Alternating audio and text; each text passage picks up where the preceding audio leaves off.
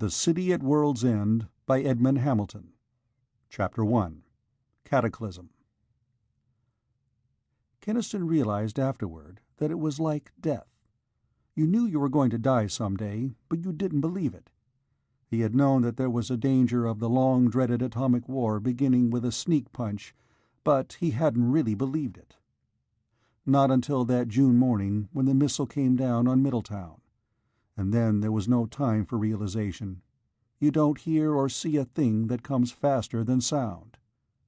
One moment he was striding down Mill Street toward the plant, getting ready to speak to the policeman coming toward him. The next moment the sky split open. It split wide open, and above the whole town there was a burn and blaze of light so swift, so violent, that it seemed the air itself had burst into instantaneous flame. In that fraction of a second, as the sky flared and the ground heaved wildly under his feet, Keniston knew that the surprise attack had come, and that the first of the long-feared superatomic bombs had exploded overhead. Shock, thought Keniston, as his mouth crushed against the grimy sidewalk. The shock that keeps a dying man from feeling pain. He lay there, waiting for the ultimate destruction, and the first eye-blinding flare across the heavens faded, and the shuddering world grew still. It was over as quickly as that. He ought to be dead. He thought it very probable that he was dying right now, which would explain the fading light and the ominous quiet. But in spite of that he raised his head, and then scrambled shakily to his feet, gasping over his own wild heartbeats, fighting an animal urge to run for the mere sake of running. He looked down Mill Street. He expected to see pulverized buildings, smoking craters, fire and steam and devastation. But what he saw was more stunning than that, and in a strange way, more awful. He saw Middletown lying unchanged and peaceful in the sunlight. The policeman he had been going to speak to was still there ahead of him. He was getting up slowly from his hands and knees, where the quake had thrown him.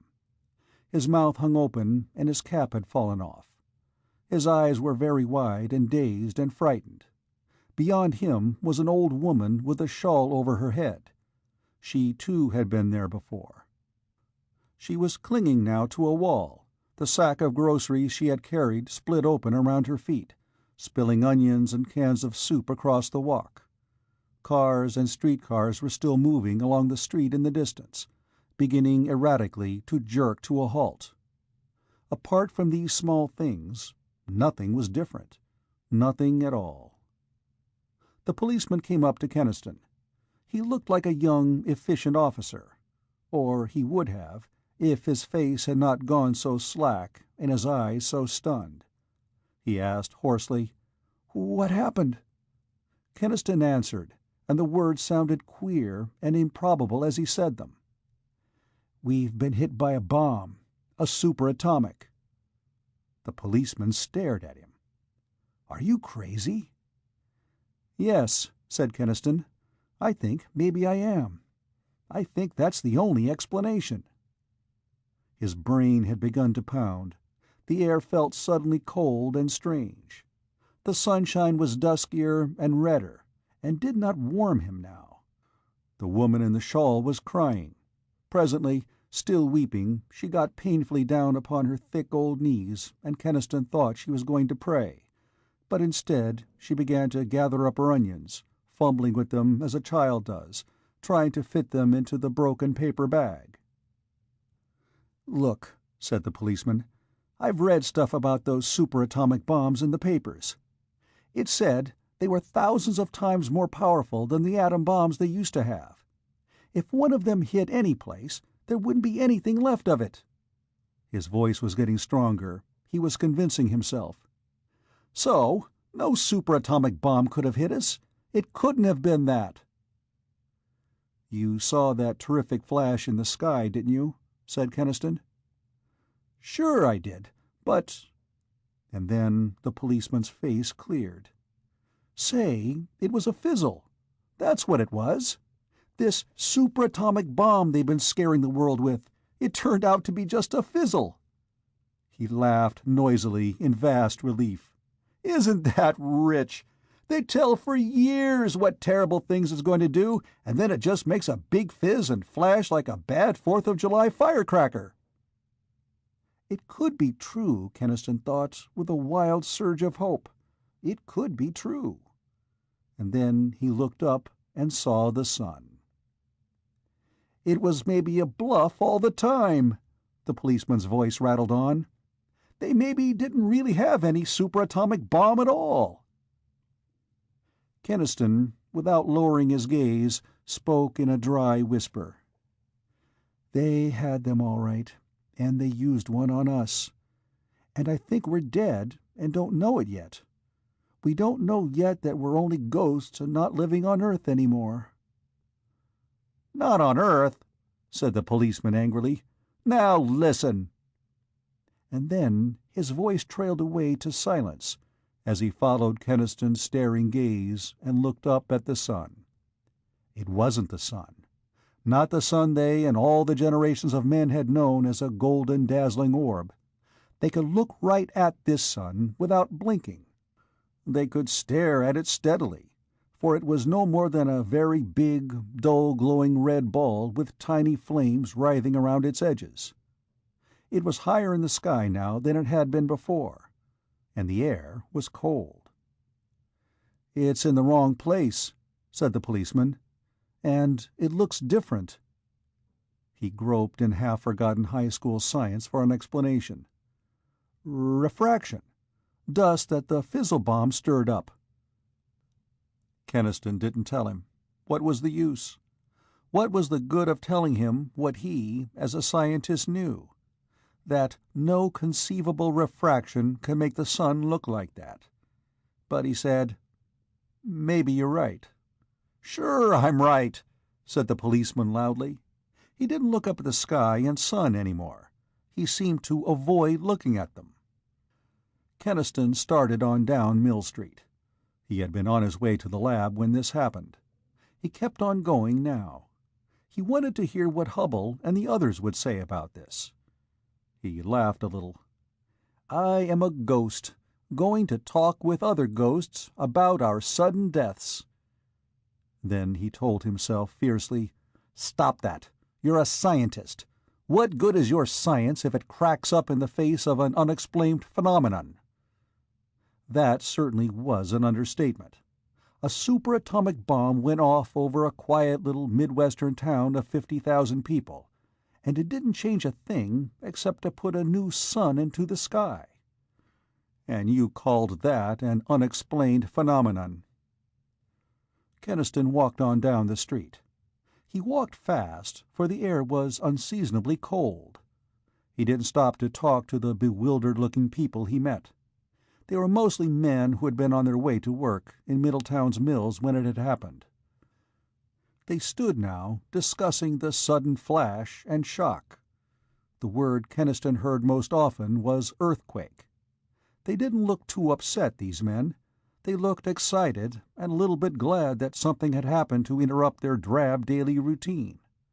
Some of them were staring up at that strange, dull red sun, but they seemed more perplexed than disturbed. The air was cold and musty, and the red, dusky sunlight was queer.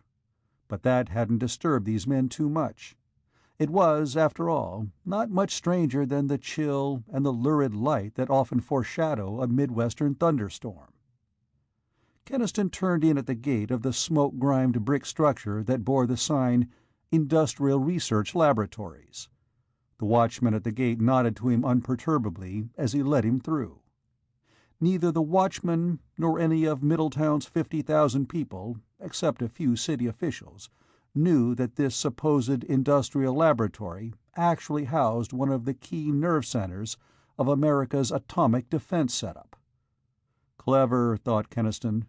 It had been clever of those in charge of dispersal to tuck this key atomic laboratory into a prosaic little Midwestern mill town. But not clever enough, he thought. No, not quite clever enough. The unknown enemy had learned the secret, and had struck the first stunning blow of his surprise attack at the hidden nerve center of Middletown. A superatomic, to smash that nerve center before war even started. Only the superatomic had fizzled. Or had it?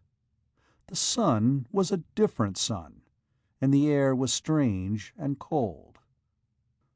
Creasy met Keniston by the entrance of the big brick building. Creasy was the youngest of the staff, a tall, black-haired youngster, and because he was the youngest, he tried hard not to show emotion now. "It looks like it's beginning," said Creasy, trying to smile. "Atomic Armageddon, the final fireworks." Then he quit trying to smile. "Why didn't it wipe us out, Keniston? Why didn't it?" Keniston asked him, "Don't the Geigers show anything?" "Nothing. Not a thing." That, Keniston thought numbly, fitted the crazy improbability of it all. He asked, "Where's Hubble?" Creasy gestured vaguely. "Over there. He's had us trying to call Washington, but the wires are all dead, and even the radio hasn't been able to get through yet." Keniston walked across the cluttered plant yard. Hubble, his chief, stood looking up at the dusky sky and at the red, dull sun you could stare at without blinking. He was only 50, but he looked older at the moment, his graying hair disordered and his thin face tightly drawn. "There isn't any way yet to figure out where that missile came from?" Keniston said. Then he realized that Hubble's thoughts weren't on that, for the other only nodded abstractedly. "Look at those stars, Keniston." Stars? Stars in the daytime? And then, looking up, Keniston realized that you could see the stars now. You could see them as faint, glimmering points all across the strangely dusky sky, even near the dull sun. "They're wrong," said Hubble. "They're very wrong." Keniston asked, "What happened? Did their superatomic really fizzle?" Hubble lowered his gaze and blinked at him. "No," he said softly, "it didn't fizzle. It went off." "But Hubble, if that superatomic went off, why—" Hubble ignored the question. He went on into his own office in the lab and began to pull down reference volumes. To Keniston's surprise, he opened them to pages of astronomical diagrams. Then Hubble took a pencil and began to scrawl quick calculations on a pad. Keniston grabbed him by the shoulder. "For Christ's sake, Hubble, this is no time for scientific theorizing. The town hasn't been hit, but something big has happened, and—" "Get the hell away from me," said Hubble without turning. The sheer shock of hearing Hubble swear silenced Keniston. Hubble went on with his figures, referring often to the books. The office was as silent as though nothing had happened at all. Finally, Hubble turned. His hand shook a little as he pointed to the figures on the pad. "See those, Ken? They're proof. Proof of something that cannot be. What does a scientist do when he faces that kind of a situation?" He could see the sick shock and fear in Hubble's gray face, and it fed his own fear. But before he could speak, Creasy came in. He said, "We haven't been able to contact Washington yet, and we can't understand. Our calls go completely unanswered, and not one station outside Middletown seems to be broadcasting." Hubble stared at his pad. "It all fits in. Yes, it all fits in." "What do you make of it, Doctor?" asked Creasy anxiously. "That bomb went off over Middletown, even though it didn't hurt us. Yet it's as though all the world outside Middletown has been silenced." Keniston, cold from what he had seen in Hubble's face, waited for the senior scientist to tell them what he knew or thought. But the phone rang suddenly with strident loudness. It was the intercom from the watchman at the gate. Hubble picked it up. After a minute he said, "Yes, let him come in." He hung up. "It's Johnson. You know, the electrician who did some installations for us." He lives out on the edge of town. He told the watchman that was why he had to see me, because he lives on the edge of town. Johnson, when he came, was a man in the grip of a fear greater than Keniston had even begun to imagine, and he was almost beyond talking. "I thought you might know," he said to Hubble. "It seems like somebody's got to tell me what's happened, or I'll lose my mind. I've got a cornfield, Mr. Hubble. It's a long field, and then there's a fence row, and my neighbor's barn beyond it."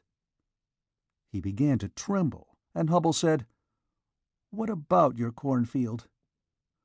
"Part of it's gone," said Johnson. "And the fence row, and the barn, Mr. Hubble, they're all gone. Everything." "Blast effect," said Hubble gently. "A bomb hit here a little while ago, you see." "No," said Johnson. "I was in London last war. I know what blast can do. This isn't destruction. It's—" He sought for a word, and could not find it. "I thought you might know what it is." Keniston's chill premonition, the shapeless growing terror in him, became too evil to be borne. He said, "I'm going out and take a look." Hubble glanced at him, and then nodded and rose to his feet, slowly, as though he did not want to go, but was forcing himself. He said, "We can see everything from the water tower, I think. That's the highest point in town. You keep trying to get through, Creasy." Keniston walked with him out of the lab grounds and across Mill Street, and the cluttered railroad tracks to the huge, stilt-legged water tower of Middletown. The air had grown colder. The red sunshine had no warmth in it, and when Keniston took hold of the iron rungs of the ladder to begin the climb, they were like bars of ice. He followed Hubble upward, keeping his eyes fixed on the retreating soles of Hubble's shoes. It was a long climb. They had to stop to rest once. The wind blew harder the higher they got, and it had a dry, musty taint in it that made Keniston think of the air that blows from deep rock tombs with dust of ages in them. They came out at last on the railed platform around the big, high tank. Keniston looked down on the town. He saw knots of people gathered on the corners and the tops of cars, a few of them moving slowly, but most of them stopped and jamming the streets. There was a curious sort of silence. Hubble did not bother to look at the town, except for a first brief glance that took it all in, the circumference of Middletown with all its buildings standing just as they always had, with the iron Civil War soldier still stiffly mounting guard on the square, and the smoke still rising steadily from the stacks of the mills. Then he looked outward. He did not speak, and presently Keniston's eyes were drawn also to look beyond the town. He looked for a long time before it began to penetrate.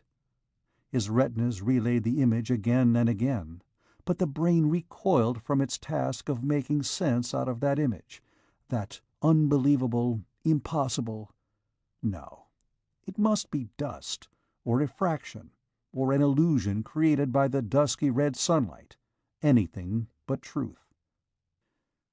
There could not, by any laws known to creation, be a truth like this one. The whole countryside around Middletown was gone.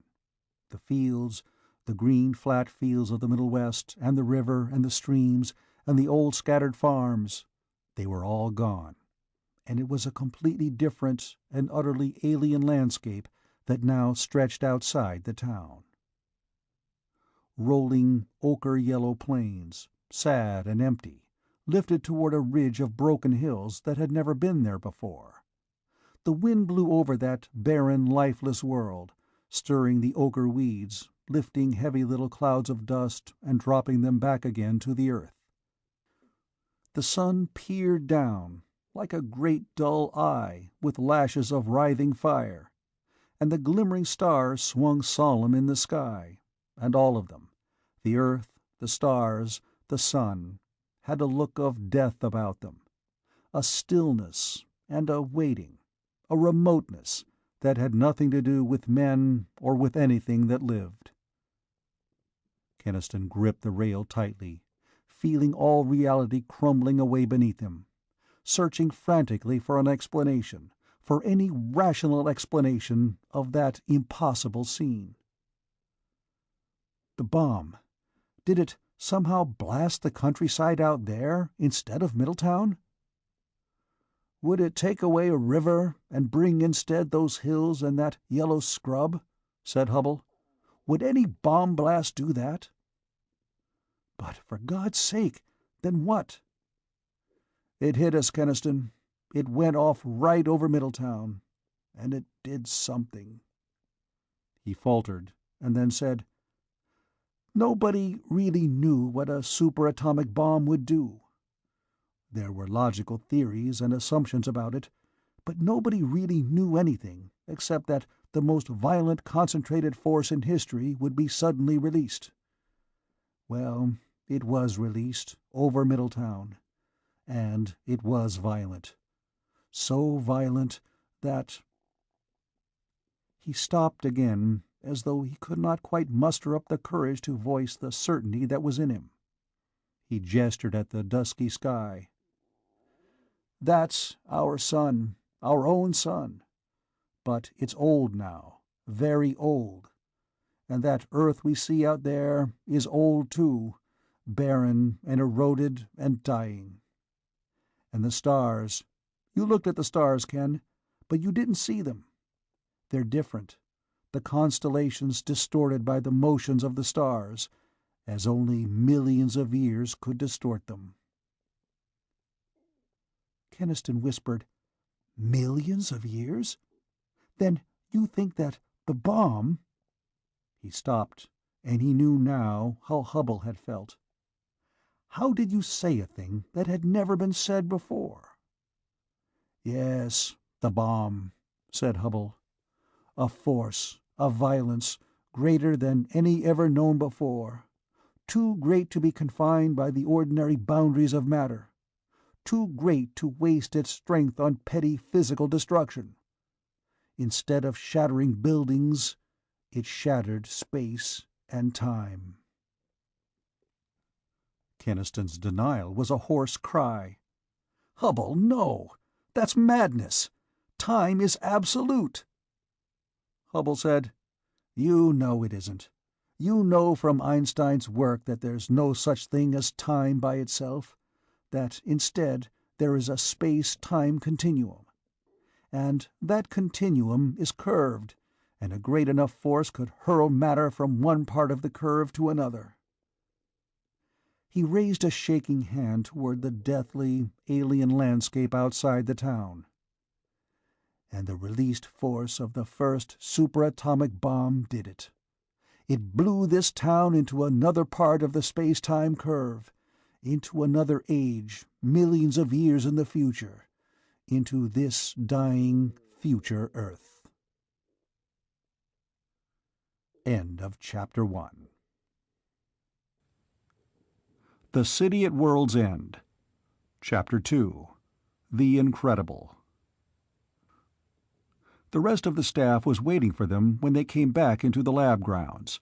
A dozen men, ranging in age from Creasy to Old Bites, were standing shivering in the chill red sunlight in front of the building.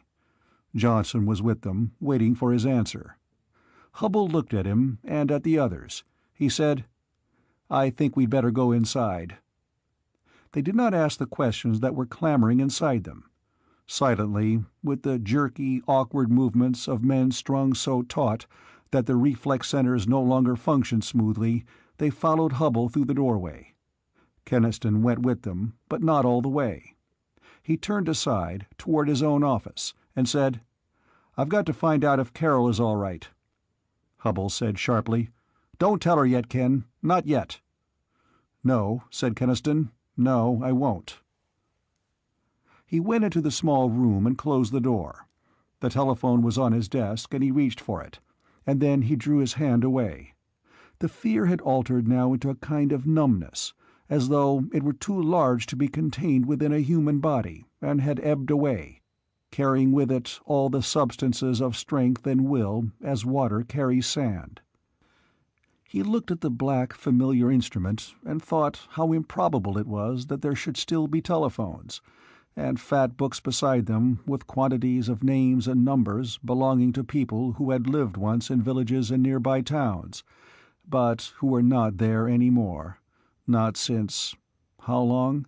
An hour or so, if you figured it one way. If you figured it another. He sat down in the chair behind the desk. He had done a lot of hard work sitting in that chair, and now all that work had ceased to matter. Quite a lot of things had ceased to matter. Plans, and ideas, and where you were going to on your honeymoon, and exactly where you wanted to live, and in what kind of house. Florida and California and New York were words as meaningless as yesterday and tomorrow.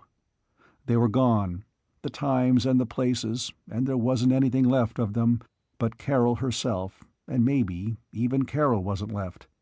Maybe she'd been out with her aunt for a little drive in the country, and if she wasn't in Middletown when it happened, she's gone, gone, gone. He took the phone in both hands and set a number over and over into it. The operator was quite patient with him. Everybody in Middletown seemed to be calling someone else, and over the roar and click of the exchange and the ghostly confusion of voices he heard the pounding of his own blood in his ears, and he thought that he did not have any right to want Carol to be there, and he ought to be praying that she had gone somewhere, because why would he want anybody he loved to have to face what was ahead of them? And what was ahead of them? How could you guess which one, out of all the shadowy, formless horrors that might be? "Ken?" said a voice in his ear. "Ken, is that you? Hello?" "Carol," he said. The room turned misty around him, and there was nothing anywhere but that voice on the line. "I've been trying and trying to get you, Ken. What on earth happened? The whole town is excited. I saw a terrible flash of lightning, but there wasn't any storm. And then that quake. Are you all right?" "Sure, I'm fine." She wasn't really frightened yet. Anxious, upset, but not yet frightened. A flash of lightning and a quake. Alarming, yes, but not terrifying. Not the end of the world. He caught himself up hard. He said, "I don't know yet what it was." "Can you find out? Somebody must know." She did not guess, of course, that Keniston was an atomic physicist. He had not been allowed to tell that to anyone, not even his fiancée. To her, he was merely a research technician in an industrial laboratory, vaguely involved with test tubes and things. She had never questioned him very closely about his work, apparently content to leave all that up to him, and he had been grateful, because it had spared him the necessity of lying to her. Now he was even more grateful, because she would not dream that he might have special information. That way he could spare her a little longer, get himself in hand before he told her. "I'll do my best," he told her. "But until we're sure, I wish you and your aunt would stay in the house off the street. No, I don't think your bridge luncheon will come off anyway. And you can't tell what people will do when they're frightened. Promise? Yes, yes. I'll be over as soon as I can." He hung up, and as soon as that contact with Carol was broken, reality slipped away from him again. He looked around the office, and it became suddenly rather horrible, because it had no longer any meaning. He had an urgent wish to get out of it, yet when he rose he stood for some while with his hands on the edge of the desk, going over Hubbell's words in his mind, remembering how the sun had looked, and the stars, and the sad, alien earth, knowing that it was all impossible, but unable to deny it. The long haul of time, and a shattering force. He wanted desperately to run away, but there was no place to run to. Presently he went down the corridor to Hubbell's office. They were all there, the 12 men of the staff and Johnson. Johnson had gone by himself into a corner. He had seen what lay out there beyond the town, and the others had not. He was trying to understand it, to understand the fact and the explanation of it he had just heard. It was not a pleasant thing to watch him try. Keniston glanced at the others. He had worked closely with these men. He had thought he knew them all so well, having seen them under stress, in the moments when their work succeeded and the others when it did not. Now he realized that they were all strangers, to him and to each other, alone and wary with their personal fears. Old Bites was saying, almost truculently, "Even if it were true, you can't say exactly how long a time has passed. Not just from the stars." Hubble said, "I'm not an astronomer, but anyone can figure it from the tables of known star motions and the change in the constellations. Not exactly, no, but as close as will ever matter." "But if the continuum were actually shattered, if this town has actually jumped millions of years—" Bite's voice trailed off. His mouth began to twitch, and he seemed suddenly bewildered by what he was saying, and he and all of them stood looking at Hubble in a haunted silence. Hubble shook his head. "You won't really believe until you see for yourselves. I don't blame you, but in the meantime you'll have to accept my statement as a working hypothesis." Morrow cleared his throat and asked, "What about the people out there, the town? Are you going to tell them?" "They'll have to know at least part of it," Hubble said. "It'll get colder, very much colder by night, and they'll have to be prepared for it. But there must not be any panic. The mayor and the chief of police are on their way here now, and we'll work it out with them." "Do they know yet themselves?" asked Keniston, and Hubble said, "No." Johnson moved abruptly. He came up to Hubble and said, "I don't get all this scientific talk about space and time. What I want to know is my boy safe?" Hubble stared at him. "Your boy?" "He went out to Martinson's farm early to borrow a cultivator. It's 2 miles out North Road. What about him, Mr. Hubble? Is he safe?" That was the secret agony that had been riding him, the one he had not voiced. Hubble said gently, "I would say that you don't have to worry about him at all, Johnson." Johnson nodded, but still looked worried. He said, "Thanks, Mr. Hubble. I'd better go back now. I left my wife in hysterics." A minute or two after he left, Keniston heard a siren scream outside. It swung into the lab yard and stopped. "That," said Hubble, "would be the mayor." A small and infirm reed to lean upon, thought Keniston, at a time like this. There was nothing particularly wrong about Mayor Garris. He was no more bumbling, inefficient, or venal than the average mayor of any average small city. He liked banquets and oratory, he worried about the right necktie, and he was said to be a good husband and father. But Keniston could not, somehow, picture Bertram Garris shepherding his people safely across the end of the world. He thought so even less when Garris came in, his bones well padded with the plump pink flesh of good living, his face the perfect pattern of the successful little man who was pleased with the world and his place in it. Just now he was considerably puzzled and upset, but also rather elated at the prospect of something important going on. Keimer, the chief of police, was another matter. He was a large, angular man with a face that had seen many grimy things and had learned from them a hard kind of wisdom. Not a brilliant man, Keniston thought, but one who could get things done. And he was worried, far more worried than the mayor. Garris turned immediately to Hubble. It was obvious that he had a great respect for him and was proud to be on an equal footing with such an important person as one of the nation's top atomic scientists. "Is there any news yet, Dr. Hubble? We haven't been able to get a word from outside, and the wildest rumors are going around. I was afraid at first that you might have had an explosion here in the laboratory, but—" Keimer interrupted him. "Talk is going around that an atomic bomb hit here, Dr. Hubble. Some of the people are getting scared. If enough of them get to believe it, we'll have a panic on our hands. I've got our officers on the street soothing them down, but I'd like to have a straight story they'll believe." "Atomic bomb," said Mayor Harris. "Preposterous! We're all alive, and there's been no damage. Dr. Hubble will tell you that atomic bombs—" For the second time he was cut short. Hubble broke in sharply. "We're not dealing with an ordinary bomb, and the rumors are true as far as they go." He paused and went on more slowly, making every word distinct. "A super-atomic was exploded an hour ago, for the first time in history, right here." He let that sink in. It was a lingering and painful process, and while it was going on, Keniston looked away, up through the window at the dusky sky and the sullen red sun, and felt the knot in his stomach tighten. We were warned, he thought. We were all warned for years that we were playing with forces too big for us. "It didn't destroy us," Hubble was saying. "We're lucky that way.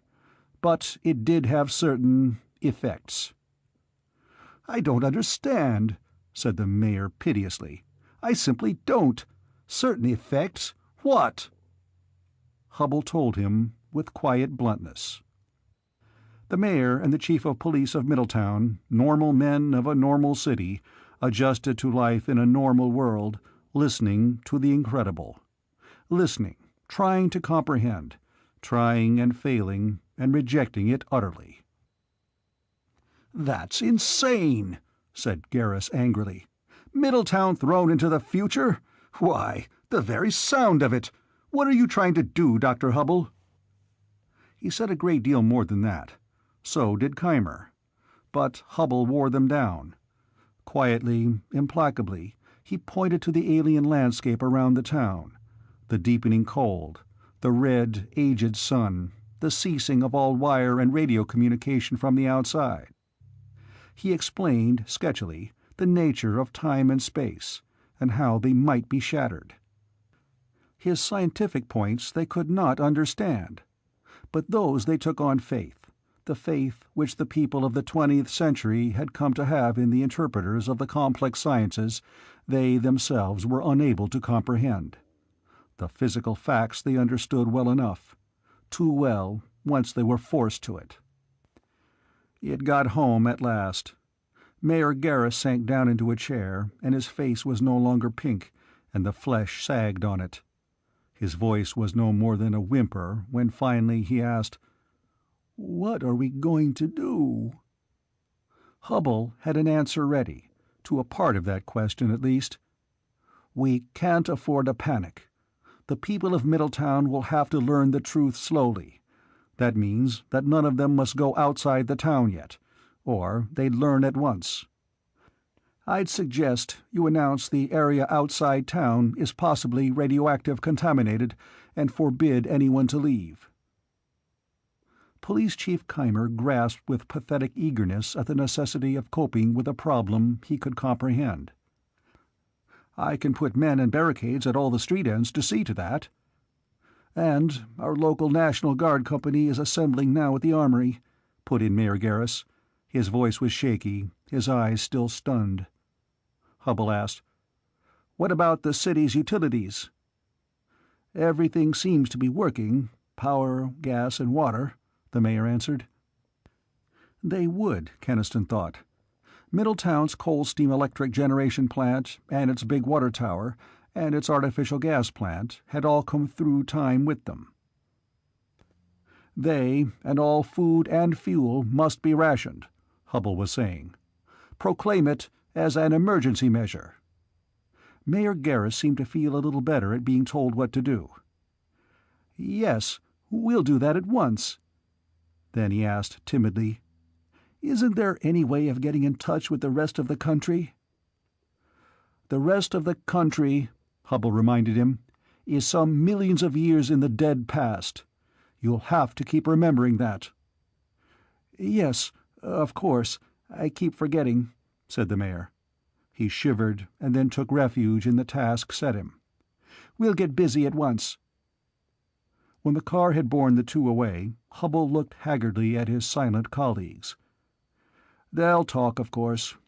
But if the news spreads slowly, it won't be so bad. It'll give us a chance to find out a few things first." Creasy began to laugh a little shrilly. "If it's true, this is a side-splitting joke.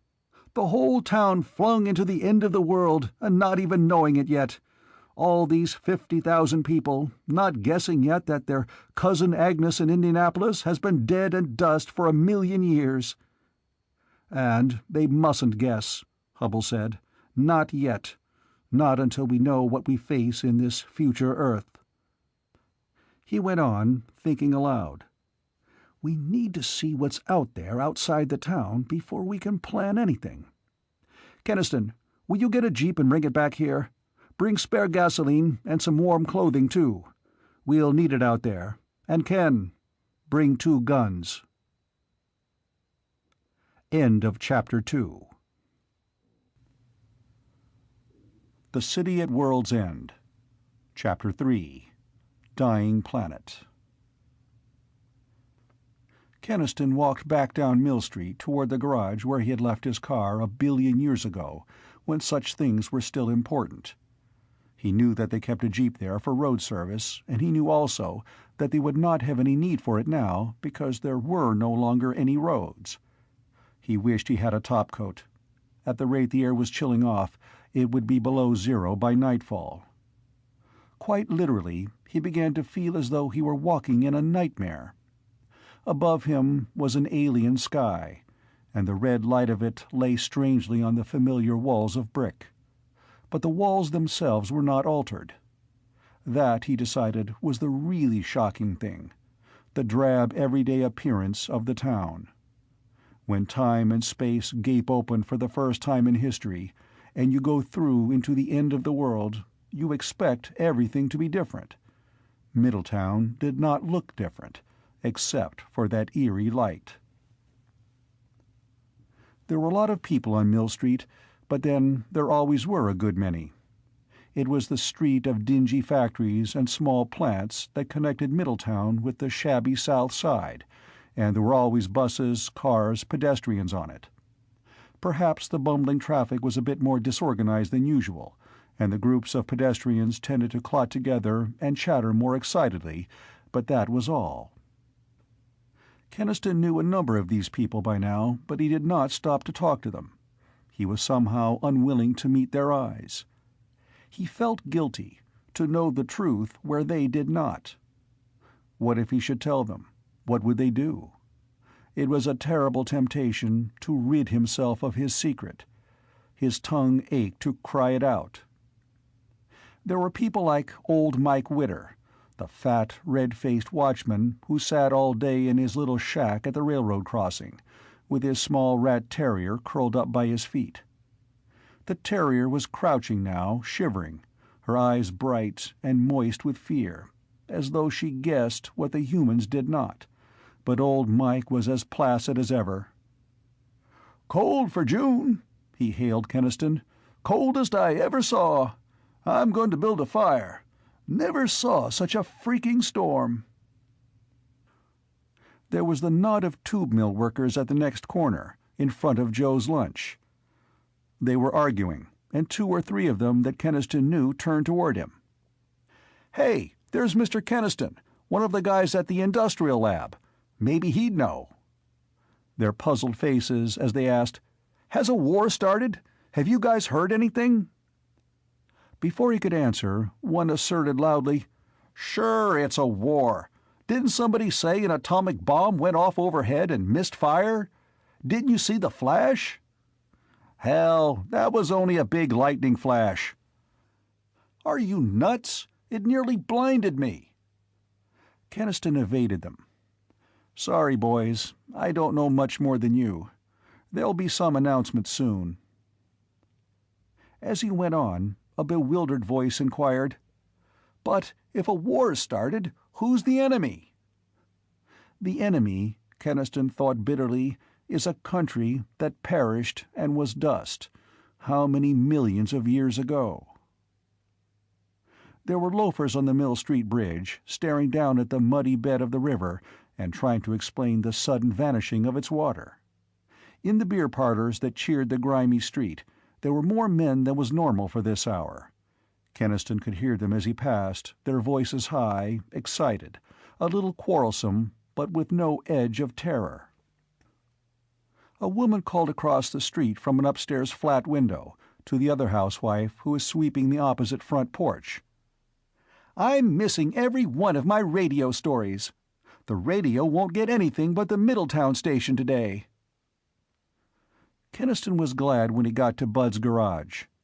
Bud Martin, a tall, thin young man with a smudge of grease on his lip, was reassembling a carburetor with energetic efficiency and criticizing his harried young helper at the same time. "Haven't got to your car yet, Mr. Keniston," he protested. "I said around 5, remember?" Keniston shook his head and told Martin what he wanted. Martin shrugged. "Sure, you can hire the Jeep. I'm too busy to answer road calls today anyway." He did not seem particularly interested in what Keniston intended to do with the Jeep. The carburetor resisted, and he swore at it. A man in a flowery baker's apron stuck his head into the garage. "Hey, Bud, hear the news? The mills just shut down, all of them." "Ah, nuts," said Martin.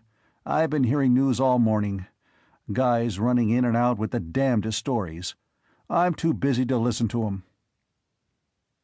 Keniston thought that probably that was the answer to the relative calm in Middletown. The men, particularly, had been too busy. The strong habit patterns of work, a job at hand to be done, had held them steady so far. He sighed. "Bud," he said, "I'm afraid this story is true." Martin looked at him sharply and then groaned. "Oh, Lord, another recession.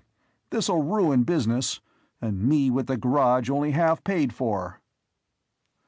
What was the use of telling him, Keniston thought, that the mills had been hastily shut down to conserve precious fuel, and that they would never open again? He filled spare gasoline cans, stacked them in the back of the Jeep, and drove northward. Topcoats were appearing on Main Street now. There were knots of people on street corners, and people waiting for buses were looking up curiously at the red sun and dusky sky. But the stores were open, housewives carried bulging shopping bags, kids went by on bicycles. It wasn't too changed yet. Not yet. Nor was quiet Walters Avenue, where he had his rooms, though the rows of maples were an odd color in the reddish light. Keniston was glad his landlady was out, for he didn't think he could face many more puzzled questions right now. He loaded his hunting kit, a .30-30 rifle and a 16-gauge repeating shotgun with boxes of shells, into the Jeep. He put on a mackinaw, brought a leather coat for Hubble, and remembered gloves.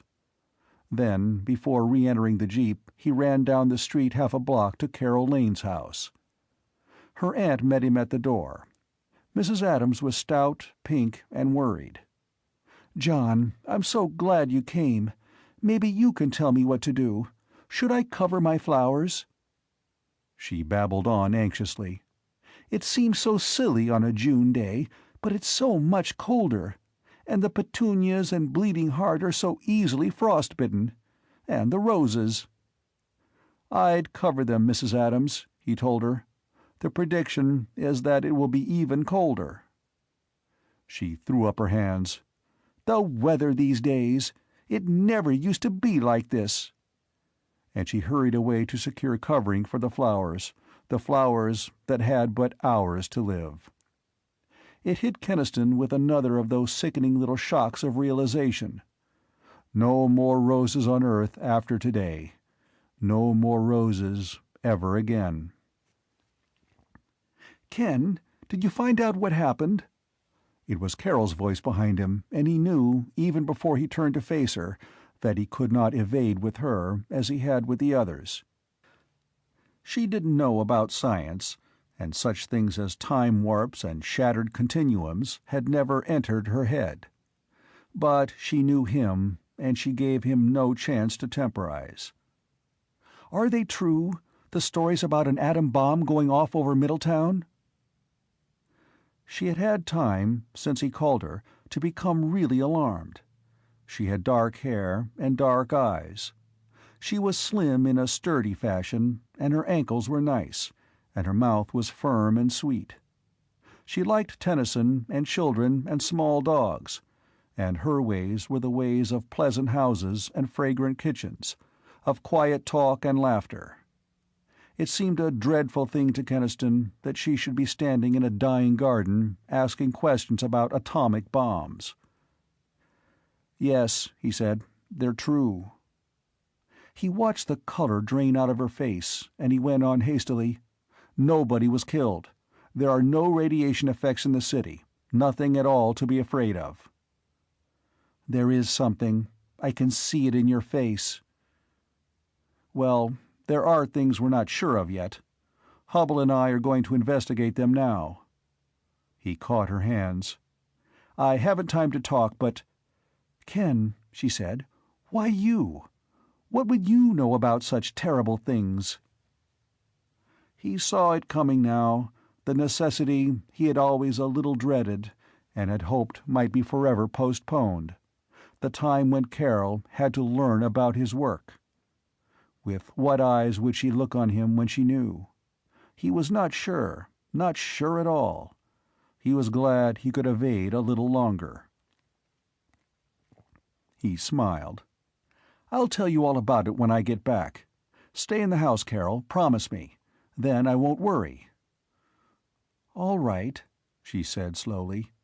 And then sharply, "Ken." "What?" "Nothing. Be careful."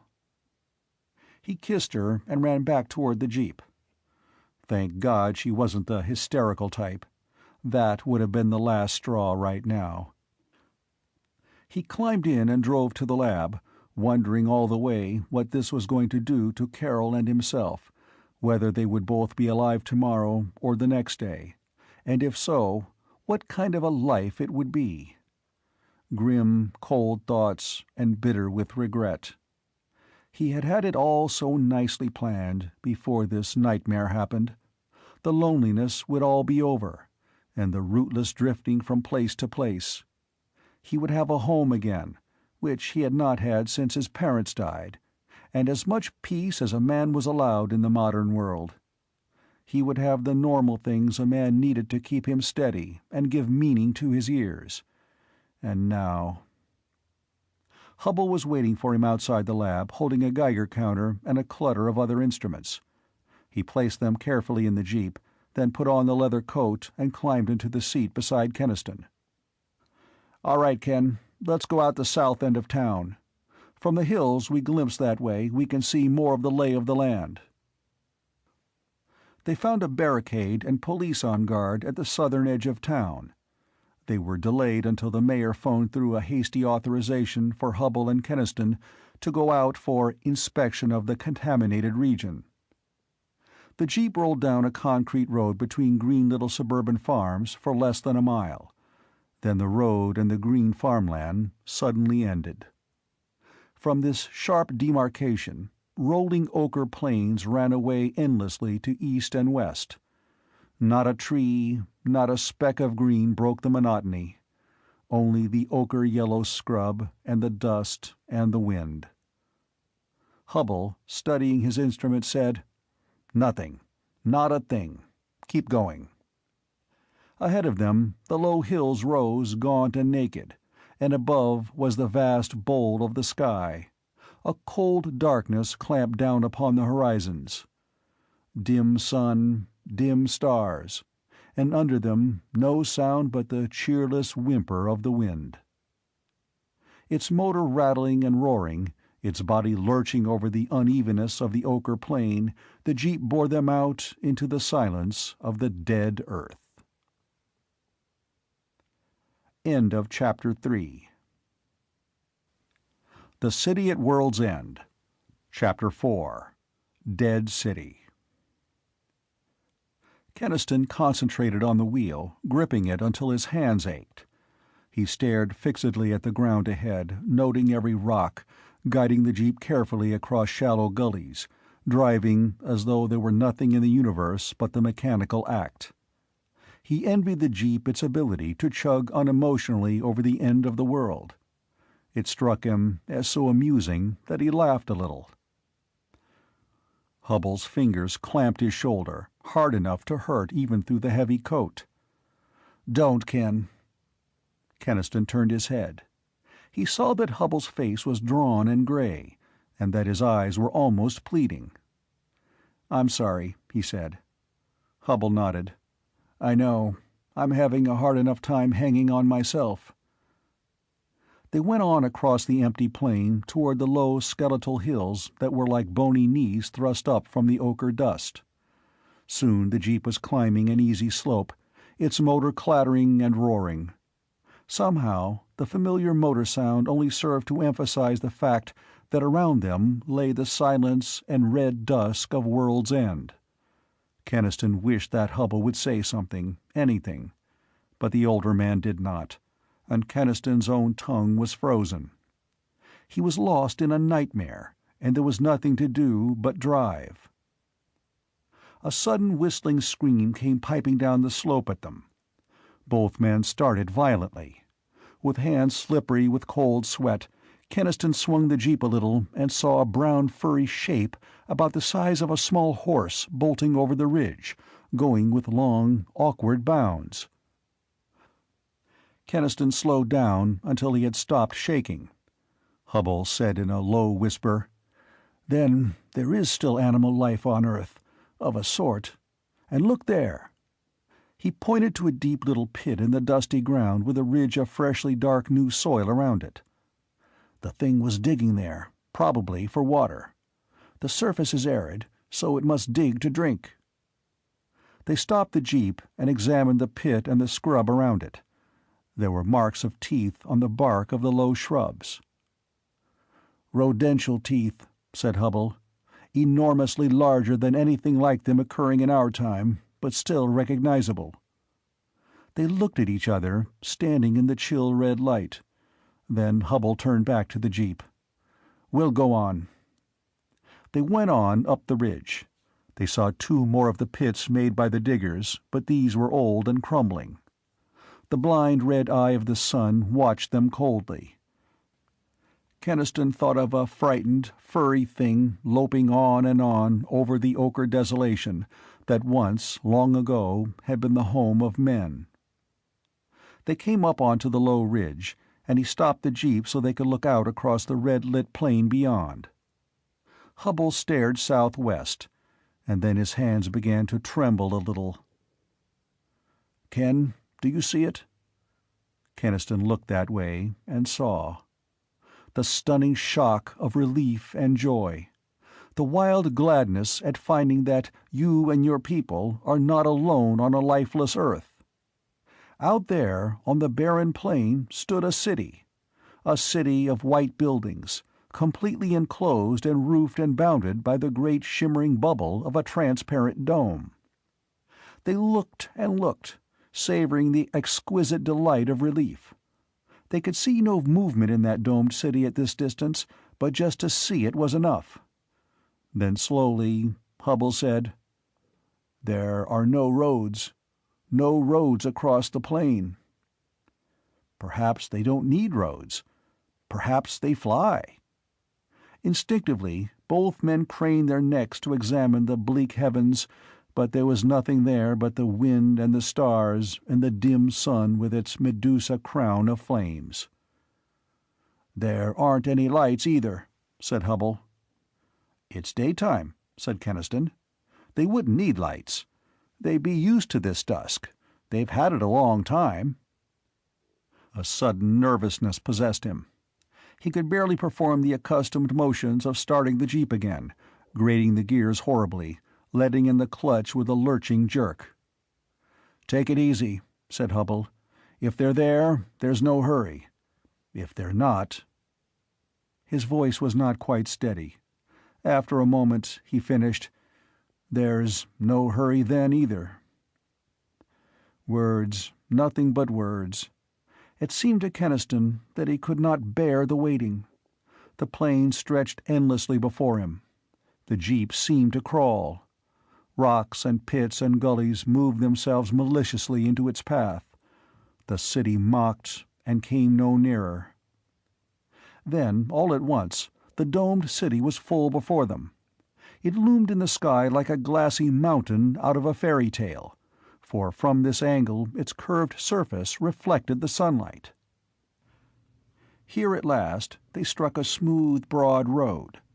It went straight toward a high, arched portal in the glassy wall of the city. The portal was open. "If they dome the city to keep it warm, why should the door be open?" Hubble said. Keniston had no answer for that. No answer except the one that his mind refused to accept. They drove through the portal, were beneath the city dome. And after the emptiness of the plain, the weight of this city and its mighty shield was a crushing thing. And it was warmer here beneath the dome. Not really warm, but the air here lacked the freezing chill of the outside. They went down a broad avenue, going slowly now, timidly, shaken by the beating of their own hearts. And the noise of the motor was very loud in the stillness, echoed and re-echoed from many facets of stone, blasphemously loud against the silence. Dust blew heavily along the pavement, hung dun-colored veils across the open places where boulevards met. It lay in ruffled drifts in the sheltered spots, in doorways and arches and the corners of window ledges. The windows were tall and massive, infinitely more beautiful and simple in line than anything Keniston had ever imagined. A city of grace and symmetry and dignity, made lovely with the soft tints and textures of plastics, the clean strength of metal and stone. A million windows looked down upon the jeep and the two men from another time. A million eyes dimmed with cataracts of dust, empty, blind. Some were open, some shut, but none saw. The chill wind from the portal whispered in and out of sagging doorways, prowling up and down the streets, wandering restlessly across the wide parks that were no longer green and bright with flowers, but only wastes of scrub and drifting dust. Nowhere was there anything but the little wind that stirred. Yet Keniston drove on. It seemed too terrible a thing to accept, that this great domed city was only a shell, an abandoned corpse, and that Middletown was alone on the face of the dying earth.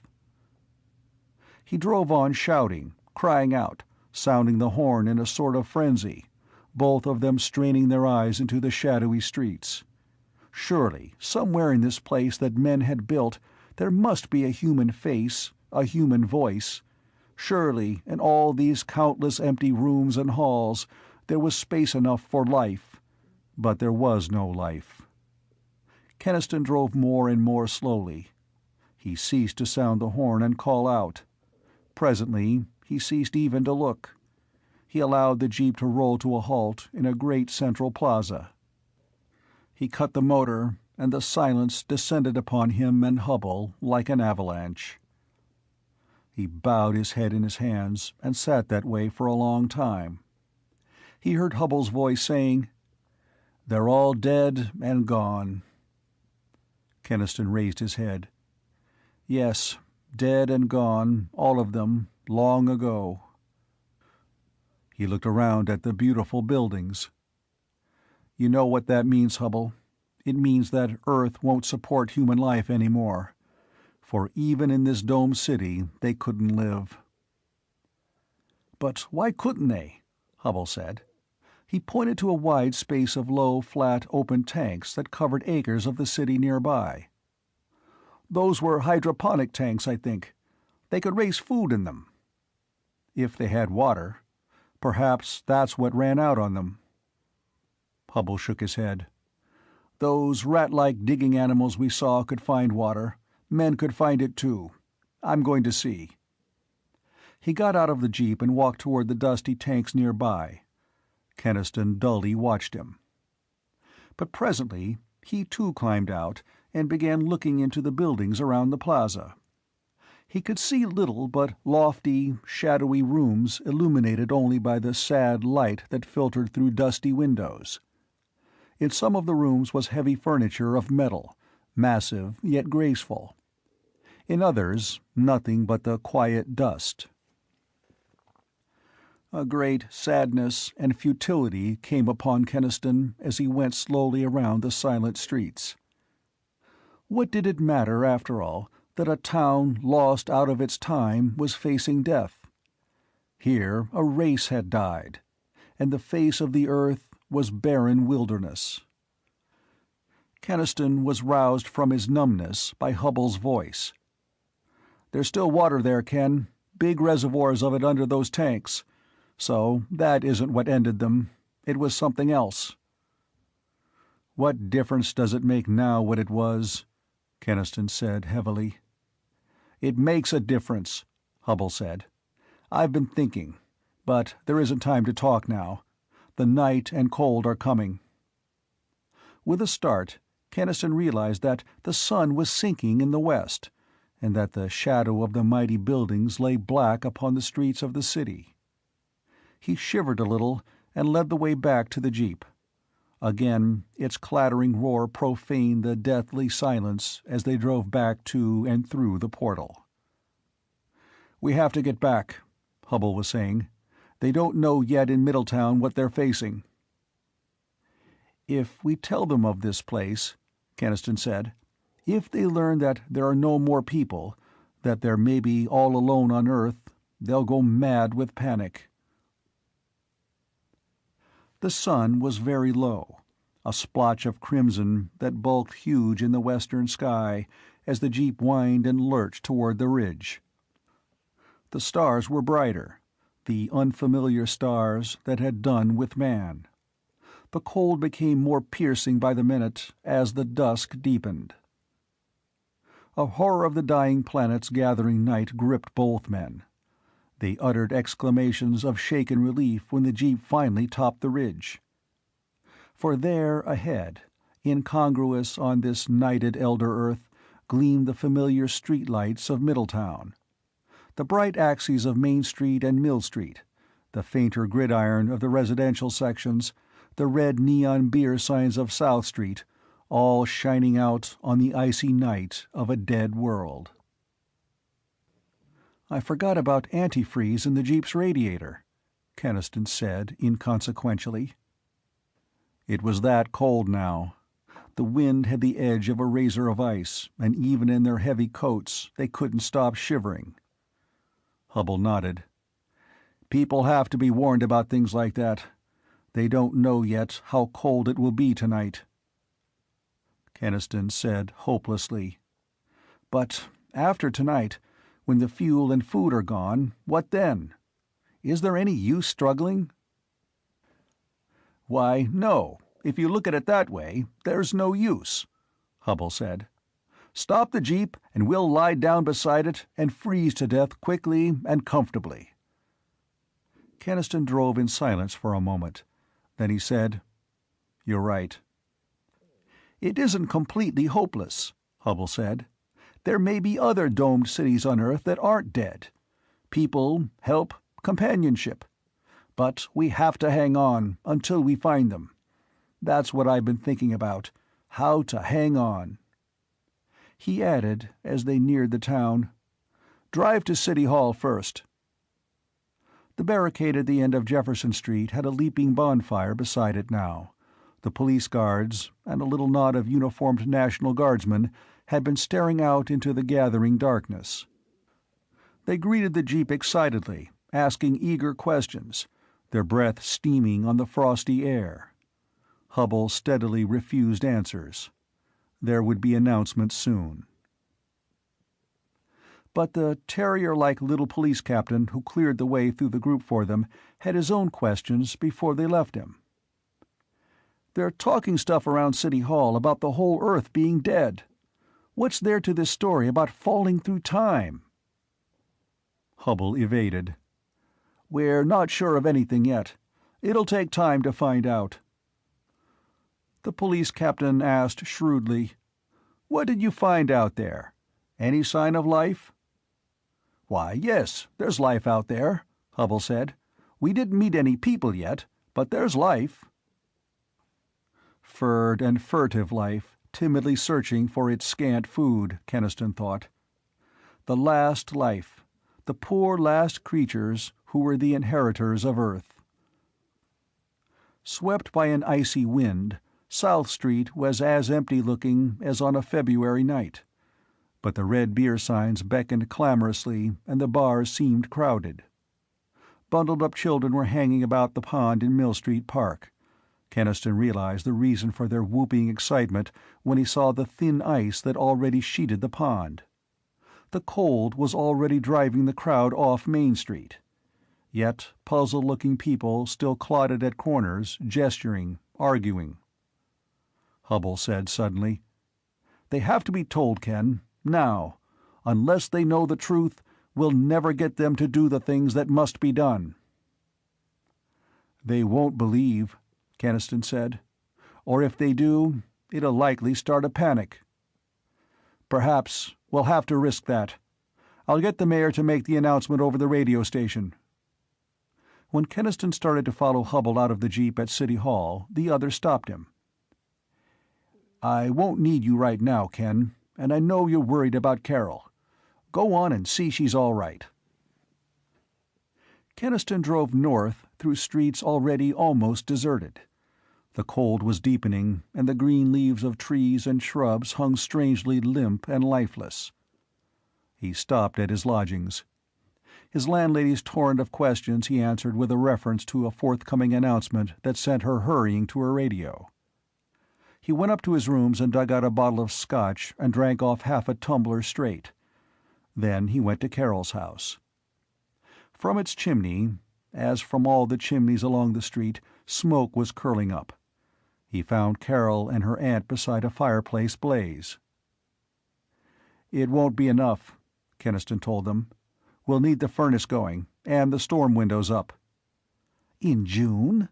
wailed Mrs. Adams, shocked again by the crazy vagaries of weather. Carol came and stood before him. "You know a lot you're not telling us, Ken.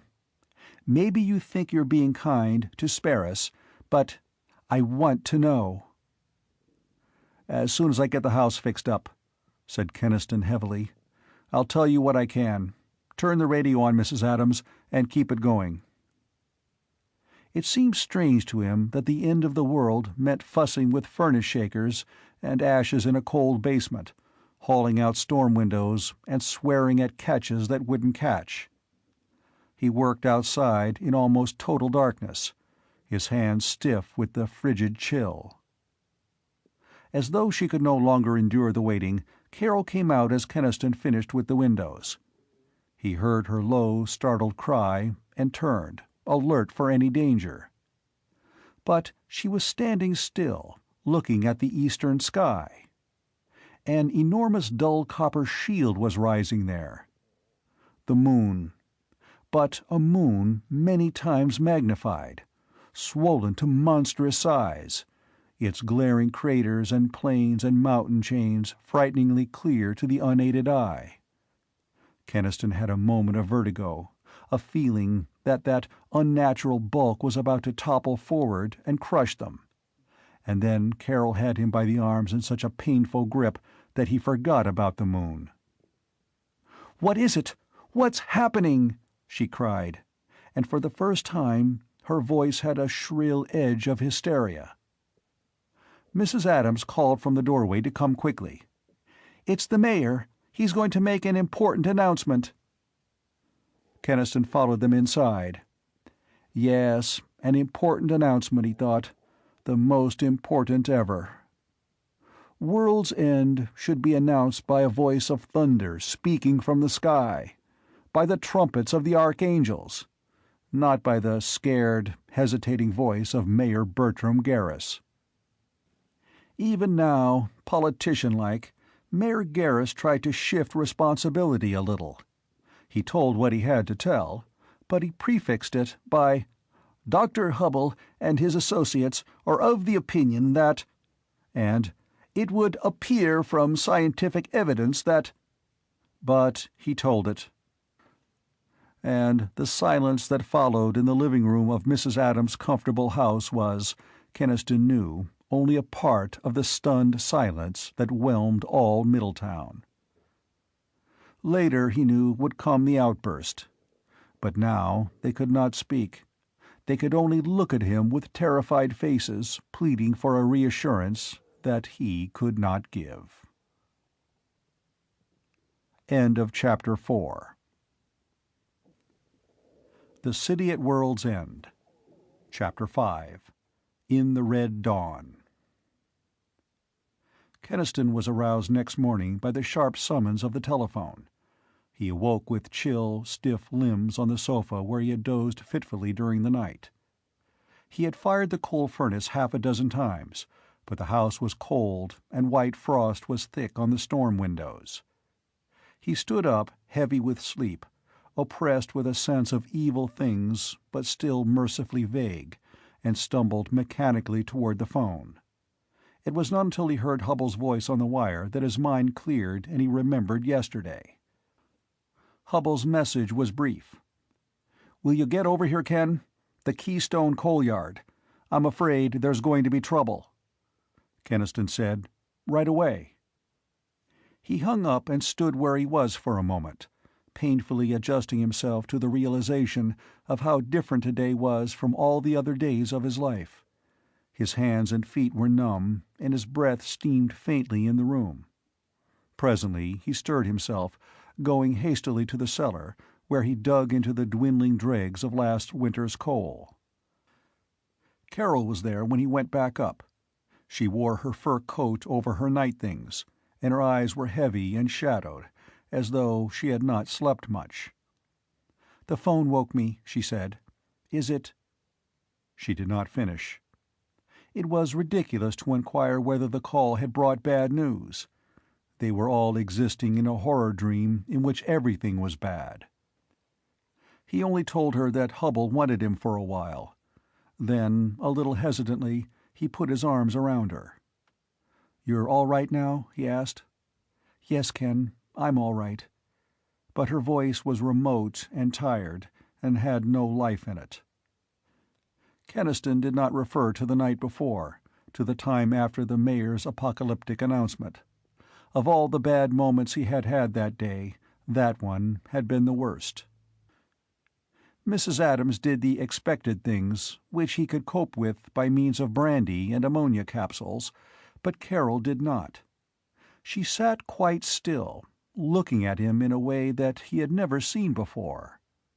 The mayor had told the full truth about the Industrial Research Laboratory. It had been necessary to explain why Hubbell's statements were authoritative. Keniston wished that he had told Carol about it himself. It seemed an unimportant thing in the face of the world's end, and yet he felt that to her it was not unimportant at all. He could not talk it out with her then, with Mrs. Adams' hysterics dominating everything. And she had not come out to him later, and now, facing her again this morning, Keniston felt unsure of himself and of her for the first time since he had met her. "Stay inside and keep the furnace going," he said. "I'll be back as soon as I can." He kissed her, and she stood there in the circle of his arms, neither yielding nor resisting.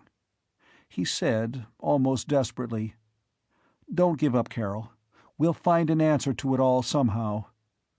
She nodded and said, "Yes, be careful," and turned away. Keniston went out alone into the bitter morning. It was still half dark, for the sullen sun had not quite risen, sprawling in the east like some bloated monster heavy with blood. He refilled the jeep's radiator, which he had drained the night before. The mill whistles, the delivery trucks, the peremptory voices of locomotives quarreling at the junction, all were gone. Even the children were silent now, afraid of the red, cold dawn. The roses all were dead, and the frost had blackened the summer shrubs and trees. The street seemed empty as Keniston drove the jeep down Main Street. Middletown had taken on, overnight, the aspect of a tomb. Smoke arose from every chimney, in the houses where the people crouched indoors, peering sometimes with pale faces, framed in frost-rimed glass as the jeep went clattering by in the silence. From every church he passed came sounds of hymns and praying. The bars, too, were noisy, having apparently defied law to remain open all night. Keniston realized that this town was dying as it stood. Fuel would run out fast, and without it, life could not survive these bitter nights. A feeling of utter hopelessness swept over him. It seemed ironic that Middletown should have come safely through the most staggering cataclysm in history, only to perish miserably of cold. Dimly, in the back of his mind, a thought began to form. It tempered his hopelessness a little, but before he could get it clear, he had made the turn into Vine Street, and the Keystone coal yard lay before him. And at that place in this still and deathly city there was life and noise enough.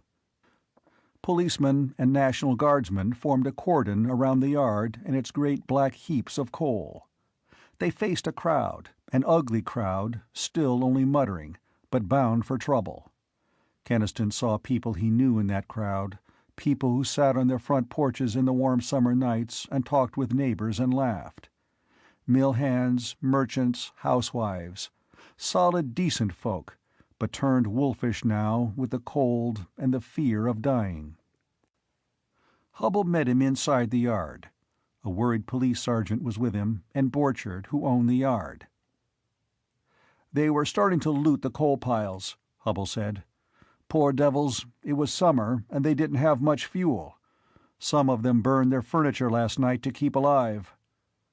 Borchard said anxiously, "We don't want to have to kill anyone, and right now they'll believe you scientists before anyone else." Hubbell nodded.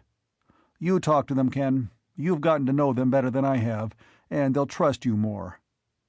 Keniston said, "The hell they will. And anyway, what'll I say to them? Go home and freeze to death quietly, like gentlefolk, and let's not have any nasty scenes? They'll love that." "Maybe they don't have to freeze," said Hubbell. "Maybe there's an answer to that." The half-formed thought in the back of Keniston's mind leaped forward. He looked at Hubbell and knew that the older man had had the same thought, but sooner and clearer. A small flicker of hope began to stir again in Keniston. "The domed city," he said. Hubbell nodded. "Yes, it retains heat to a considerable degree, at night. We saw that. That's why the dome was built. How long ago? No matter, it's our only half-warm refuge. We have to go there, Ken, all of us, and soon. We can't go through many more nights here." "But will they go? And if they do, what'll happen when they see that city and realize Earth is a dead world?" Hubbell made an impatient gesture. "We'll have to take care of that when it comes. The thing now is to give these people some hope. Tell them to wait in their homes, that soon they'll be safe. Tell them anything you like, but make them go."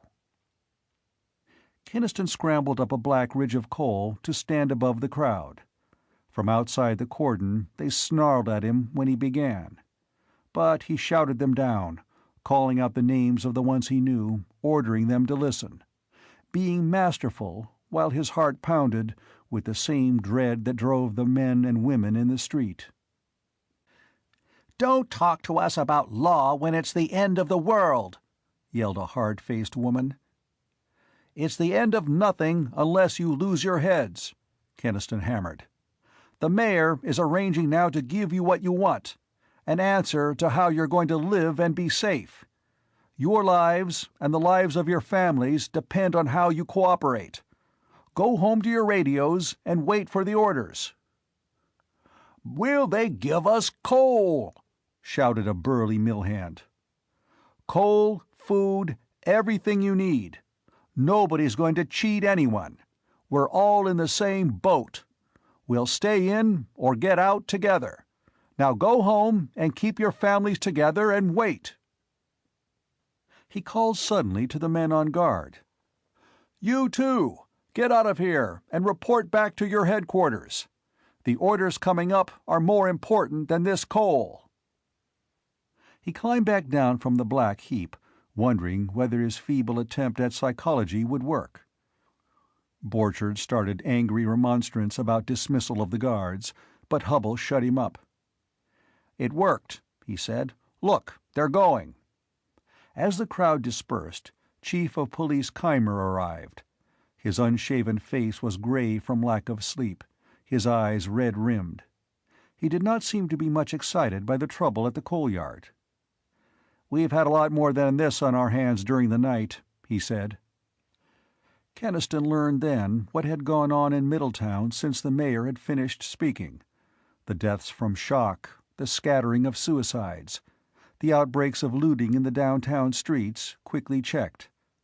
A dozen people, mostly drunks, had died of cold. "But the barricades at the edge of town were the worst," Keimer said tiredly. "You know, a good number of people from outside Middletown were trapped here by this thing. They, and some of our own people, gone panicky, tried to stampede out of town." He added as he turned back to his car, "They tell me more than 2,000 people were baptized last night." "We'll go with you to City Hall," Hubble told him. "Yes, you too, Ken. I'll need your help with the mayor." It seemed impossible that the pudgy little mayor could be a problem. He had been so docile, so pathetically eager to take advice and follow orders. But when, in City Hall, Hubble confronted him with the plan to evacuate Middletown, Mayor Garris' face took on a mulish look. "It's crazy," he said. "Take up a whole city of 50,000 people and transport them to another place we don't know anything about? It's insane." "There are enough cars, buses, and trucks to transport the population and supplies. There's enough gasoline to run them." "But this other city, what do we know about it? Nothing. There might be any kind of danger there. No, I was born in Middletown, I've lived here all my life. I've worked hard to get where I am. I just spent $5,000 to redecorate my house, and I'm not going to leave it." He glared at them, and his plump body trembled. Hubble said gently, "We're all afraid, Mr. Garris. It's a hard thing to do. People have their roots, and they can't break them easily all at once. But we must go. We must seek shelter or die." The mayor shook his head.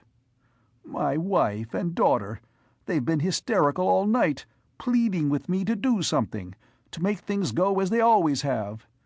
This has been an awful shock to them. I don't think they could stand any more." "Slap their faces, Mr. Garris," Hubble said brutally. "This has been a shock to all of us. Now what are you going to do? Will you call in the city council, or won't you?" "I can't. Not on that proposal." Garris' face crinkled like that of a child about to cry. "Honestly, gentlemen, I can't." Keniston thought of Carol shivering in her fur coat, struggling with the last shovels of coal, and the thought made him grasp Garris savagely by the shirt front. "All right, don't," he snapped. "The people are waiting for an announcement from you, but I'll make one myself. I'll tell them that there's a way to save them, but that Mayor Garris won't hear of it. I'll tell them they must die of cold because their mayor won't give up his big fine house with its cellar full of coal.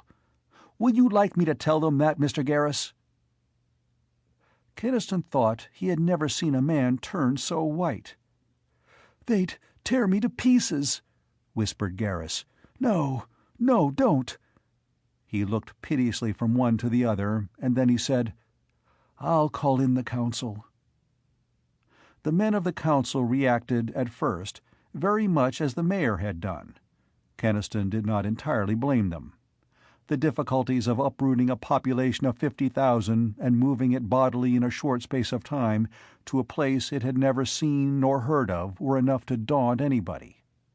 But Hubble's arguments were unanswerable. It was move or die, and they knew it, and in the end the decision was made.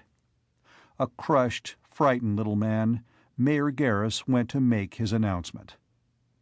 On the way to the broadcasting station, Keniston looked at Middletown.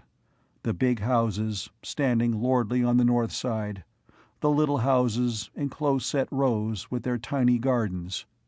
It was going to be hard, very hard. The people who lived in those houses would not want to leave them.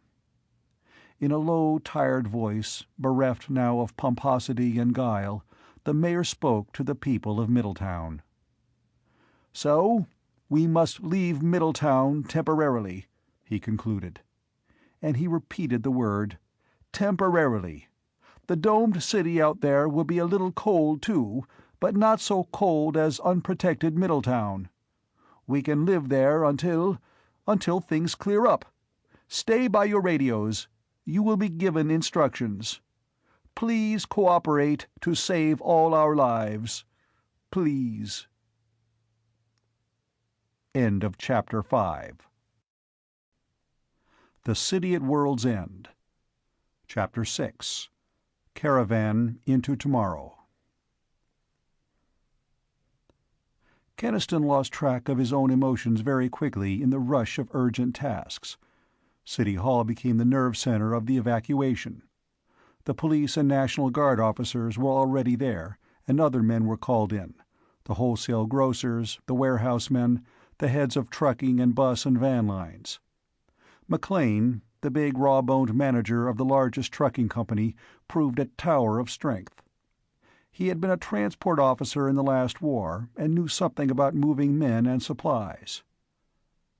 "You'll have a traffic madhouse, and you won't get these people out for weeks," he said crisply. "It's got to be organized by wards. There have to be quarters in your domed city assigned for each ward, so they can go into their own streets when they get there." Hubble nodded. "I can get a crew of 20 men ready to handle that." "Good. I figure the move will take 3 days. A third of the population is about all we can handle safely at one time. Civilian populations are the devil and all. Now, there'll have to be a squad assigned to distribute fuel to the ones who have to wait here in Middletown, and to quarter them as to conserve that fuel. Also—" Hubble sighed. "You take a big load off my mind, McLean. Will you organize the march? Keniston can lead the first contingent when you're ready." McLean nodded brusquely, sat down at someone else's desk, and began to fire orders. Hubble departed with his 20 picked men, well armed, to set up a base in the domed city. The radio chattered incessantly now, urging, soothing, cajoling, issuing instructions. Police and guardsmen were dispatched to each ward, with a responsible man heading each squad. They were ordered to take the streets house by house, to assure complete evacuation, and also to ascertain how many private cars could be counted on for transportation. The city buses could carry only a fraction of the evacuees. McLean was the one who thought of the patients in the Middletown hospitals, and set men to collecting ambulances, hearses, whatever would carry the sick comfortably. The police patrol wagons and a few big army trucks from the armory he assigned to move prisoners in the jail who could not safely be released. But they and the sick would be left until the last day, to ensure proper quarters for their reception. Fleets of trucks were started to the warehouses, with hasty lists of the food and other emergency supplies that must go with them. "We can run a truck line back to Middletown for more supplies later," McLean told Keniston, "but this stuff we'll need right away." The first and second wards were to go first, and that meant that Carol and her aunt would be in the first day's evacuation. Keniston managed to get away long enough to see them. He was sorry he went. Mrs. Adams sat weeping in the living room, and Carol struggled alone with blankets and mattresses and suitcases, in a bitter, stony-faced mood that Keniston could not quite understand. He stayed longer than he should have done to help them pack, trying earnestly to penetrate Carol's tight-lipped silence. "I know it's hard to leave your home," he said, "but it's hard for everybody. And after all, we'll have shelter and warmth, and can stay alive." "Shelter and warmth," said Carol. She looked around at the starched white curtains, the polished furniture, the pictures on the walls, and the bits of fine china that were so lovingly placed, and she said bitterly, "We had those. We had them for generations. until we had to have scientific progress, too." "I'll admit you have a point there," said Keniston heavily, "but it's too late to argue now." "Yes," she said, "too late." Suddenly she began to cry, in a slow, painful way that was not in the least like Mrs. Adams' whimpering. "Oh, Ken, my house and all the things I loved." She had wit enough to know that it was not for glass and china that she wept, but for a way of life that was gone and could never possibly return. He felt a terrible pity for her, which almost smothered his irritation at the inability of the female mind to grapple with the essentials of a situation. "It won't be so bad," he said reassuringly, "and I'll be leading tomorrow's first evacuation and won't be far from you at any time." It was before 9 o'clock the next morning when Keniston left City Hall with McLean to check the progress of preparations. Under the cold red eye of the sun, Middletown seethed with an excited activity that centered in the first and second wards. Cars were being hastily loaded, piled high on roofs and fenders. Children were being called together, barking dogs being caught and leashed, families gathering in excited haste. Roar of motors filled the wintry air. Motors of great trucks rumbling to and from the warehouse. Motors of police cars dashing with sirens screaming. Sputtering motors of old cars being agonizedly coaxed to life. The people on the streets, the people hurrying with bundles and children and dogs, looked more dazed than frightened. Some of them were laughing, a false merriment edged with excitement. Only a few women were sobbing. McLean and Keniston rode down in the jeep to the center of town, the square. This was the downtown First Ward of Middletown. "The First and Second Ward will move out in that order," McLean told Keniston. "You take charge of the First, since you're to lead the way." Police and National Guardsmen were already forming up cars on South Jefferson Street. Cadillacs, Buicks, Fords, ancient Hupmobiles. City and school buses were crowded with those who had no cars, and piled high with their belongings. Policemen on motorcycles roared past. McLean boomed rapid orders. "Get sidecars on those motorcycles. They won't make it without them over rough ground. Divide up the garbage tow trucks as they come in. Divide them evenly between the wards so they can haul any car that conks out." And to a worried National Guard officer, "No! What the devil use would we have for your field guns? Leave 'em in the armory and bring cots, blankets, camp equipment instead." Then McLean commandeered a car, jumped in, and shouted back to Keniston, "Have 'em ready to move out by noon. I'll have the tube mill whistle sounded for a starting signal." And he was gone, racing off to the other ward gathering point. Keniston found himself faced by police, guardsmen, deputies, officials, all clamoring for orders. "What are we going to do with these cars? Half of them are so overloaded they'll never get anywhere." Keniston saw that. The arriving cars were piled not only with bedding and other essentials, but with radios, musical instruments, big framed family portraits, hobby horses, every sort of possession. "Go along and tear some of that junk off," he ordered. "Form up all the way down South Jefferson, but only 2 abreast, for some of those South Side streets are narrow."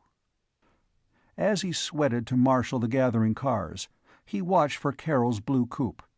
When she came, driving with pale self-possession while her aunt looked scaredly at the jam, he got her as near the front of the form-up as he could, and then raced back to the square. The squad leaders rapidly reported in on their assigned streets.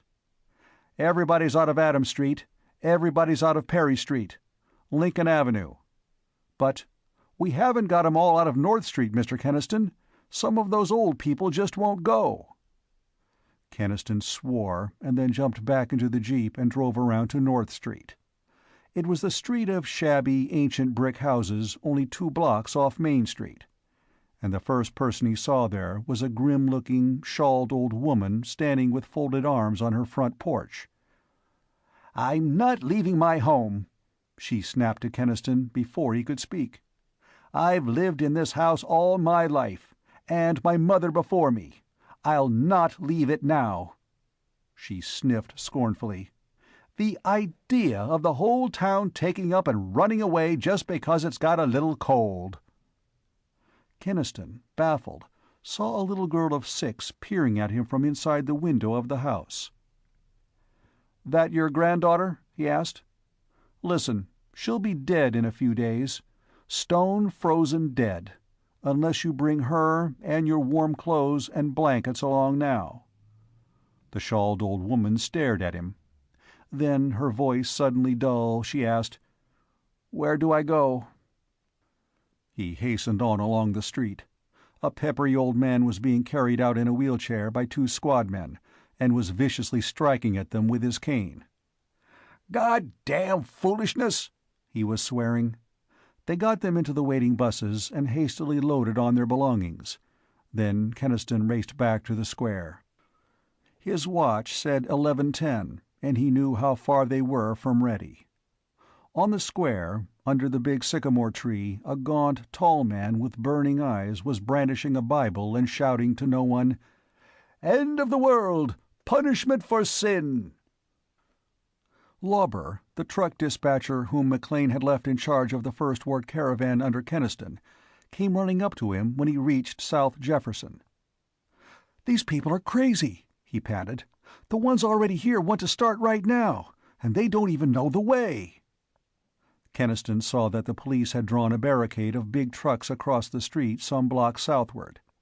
Cars were surging against it, motors roaring, drivers shouting, horns sounding in a deafening chorus.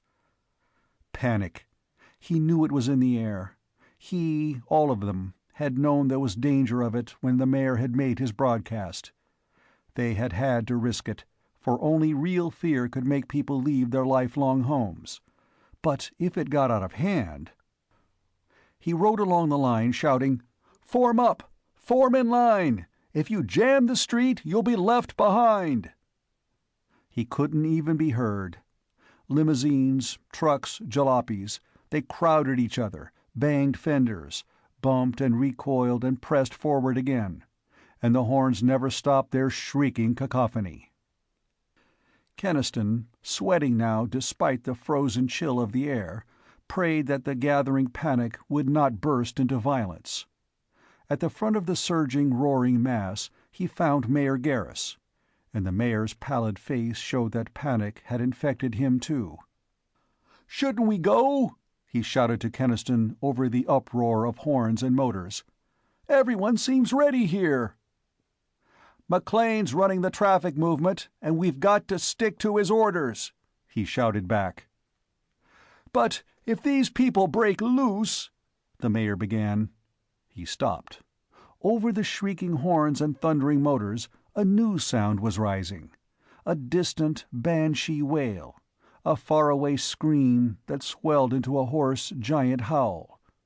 The auto horns, the shouting voices from the cars, fell silent. Only the sound of motors was background to that unending scream that wailed across Middletown like a requiem. "That's the 2 mil whistle!" cried Lauber. "That's the signal!" Keniston sent the jeep jumping ahead. "Okay, let those trucks roll! But keep people in line, back of them! No stampeding!" The big diesels that barricaded the way began to snort and rumble, and then started to move out, as ponderously as elephants. Keniston's jeep swung in front, but almost at once cars behind pressed to get around them. "Run the trucks 3 abreast in front!" he shouted to Lauber. "It'll keep them from getting around." Down Jefferson Street, down over the muddy bed of the vanished river, past the old houses with their doors carefully shut and locked, past the playground that looked as forlorn as though it knew that children were going, never to return. Past Home Street, past the silent mills, past the beer signs of South Street, where from an upstairs window a drunken man shouted and waved a bottle at them. Past the last rows of drab frame houses, the last brave little yards whose flowers were blackened now by frost. Keniston saw ahead of them the line of demarcation, the boundary between the past and what was now Earth. They reached it, passed it. And then the rolling ochre-yellow plains were all about them, barren and drab beneath the great fire-lashed red eye of the sun.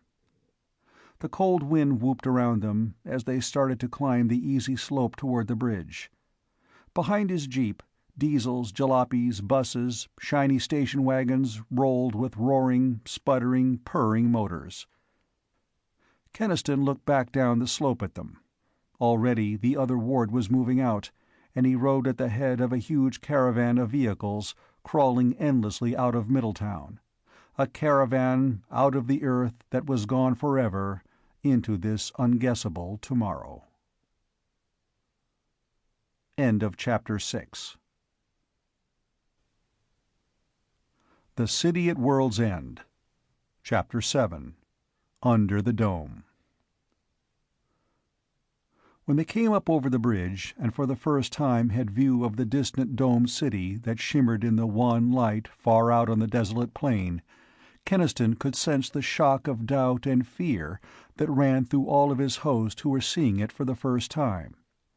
He could see it in all their peering faces, pale and strained in the red light of the dying sun. Even he, seeing it for only the second time, felt an inner recoiling. With his mind still filled with every sight and sound and smell of the old town they had left, the alien, solemn, deathly city of the dome seemed to him impossible as a refuge. He choked down that feeling. He had to choke it down. It was go on or die. "Keep moving!" he shouted, sounding the jeep's horn to command attention, gesturing authoritatively forward. "Keep going!" He conquered that brief pause of recoil, got them moving over the ridge, skidding and sliding down the other slope in clouds of heavy dust. He glimpsed Mayor Garris staring ahead, his plump face shocked and pallid. He wondered what Carol was thinking as she looked out at the lonely shining rubble in the sad wastes.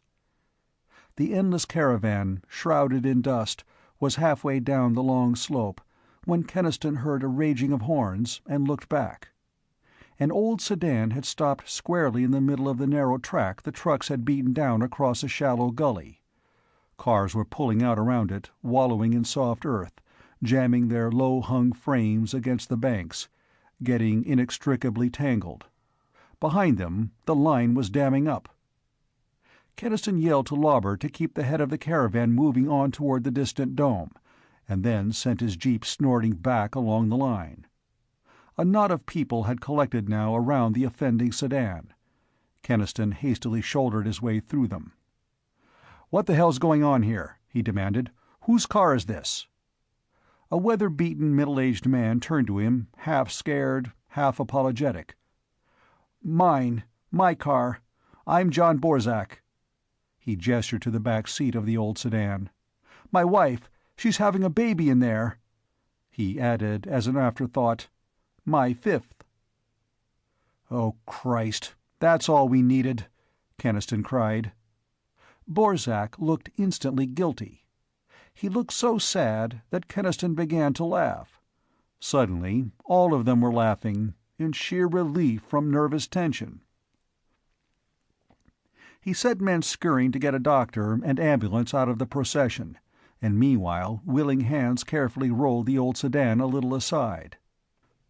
The dammed-up lines of cars began to roll again. But the pause, the waiting, the minutes spent in staring at the drear landscape, had been too much for some of those in line.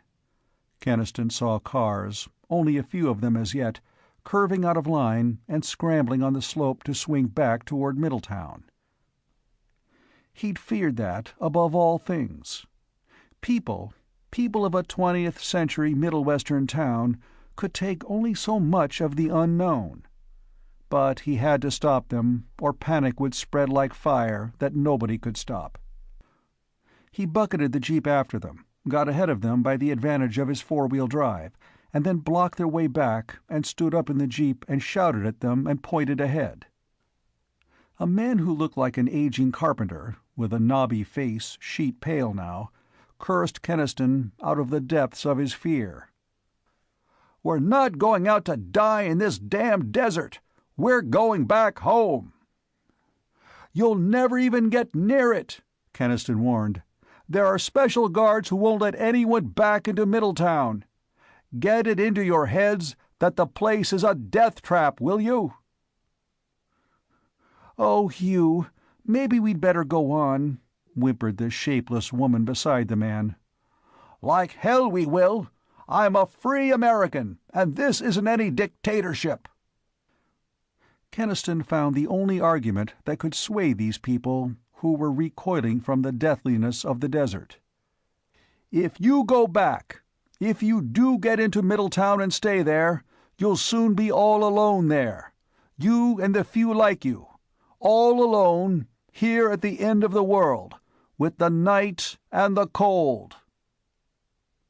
That got to them, replacing their fear with a greater dread, the dread of aloneness in this lonely world. The knobby-faced man looked sick and trapped, but he finally turned his car around, and the other cars followed him back into line. Keniston's squad cars had come up, but they weren't needed. He told them, "Watch the line close. Don't let one start to turn again. Not one." He fought the jeep back up along the line, choking on dust and exhaust fumes, hanging precariously to the wheel, deafened by the continuous roar of motors. At the head of the caravan, he was at least out of the dust, and could look ahead at the distant city.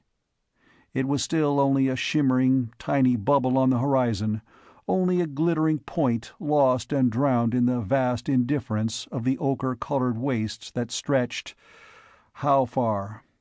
Clear around the world, over the beds of dried-up oceans and the sites of vanished cities. Was the bottom of the Atlantic like this? Was New York? Was Paris? Were the poles? He had to forget that and keep his mind on the city ahead, on the job of getting these thousands of people to it, for if he didn't, the weight of the whole dying world would come down upon him like an avalanche, and he would cease to struggle. The world couldn't all be like this. There must be green valleys and people somewhere yet. But there wasn't time to think of it now. They had hit the road that led to the portal, and the dome of man's last refuge was towering, colossal, in front of them.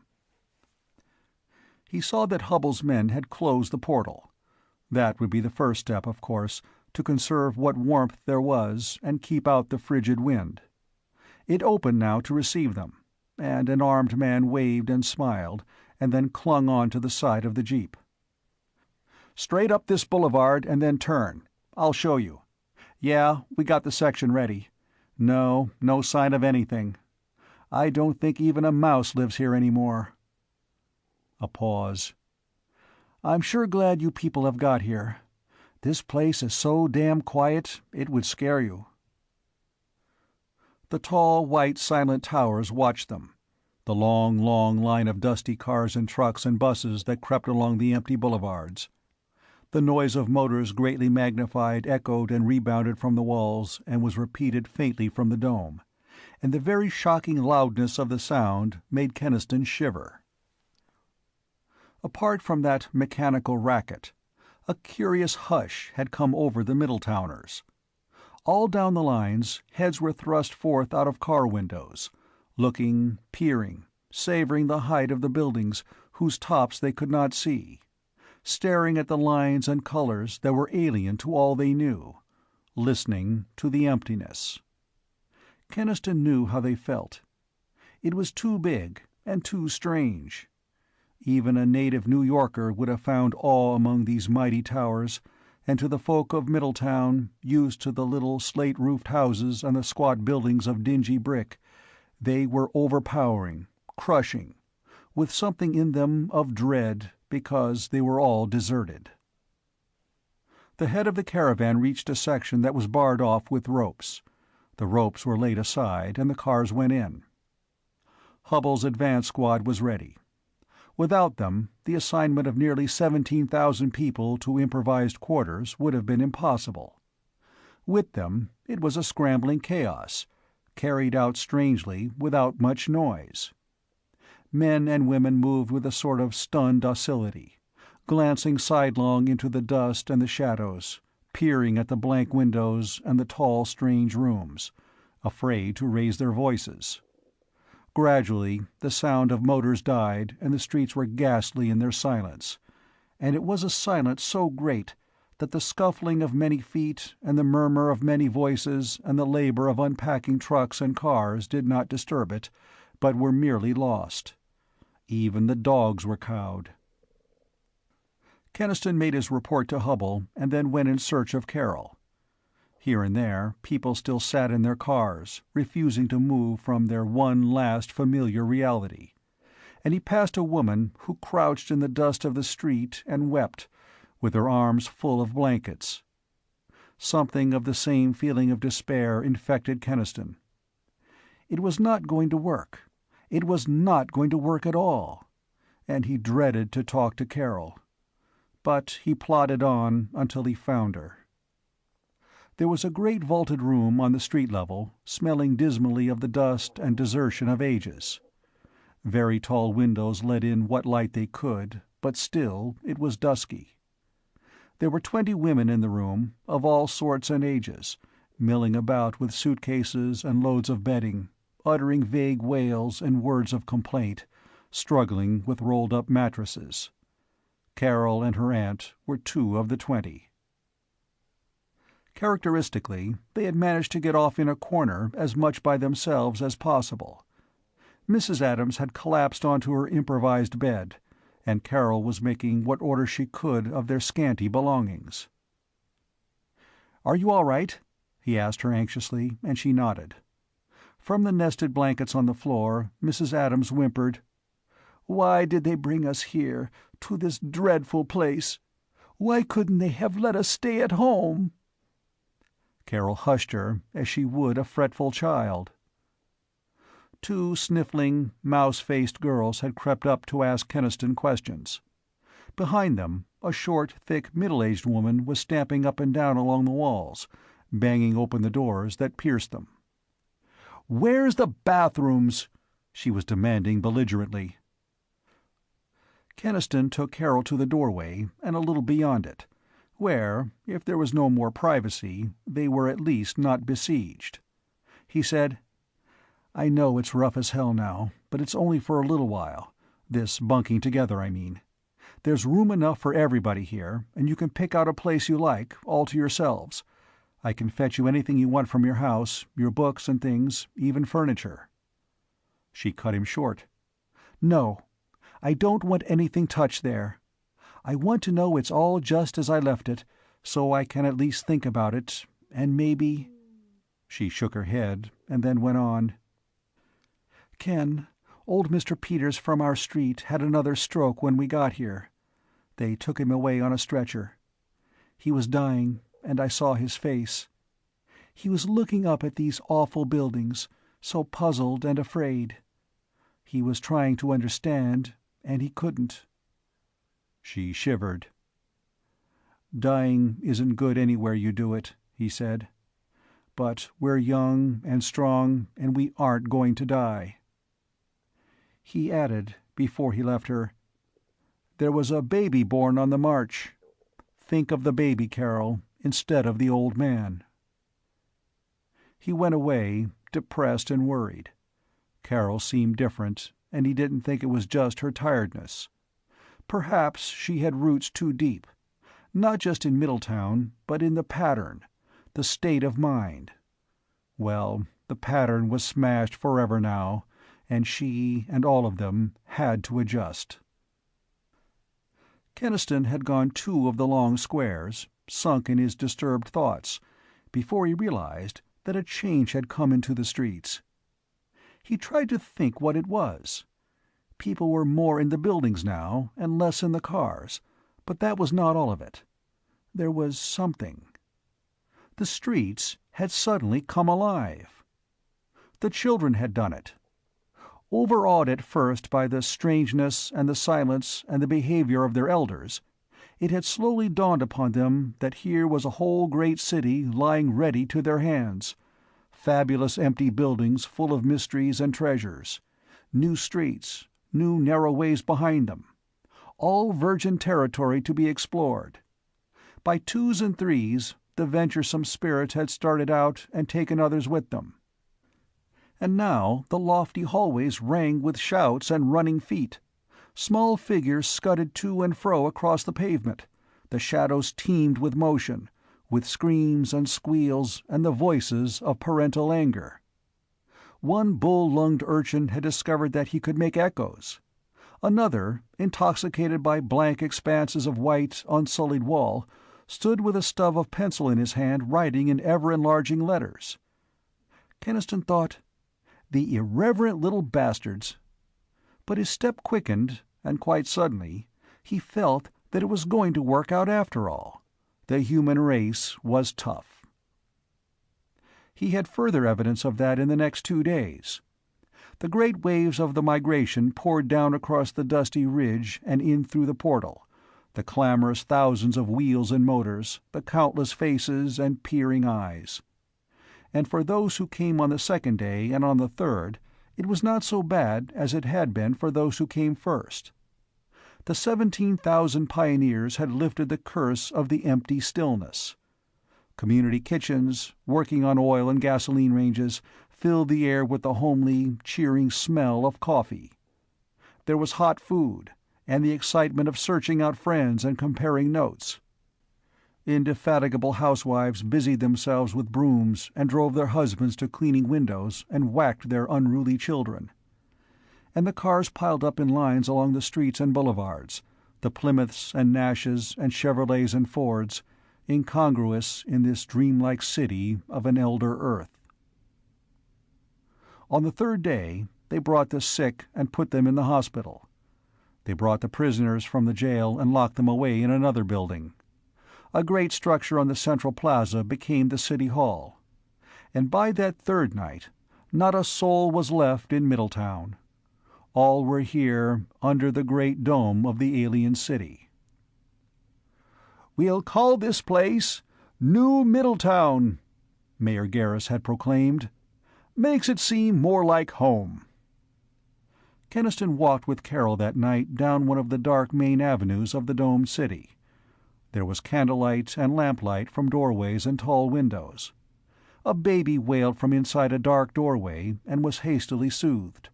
Dogs barked defiance to alien ghosts. A tinny phonograph sang somewhere, "I can't give you anything but love, baby." Keniston thought that the streets of tall white buildings looked down with their windows as with eyes, amazed, bewildered. This city beneath the shimmering starlit dome had had silence for a long, long time.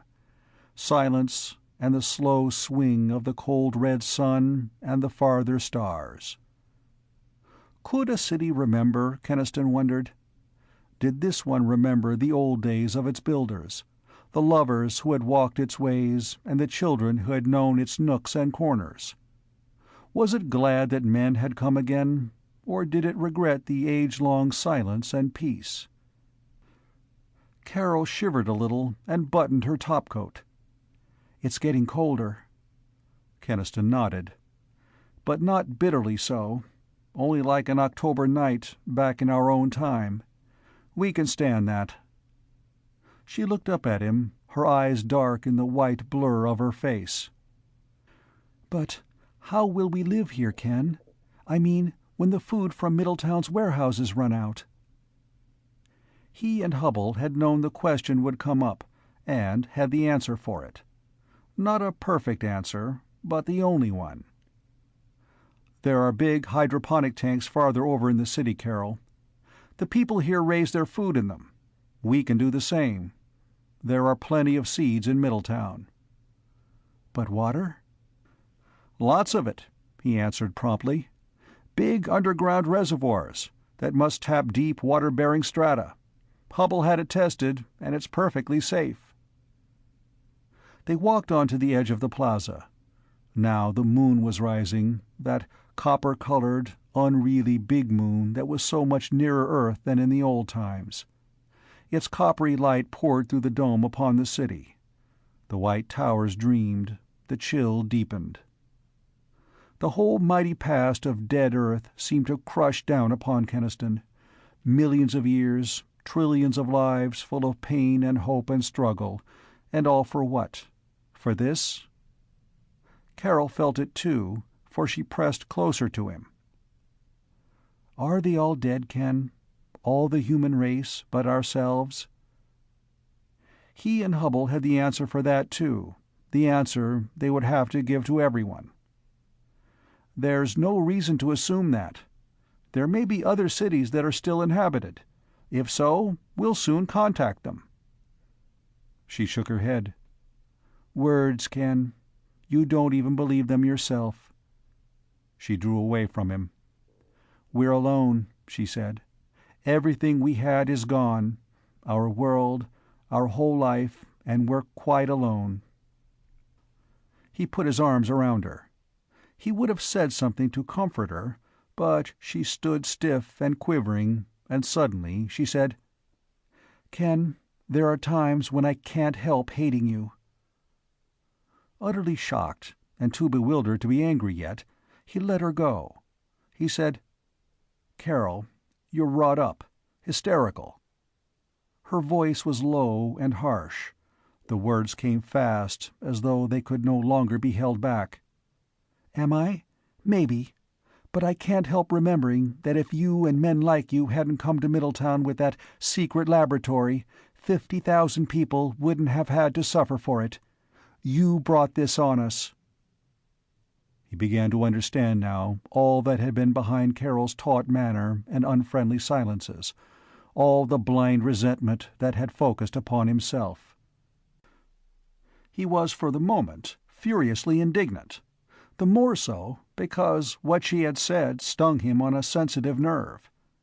He stood, almost glaring at her, and then his anger washed away, and he took her by the shoulders and said, "Carol, you're not making sense, and you know it. You're bitter because you've lost your home, your way of life, your world, and you're making me a scapegoat for that. You can't. We need each other more than ever, and we're not going to lose each other." She stared at him rigidly, then started to sob, and clung to him, crying. "Oh, Ken, don't let me be a fool. I'm so mixed up, I don't know my own mind anymore." "All of us feel like that," he said. "But it'll come all right. Forget about it, Carol." But as he held her and soothed her and looked past her at the alien towers and the face of the alien moon, he knew that she could not completely forget, that deep resentment would not die easily, and that he would have to fight it. And it would be hard to fight, for there had been the sting of truth in her words, only a partial truth, but one he had not wanted ever to face. End of Chapter 7. The City at World's End. Chapter 8. Middletown Calling. When Keniston awoke, he lay for some time in his blankets looking around the great room, with the same feeling of unreality that he felt now each morning.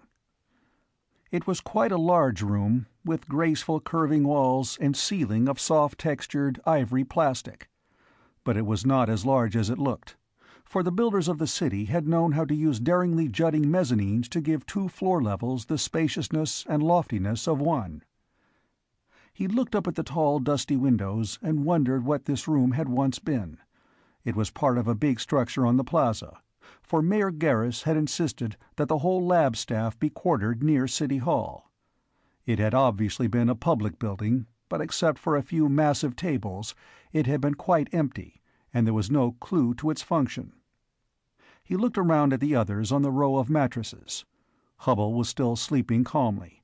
So was Bites, with the slight, groaning stirrings of slumbering age. But Creasy lay wide awake and unmoving, looking up at the ceiling. Keniston remembered something with a sudden pang, something that he had completely forgotten in the rush of events. He went over to Creasy and whispered, "I'm sorry, Louis. I never thought until now about your girl." "Why would you think about that?" Creasy's low voice was toneless. "Why would you, when all this has happened?" He went on, as tonelessly, "Besides, it was all over a long time ago. For millions of years now, she's been dead."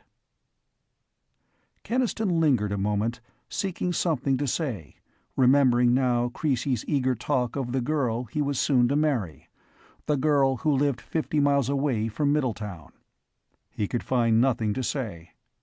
Creasy's tragedy had been repeated many times among these people, the mother whose son had gone to California, the wife whose husband had been upstate on a business trip, the lovers, the families, the friends, divided forever by the great gulf of time. He felt again a great thankfulness that Carol had come through with him, and a renewed determination to hold her against anything. Keniston was lighting his morning cigarette when the others rose. He paused suddenly and said, "I just thought—" Hubbell grinned at him. "Yes, I know. You just thought about tobacco. You and a lot of people will soon have to do without." As they went out to get their breakfast at the nearest community kitchen, Hubbell told him what was going forward. "McLean's going back to Middletown to bring gasoline engines and pumps. We have to get water flowing in the city system at once, and it may be a long time before we can figure out its pumping power. They seem to be atomic engines of some sort, but I'm not sure." "What about food rationing?" "Food and medicine will all go into guarded warerooms. Ration tickets will be printed at once. Use of cars is forbidden, of course. Everybody is restricted to their own ward district temporarily, to prevent accidents in exploration. We've already organized crews to explore the city." Keniston nodded. He drew the last drags of a cigarette, suddenly precious, before he spoke. "That's all good. But the main problem will be morale, Hubbell." He thought of Carol as he added, "I don't believe these people can take it, if they find out they're the last humans left." Hubbell looked worried. "I know, but there must be people left somewhere. This city wasn't abandoned because of sudden disaster. They may just have gone to other, better cities." "There wasn't a whisper on the radio from outside Middletown," Keniston reminded. "No. But I believe they used something different from our radio system. That's what I went you for this morning, Ken. Bites last night found a communication system in a building near here. It has big apparatus that he thinks was for televisor communication. That's more in your field than ours." Keniston felt a sharp interest, the interest of the technician that not even the world's end could completely kill. "I'd like to see that." As they walked through the cold red morning, Keniston was surprised by the unexpectedly everyday appearance of this alien city beneath the dome. Families were trooping toward the community kitchens with the air of going on picnic. A little band of children whooped down the nearest street, a small, woolly dog racing beside them with frantic barking. A bald, red-faced man in undershirt and trousers smoked his pipe and looked down the mighty street with mild curiosity. Two plump women, one of whom was buttoning a reluctant small boy into his jacket, called to each other from neighboring doorways. "And they say that Mrs. Byler's feeling better now, but her husband's still poorly." "Human beings," said Hubbell, "are adaptable. Thank God for that." "But if they're the last? They won't be able to adapt to that." Hubbell shook his head. "No, I'm afraid not." After breakfast, Bites led them to a big square building 2 blocks off the plaza. Inside was a large, shadowy hall, in which bulked a row of tall, square blocks of apparatus. They were obviously televisor instruments. Each had a square screen, a microphone grating, and beneath that a panel of control switches, pointer dials, and other less identifiable instruments. Keniston found and opened a service panel in the back of one. Brief examination of the tangled apparatus inside discouraged him badly. They were televisor communication instruments, yes. But the principles on which they worked are baffling. They didn't even use vacuum tubes. They'd apparently got beyond the vacuum tube. Could you start one of them transmitting again? Keniston shook his head. The video system is absolutely beyond me. No resemblance at all to our primitive television apparatus. Hubble asked, would it be possible then to use just the audio system? Use one of them as a straight sound radio transmitter? Keniston hesitated. That might be done. It'd be mostly groping in the dark. But there are some familiar bits of design. He pondered, then said, the power leads come from outside. See anything around here that looks like a power station? Old Bites nodded. Only a block away. Big shielded atomic turbines of some kind, coupled to generators. We might spend years trying to learn how to operate their atomic machinery, Keniston said. We could couple gasoline engines to those generators, Hubble suggested. It'd furnish power enough to try one of these transmitters. Keniston looked at him. Yes, if there are any of them, they'd not hear our kind of radio calls. But this is their own communication setup. They'd hear it. Keniston said finally, all right, give me power and I'll try. In the next few days, Keniston was so immersed in the overmastering fascination of the technical problems set him that he saw little of how Middletown's people were adapting to New Middletown. He could hear the trucks rumbling constantly under the dome as McLean indefatigably pushed the work of bringing supplies from the deserted town beyond the ridge. They brought the gasoline engines needed, not only to pump water from the great reservoirs, but also to turn one of the generators in the power station. Once he had power, Keniston began to experiment. Realizing the futility of trying to fathom the principles of the strange super radio transmitters, he tried merely to deduce the ordinary method of operating them. The trucks brought other things: more food, clothing, furniture, hospital equipment, books. McLean began to talk of organizing a motor expedition to explore the surrounding country, and meanwhile the crews already organized to explore New Middletown itself were searching every block and building. Already they had made 2 surprising discoveries. Hubble took Keniston away from his work to see one of these. He led down through a chain of corridors and catacombs underneath the city. You know that it's a few degrees warmer here in New Middletown than the sun's retained heat can account for, Hubble said. We found big conduits that seemed to bring that slightly warmer air up into the city, so I had the men trace the conduits down to their source. Keniston felt sudden excitement. The source? A big artificial heating plant? No, not that, Hubble said. But here we are now. Have a look for yourself. They had suddenly emerged onto a railed gallery in a vast underground chamber. The narrow gallery was the brink of an abysmal pit, a great circular shaft that dropped into unplumbed blackness. Keniston stared puzzledly. He saw that big conduits led upward out of the pit, and then diverged in all directions. The slightly warmer air comes up from this shaft, Hubble said, nodding toward the pit. He added, I know it sounds impossible, to our engineering experience, but I believe this shaft goes downward many, many miles. I believe it goes down into Earth's core. But Earth's core is incredibly hot, Keniston objected. It was hot, millions of years ago, Hubble corrected. And as it grew cooler, as the surface grew cold, they built this domed city, and maybe others like it, and sank a great shaft downward to bring up heat from the core. But Earth's core is even cooler now, almost cold. And now there is only a trifle of heat from it to warm the city a little. So that's why they couldn't live here anymore. It was the Earth heat they depended on, and that ran out, said Keniston a little hopelessly. The second discovery was made by Jennings, a young auto salesman who headed one of the exploration crews. He brought news of it to the scientists, and Keniston went with Bites and Creasy to see it. It was simply a big, semicircular meeting hall in one of the larger buildings, with tiers of several hundred seats. "A council room, or lecture hall, maybe?" said Bites. "But what's unusual about it?"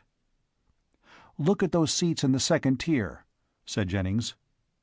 They saw then what he meant. The seats in that tier were not ordinary metal chairs like the others. They were different from the chairs, and different from each other. Some of them hardly looked like seats at all. One row of them were very wide and flat and low, with broad backs that flared in a little inward. Another row were very narrow seats that had no backs at all. Still, others looked a little like curved lounging chairs, but the curve was an impossibly deep one. "If they're seats," said Jennings, "they weren't intended for ordinary human people to sit in." Keniston and the others looked at each other, startled. He had a sudden grotesque vision of this hall crowded with an audience partly human and partly— what? Had humanity, in the last ages, shared the earth with other races that were not human? "We are all jumping to conclusions." Bite's voice broke the spell. "They may not be seats at all." But, he added to Jennings as they left, "Better not tell the people about this. It might upset them." What the other exploration crews had found was summarized in a short speech by Hubble at the big town meeting of Middletown's people held in the plaza on Sunday afternoon. There had been church services that morning, services without bells or organs or stained glass, but held in lofty, shadowy rooms of cathedral solemnity. The first town meeting of New Middletown followed. Loudspeakers had been set up so that all in the big plaza might hear, and Mayor Garris, an older-looking, humbled Mayor Garris, spoke to them. He was stumblingly encouraging. The ration system was working well, he told them. There was no danger of starvation, for hydroponic farming would soon be started. They could live in New Middletown indefinitely, if necessary. "Dr. Hubble," he added, "will tell you of what was found in New Middletown by the exploring crews." Hubble was concise. He emphasized first that the original inhabitants of New Middletown had apparently left it deliberately. "They took their personal belongings, their books, their clothing, their smaller apparatus, instruments and furnishings. What they left were things too massive for easy transportation. That includes certain machinery which we think was atomically powered, but which must be studied with great care before attempts at operation can be made. We feel sure that, in time, study will make it possible to use all such equipment." Mayor Garris rose to add eagerly, "And at least one piece of equipment is now ready to use. Mr. Keniston has got one of the radio transmitters here going, and will now start calling to contact the other people of Earth." A great cheering rose instantly from the gathered Middletowners. Keniston, after the gathering broke up, found himself besieged by excited questioners. Yes, they would start calling right away. He was worried when he got a moment alone with Hubble. "Garris shouldn't have announced that. These people are dead sure now that we'll soon be talking to other peopled cities."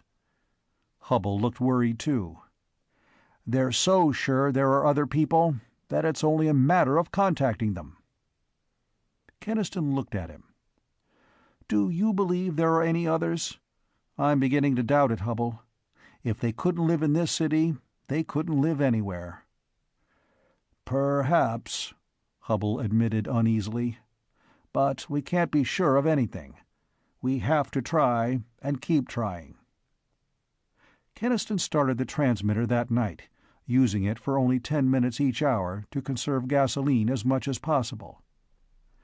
"Middletown calling," he spoke into the microphone. "Middletown calling." No use of adding more. They could not yet operate a receiver to hear an answer. They could only call to make known their presence, and wait and hope that any others left on dying Earth would hear and come. Crowds watched from outside the door as he called. They were there through the night. when Bites took over, and there again the next day, and the next. They were quite silent, but the hope in their faces made Keniston sick. He felt, as another day and another passed, the mockery of the words he kept repeating. "Middletown calling." Calling to what? To an Earth dying, devoid of human life. To a cold and arid sphere that had done with humanity long ago? Yet he had to keep sending it out. The cry of man lost in the ages and seeking his kind. The cry that he felt there were no ears on Earth to hear. Middletown calling, calling. End of Chapter 8. The City at World's End. Chapter 9. Out of the Silence. No answer. Weeks had gone by, while Keniston and Bites called, and out of the silence of the dying Earth had come no reply. Every hour they had spoken the words that had become meaningless, and between calls they had fumbled with the strange receivers that they did not know how to tune. And nothing at all had happened. Keniston had come to dread the times when he must leave the building and walk through the little crowd of hopeful Middletowners who were always gathered outside. "No, not yet," he had to say, always trying to look confident. "But maybe soon." "And maybe never," Carol said to him hopelessly when they were alone. "If anybody had heard, they could have got here from any part of Earth in these weeks you've been calling." "Perhaps they don't have airplanes," he reminded her. "If they had complicated radio receivers to hear our call, they'd have planes too, wouldn't they?" Her logic was unanswerable. For a moment, Keniston was silent. Then, "Please don't say that to anyone else, Carol. All these people, it's what keeps them going, I think, their hope of finding other people. They wouldn't feel so lost then." He sighed. "We'll keep calling. It's all we can do. And maybe McLean and Creasy will find someone out there. They should be back soon." McLean had succeeded in organizing his motor expedition to explore the surrounding country. It had taken weeks of preparation, of marshalling tank trucks from Middletown to use as gasoline caches at carefully selected points, of laying out tentative routes to follow. 2 weeks before, the little caravan of jeeps and half-tracks had started out, and its return was due. And as it searched the dusty wastes out there, as Keniston and Bites again and again voiced the unanswered call, work and life and death had marched forward in New Middletown. Hubble had helped lay out the schedule of necessary work. The hydroponic tanks had got to be ready. The whole city had to be cleaned of drifted dust. The supplies brought from Old Middletown had to be inventoried. A board of elected officials had assigned men to their work. Every man had his job, his schedule of hours, his pay in ration tickets. The schools had been set up again. Courts and law functioned once more, though all except serious offenders were liberated on probation. Babies were born in New Middletown each day, and the death toll was heavy at first, most of its victims among the old who could not stand the shock of uprooting. A space of land outside the dome had been carefully fenced in as a cemetery. But underneath all the bustle of new activities, it was a waiting city. A city waiting with terrible eagerness for an answer to that call that went hourly out into the silence.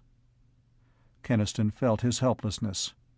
He could not even understand completely the transmitters he used. He had, in these weeks, completely disassembled one of them without being able to puzzle out its circuits. He was sure that it employed radio frequencies far outside the electromagnetic spectrum of 20th century science. But parts of the design were baffling. The words stamped on the apparatus meant nothing. They were in the same completely unknown language as all the city's inscriptions. He could only keep sending out the same questioning, hopeful message into the unknown. "Middletown calling." Finally, McLean's exploring expedition returned. Carol came running to Kenniston with the news. He went with her to the portal, where thousands of Middletowners were already anxiously gathering. "They've had a hard time," said Kenniston, as the jeeps and half-tracks rolled through the portal and came to a halt. McLean, Creasy, and the others were unshaven, dust-smeared, exhausted-looking. Some of them sagged in their seats. McLean's voice boomed to the eager questioners. "Tell you all about it later. Right now, we're pretty beat up." Creasy's tired voice cut in. "Why not tell them now?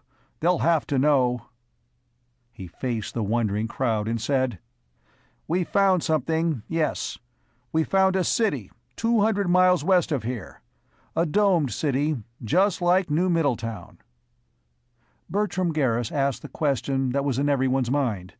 "Well, were there people in that other city?"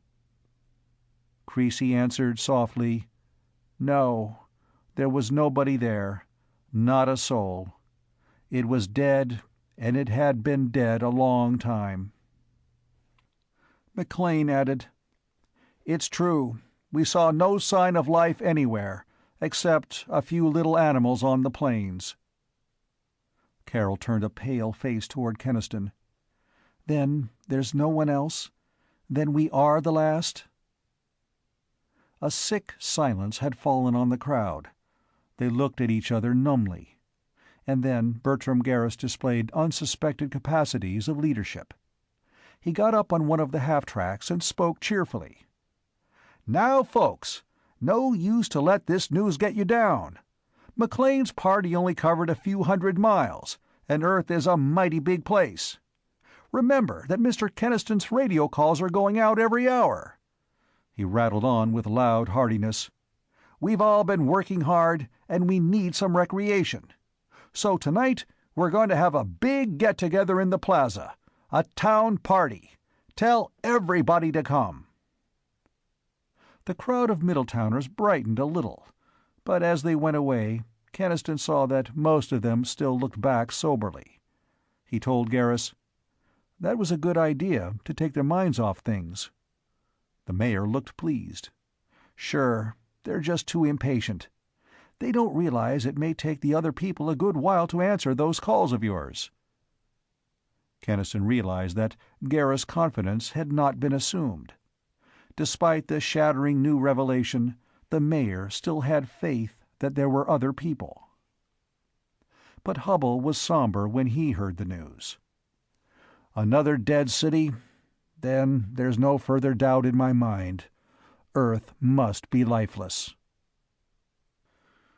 "Shall I keep sending out the radio call?" Hubbell hesitated. "Yes, Ken, for a while. We don't want to spoil their party tonight." The town party in the plaza that night had the unusual luxury of electric lights, powered by a portable generator. There was a swing band on a platform, and a big space had been roped off for dancing. Kenniston threaded through the crowd with Carol, for Bites had offered to stand his trick. Everyone knew him now and greeted him, but he noticed a significant difference in the greetings. They did not ask him now whether his calls had had an answer. "They're giving up hope," he said to Carol. "They're afraid there are no other people, and they don't want to think about it." Yet the party went well, until Mayor Garris blundered. He had been cheerily backslapping his way through the crowd all evening, admiring babies, exchanging familiar greetings, obviously enjoying this relapse into the arts of politicianship. Flushed and happy, he got up on the band platform and called through the loudspeaker to the crowd. "Come on, folks! How about a little community singing? I'll lead you with my famous tenor. How about 'Let Me Call You Sweetheart'?" They laughed and sang, as the band struck up the tune and the pudgy mayor cheerfully waved his hand like a conductor.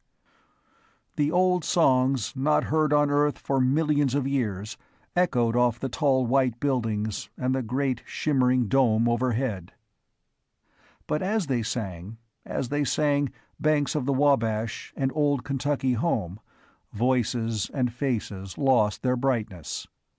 Keniston saw the haunting yearning that came into the gathered thousands of faces, and the mistiness in Carol's eyes.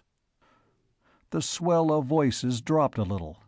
The singer seemed to hesitate. And then, with an hysterical cry, a woman in the crowd sank sobbing to the ground. The singing and the music stopped, and there was nothing but the racking sobs of the woman, whom a man vainly tried to comfort. Keniston heard her crying out, "It's all gone forever! Our whole world and all its people! There's only us, alone on a dead world!" "Let's not get downhearted, folks," pleaded the mayor, but it was too late for that. The spell was broken.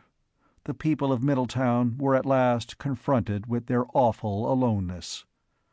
The party was over. The crowd silently dispersed, not speaking to each other, each man going back to his own home, his own thoughts. Keniston tried to find words of comfort for Carol when he left her, but he could not. There was no comfort for anyone, not now. They all had to face it, the certainty that they were the last on Earth. He walked slowly back through the silent, empty streets to relieve Bites. The moon had risen now, and through the great dome it poured coppery light upon the deserted plaza. Then suddenly he stopped and turned, as he heard a voice and running feet pursuing him. "Hey! Hey, Mr. Keniston!" He recognized Bud Martin, who had owned the garage in Old Middletown. Bud's lean young face was excited, and the words came tumbling out of him so fast as to be almost incoherent. "Mr. Keniston, I thought I just saw a plane going over the dome, high up. Only it looked more like a big submarine than a plane, but I saw it. I know I did." Keniston thought that he might have expected this. In their reaction of bitter disappointment, many of the Middletowners might be expected now to see the other people they so longed to see. He said, "I didn't hear anything, Bud." "Neither did I. It went quiet and fast, high up there. I got just a glimpse of it." Keniston looked up with him. They stared for moments, but the moonlit sky was cold and empty. He lowered his gaze. "It must have been a cloud shadow, Bud. There's nothing there." Bud Martin swore, and then said earnestly, "Listen, Mr. Keniston, I'm not an hysterical woman. I saw something." It gave Keniston pause. For a moment his heart quickened. Was it possible? He stared again for long minutes. The sky remained empty, and yet his throb of excitement persisted. He said abruptly, "We'll get Hubble, but don't say anything to anyone else. Stirring up false hopes now would be disastrous." Hubble was with McLean and Creasy in a candlelit room, listening to their account of that other dead city they had found. He heard Bud Martin's eager tale, and then looked at Keniston. "I saw nothing," Keniston admitted. "But through the dome, anything would be hard to see except when it was dead overhead." Hubble rose. "Perhaps we better have a look from outside. Get your coats on." Heavily wrapped, the five of them went along the silent streets to the portal, and through it into the outer night. They walked 100 yards out from the portal, along the sand-drifted highway, and then stopped and scanned the sky. The cold was intense. The big moon shone with a hard, coppery brilliance that washed the looming dome of New Middletown with light. Keniston's gaze swept the blazing chains of stars. The old groups were much changed by the ages, but a few he could still vaguely recognize. The time-distorted Great Bear warding the north, the warped and altered star pattern of the Lyre. And individual stars still burned in unmistakable splendor: the blue-white flaring beacon of Vega, the somber, smoky red magnificence of Antares, the throbbing gold of Altair. "People are going to be seeing plenty of things," said McLean skeptically. "We might as well—" "Listen," said Hubble sharply, holding up his hand. Keniston heard only the whisper of the bitter wind. Then, faintly, he caught a thrumming sound that rose and fell and rose again. "It's from the north," Creasy said suddenly, "and it's coming back around toward us." All five of them were suddenly rigid, held in the grip of an emotion too big for utterance, as they peered at the starry sky. The thrumming deepened. "That's no plane motor!" McLean exclaimed. It wasn't, Keniston knew. It was neither the staccato roar of combustion engines nor the scream of jets, but a deep bass humming that seemed to fill the sky. He was aware that his heart was pounding. Creasy shouted and flung up his hand. They saw it almost at once, an elongated black mass cutting rapidly down across the stars. Bud Martin yelled, "It's coming right down on us!" The thing, in a heartbeat, had become an enormous dark bulk rushing down upon them, looming like a thundercloud. They ran back toward the portal, their feet slipping on the loose sand. "Look!" cried Creasy. "Look at it!" They turned, there at the portal, and Keniston saw now that the downward rush of the black visitant upon them had been only an illusion born of its bigness. For the thing, whatever it was, humming like a million tops, was settling upon the plain a half-mile from New Middletown. Sand spumed up wildly to veil the giant bulk, then fell away and disclosed it resting on the plain. It was, Keniston saw instantly, a ship. Bud Martin's description had been accurate. The thing looked for all the world like a gigantic submarine without a conning tower, that had come down out of the sky to land upon the plain. The deep bass thrumming had stopped. The thing lay there in the moonlight, big, dark, silent. They stared rigidly. "A ship from another world?" Keniston whispered. "A spaceship?" "It must be, but there were no rocket jets. It uses some other kind of power. Why don't they come out of it now they've landed? What did they come here for? Who are they?" The bulky enigma out there brooded, silent, unchanged. Then Keniston heard a calling of voices, a rising uproar in the city behind him. Others had seen and called the news. The uproar of voices and running feet increased. All the thousands in New Middletown were beginning to stream in wild excitement toward the portal. Mayor Garris' pudgy figure ran toward them. "Have they really come? Have the other people come?" Hubbell's voice cracked. "Keep the people back. They mustn't go outside yet. Something has come, we don't know what. Until we do know, we've got to be careful." Into Keniston's mind suddenly flashed the remembrance of that big meeting hall that Jennings had found, with its special section of queer seats that no ordinary human man or woman could have used. He felt a chill along his nerves. What manner of beings were in the looming, monstrous mass out there? Garris sounded a little scared. Why, I never thought that if people came, they might be enemies." He started to shout to the police and National Guardsmen already on hand. "Get those people back, and get your guns!" Presently, the crowd had been forced back into the adjacent streets, and a score of armed police and guardsmen waited with Hubbell and Keniston and the others just inside the portal. The mayor, his teeth chattering in the cold, said, "Shall we go out to them?" Hubbell shook his head. "No, we're not sure of anything. We'll wait." They waited, shivering in the cold wind, and as they waited, Keniston's mind rioted with speculation. This great vessel from outer space, whence had it come to dying Earth? From the farther stars? Why had it come? And what was going on inside it now? What eyes were watching them? They waited. All New Middletown waited and watched as the moon swung lordly across the zenith and the stars shifted and the cold deepened. And nothing happened. The monster metal bulk out there lay lightless and without sound. The stars dimmed. Bleak gray light crept up the eastern sky. To Keniston, chafing half-frozen hands, the mighty vessel out on the plain seemed unreal and dreamlike. McLean swore. "If they're not coming to see us, we might as well go out to see them." "Wait," said Hubble. "But we've waited for hours, and—" "Wait," said Hubble again. "They're coming now." Keniston saw. A dark opening had appeared low in the side of the distant looming hull.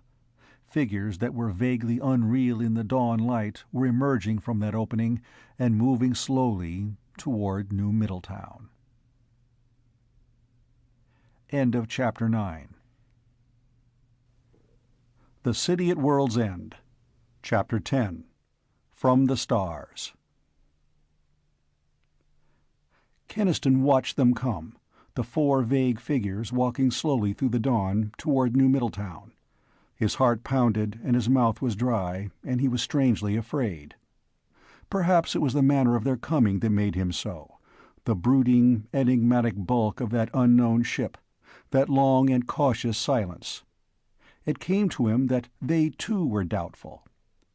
The three leading figures resolved themselves gradually into men, clad in slacks and jackets against the biting cold. The fourth member of the party trudged along some distance behind them, a stocky form veiled in the blowing dust. Mayor Garris said wonderingly, "They look just like us. I guess people haven't changed much after all in 1,000,000,000 years." Keniston nodded. For some reason, the cold knot in the pit of his stomach would not relax. There was something overpowering in this incredible meeting of two epochs. He glanced at the others. Their faces were white and tense. There was a feeling of excitement verging almost on hysteria. The strangers were close enough now to distinguish features.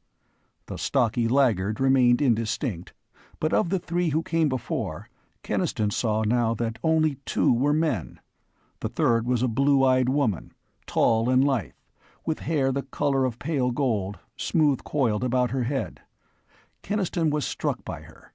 He had seen more beautiful women, but he had seldom seen one who carried herself with such grace and authority, and who looked at the world with such a direct, intelligent gaze. Almost instantly he resented her, for no more reason than that she made him instantly conscious of the vast horizons of knowledge and experience which were far beyond his present ken. And yet her mouth was friendly, quite a strong mouth, but ready to smile. The younger of the two men was broad and hard and healthy, with sorrel hair and one of those frank, jovial faces that is built over flint. Like the woman's, his attitude was of alert, half-cautious reserve. The other man was thin and untidy and very human. He had none of the cool reserve of his companions. He was excited and showed it, blinking eagerly at the Middletowners. Keniston warmed to him at once. There was a strange silence, and the woman and two men stopped. They looked at the Middletowners, and the Middletowners stared at them. Then the woman said something to her companions in a rapid, unfamiliar tongue. The younger man nodded silently, and the thin, eager man poured out a tumbling flood of words. Mayor Garris stepped forward hesitantly, a paradox of pompous humility. "I—" he said, and stopped. The small word vanished away on the wind, and he could seem to find nothing to replace it. The blonde woman regarded him with her bright gaze, intent and faintly amused. The thin man stepped forward toward them. Forming the words very carefully, he said, "Middletown calling," and again, "Middletown calling." Keniston was shaken by a great amazement. Relief and understanding made him almost giddy for the moment, and he heard again his own tired voice speaking those two hopeless pleading words into a silence that neither heard nor answered. But it had heard. It had answered, from somewhere. From where? Another world? Another star? Not from anywhere on Earth, surely. That great ship had never stooped to make such a paltry journey. He heard Mayor Garris utter a squeaking, strangled cry. A wave of shock, audible in the indrawn breath of every man there, swept the tight-packed group. Keniston's wandering thoughts came back with a start. The fourth member of the party had come up and joined the other three, and Keniston himself was appalled at what he saw. The fourth of the newcomers was not human. Manlike, yes, but not a man. He was tall, his body enormously strong and massive, his thick arms ending in hands like heavy paws. He was clothed in his own shaggy fur, supplemented by a harness-like garment. His head was flattened, its muzzle protruding in the fashion of a beast, his round and tufted ears alert. And his eyes. It was the eyes that were most shocking. They met Keniston's, large and dark and full of a quick, penetrating intelligence. Good-natured eyes, curious, smiling. The mayor had backed away. His face was quite white. He cried out shrilly, "Why, it isn't human!" The furry one looked puzzled by this outburst. He glanced at the woman and the two men, and they all looked at Garrus, frowning, as though at a loss to understand his fright. The creature moved toward Garrus a step or two, his paw-like hands outstretched. He spoke in a slow, rumbling voice and smiled, showing a row of great teeth that glistened sharp as sabers in the light. Garrus shrieked, and Keniston saw panic on the faces of the other men and saw the guns come up. "Wait!" he yelled, and darted forward, thrusting the mayor aside. "For God's sake, wait, you fools!" He faced them, standing so that his body shielded the alien one. He had, himself, a revulsion from that creature that was both beast-like and manlike. But the furry one had looked at him and had smiled. "Don't shoot!" he cried. "It's intelligent! It's one of them!" "Stand aside, Keniston!" shouted the mayor, his voice high with panic. "The brute looks dangerous!" The guns he faced swung sharply away from Keniston. He turned and saw that the four newcomers had suddenly stepped a little to one side. And abruptly, the scene ended. The woman raised her hand in a swift gesture. From the ship out on the plain came a flash of white light. It struck like a snake at all the crowd of Middletowners in the portal. It struck and was gone in an instant. Keniston had been in its path too. He felt a stunning shock in every nerve of his body. There was only a split second of pain, and then a numbed paralysis, as from an electric shock. He saw Garrus and Hubbell and the others stagger, their faces white and shaken. The guns dropped from nerveless hands. Then the furry one trudged toward Keniston. Again his dark eyes smiled. He made reassuring rumbling sounds, and his big paw-like hands kneaded into Keniston's neck with expert deftness. The paralysis of Keniston's nerves began to fade. The sorrel-haired younger man had stepped forward and picked up one of the fallen guns. Incredulity came into his eyes as he examined it. He said something in a sharp voice to the others. They looked the gun over and over. Then, puzzled and startled, they stared at Keniston and at the other Middletowners who now seemed returning to normal. "They've got a death ray or something," choked Bertram Garrus. "They can kill us." Hubbell said savagely, "Shut up! You're making an ass of yourself. That weapon was only a non-lethal means of defense that you forced them to use." The woman called excitedly to the furry one. "Gore Hall!" It was, obviously, his name. And Gore Hall rejoined the other three. He, too, uttered sounds of bewilderment as he looked at the gun. Keniston spoke to Hubbell, ignoring Garrus and the dazed police. "I think they've just begun to suspect where we came from." The excitement of the four newcomers was obvious. It was the woman, Keniston noticed, who first recovered from that bewilderment. She spoke quickly to the thin blinking man, the one who had so happily repeated, "Middletown calling." From her repeated use of the name, Keniston guessed the man was called Piers Eglin.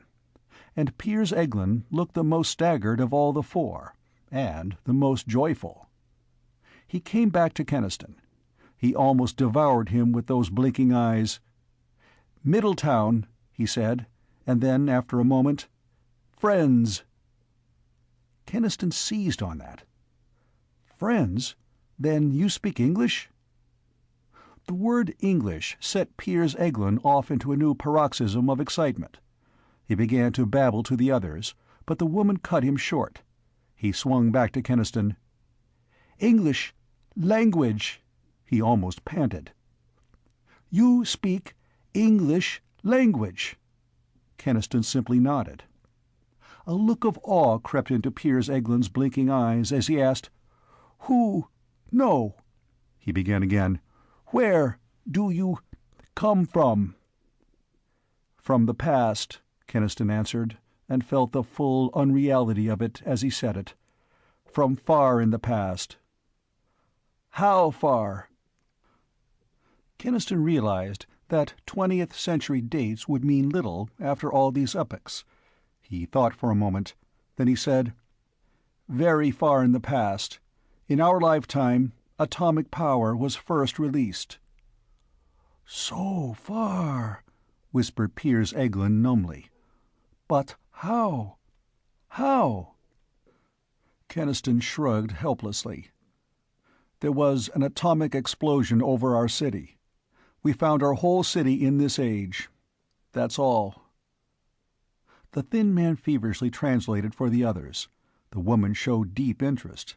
But it was Gore Hall, the furry one, who made the longest comment in his rumbling voice. Piers Eglin swung back to Keniston, but Keniston stemmed the other's eager questions by a question of his own. "Where do you come from?"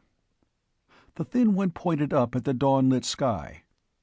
"From—" He seemed trying to remember the ancient name. Then, "From Vega." It was Keniston's turn to be staggered. "But you're Earthmen." He pointed to Gore Hall's furry figure. "And what about him?" Again Piers Eglin seemed to search his memory for a name. Then he said it. "Capella. Gore Hall is from Capella." There was a silence in which the four looked at the men of Middletown. Keniston's mind was a chaotic whirl, out of which one thing stood clear. The televisor radio of this domed city had indeed been far outside his comprehension. That radio had been designed for interstellar distances. That was where the call had gone, and whence it had been answered. From Vega, from Capella, from the stars. "But you speak our old language!" he cried incredulously. Piers Eglin stumblingly explained, "I am an historian, specializing in the pre-atomic Earth civilization.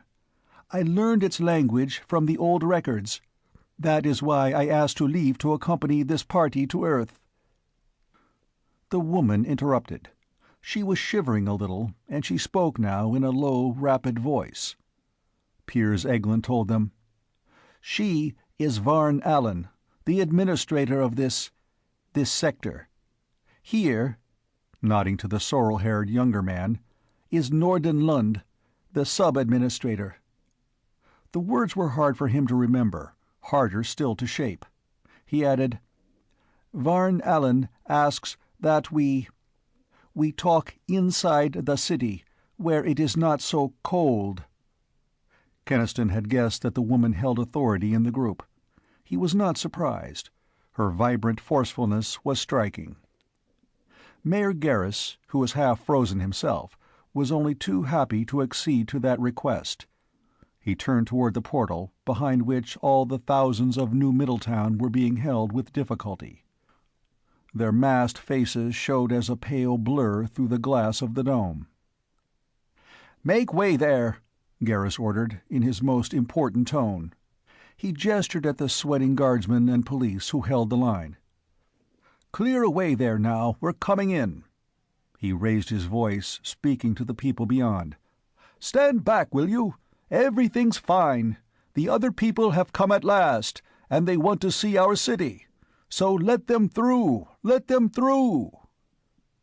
The crowd, with painful reluctance, made a narrow lane through itself, which was widened by the efforts of the guardsmen. Leading the way for the Starfolk, the mayor's dignity was somewhat injured by the uneasiness that caused him to skip hastily ahead with nervous backward glances at Gore Hall's towering figure. But he kept up his jovial front as leader of his people, shouting to them that all was well, that there was nothing to fear, and begging them to keep back and refrain from pushing. Varn Allen was the first one to follow Garrus through the portal.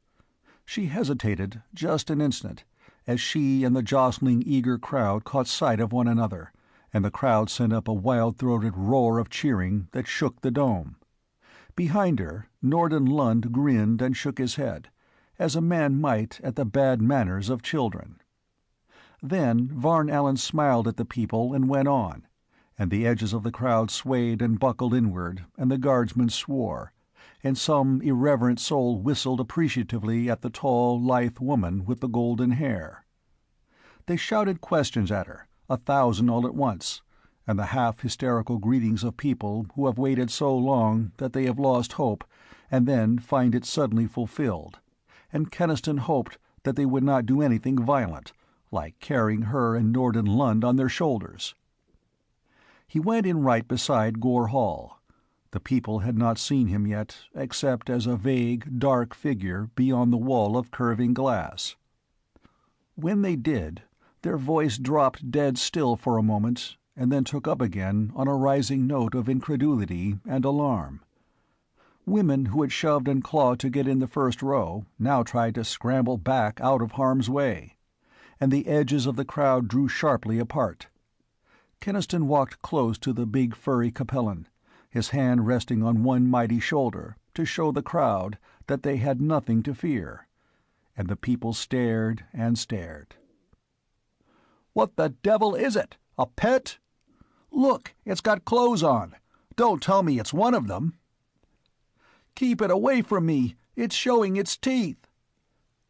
Keniston shouted explanations, and under his palm the dark, thick fur was hot and alien, and he was almost as much afraid of Gore Hall as they were.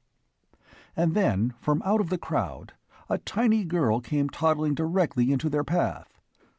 Her eyes shining with childish glee, she ran toward Gore Hall's mighty furry form. "Teddy bear!" she shrieked joyfully. "Teddy bear!" And she flung her arms around his leg.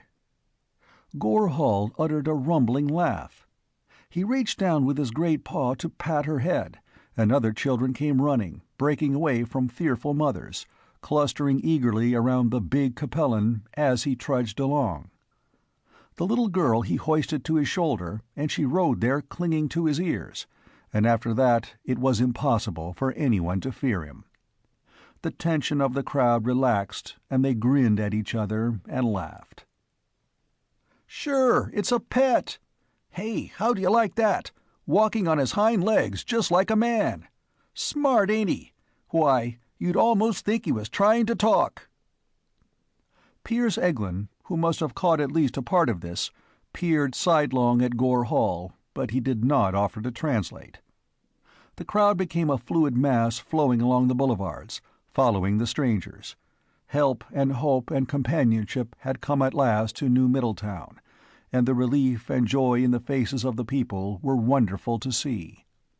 But Keniston watched the faces of the blue-eyed woman and the man Norden Lund, seeing their expressions change from incredulity to a startled acceptance. Piers Eglin was beside himself. A woman's fur coat entranced him. Quite ordinary cheap fur, but from a species of animal that Keniston realized must have been extinct for millions of years. Cloth and leather became treasures unimaginable in his eyes. He talked incessantly, feverishly, pointing out this wonder and that to his companions, lapsing occasionally into his painful English to ask Keniston some questions. And when he saw an automobile, he became perfectly hysterical with excitement. The automobile was of interest to them all. Varn Allen and Norden Lund stopped to examine it, and Gore Hall, gently disengaging himself from his burden of children, joined them. The furry one's quick eye apparently divined where the motive power was hidden away, and he made signs to Keniston that he wanted to see inside. Keniston lifted the hood. Immediately, all four bent over to inspect the motor, and the crowd of Middletowners laughed to see the big tame pet animal imitating its masters. The Starfolk talked, in their swift, unfamiliar tongue, and Norden Lund pointed to the engine assembly with the same half-mocking wonder that a man of Keniston's day might have felt toward an ox-cart. Gore Hall spoke to Piers Eglin, and the little man turned to Keniston. "So beautiful, so primitive," he whispered, and clasped his hands. "They ask you make it... He was stumped for a word, but Keniston got his meaning. The keys were in the lock. He started the motor. Gore Hall was fascinated. There was a good bit of talking, and then the last cupful of gas in the tank ran out, and the motor died. The Starfolk looked at each other and nodded and went on. Mayor Garrus was now in his finest form. He had lost his terror of Gore Hall in his pride and his excitement. He showed the strangers from the stars the means by which New Middletown had been made livable. He babbled about its government, its schools and courts, the distribution of food. How much of it the strangers got through Piers Eglin's stumbling translations, Keniston could not know, but an unreasoning resentment was growing in him. For he and all the folk of Middletown shared Garrus' pride. They had had a hard time, and they had taken this alien city, and with their own hands and ingenuity, they had made a functioning, decent habitation out of it, and they were proud of that. And all the while they were being proud, the strangers peered at the gasoline pumps and the improvised water system and the precious electric lights that had cost such labor, and were appalled at the crudity and ignorance of these things. They did not need to say so. It was plain in their faces. Presently they stopped and conferred at some length among themselves. Evidently they reached a decision, for Piers Eglin turned and spoke. "We have seen enough for this time," he said. "Later," and here he trembled with eagerness and his eyes shone moistly, like a hound's, "later we will wish to see the old city, which you say still stands. But now Varn Allen says we will return to the ship to report what we have found to Government Center." "Listen," said Keniston urgently. "We need help. We need power, and our fuel is running low." Hubble, who had been nearby through all the visit of the strangers, nodded and said, "If you could start up some of the atomic generators here." Piers Eglin turned at once to consult Varn Allen, who glanced at Keniston and Hubble and nodded. Piers Eglin said, "Of course. She says you should be made as comfortable as possible while you are still here. The crew of the Thanos will help. We will work under Gore Hall, who is our chief atomic technician." The mayor gasped. "That furry brute a technician?" Piers Eglin cleared his throat. "There will be others among the crew. They will be strange to you, but they are also friends. You had better assure your people." Garrus gulped and said, "I'll attend to it. I will act as, yes, interpreter.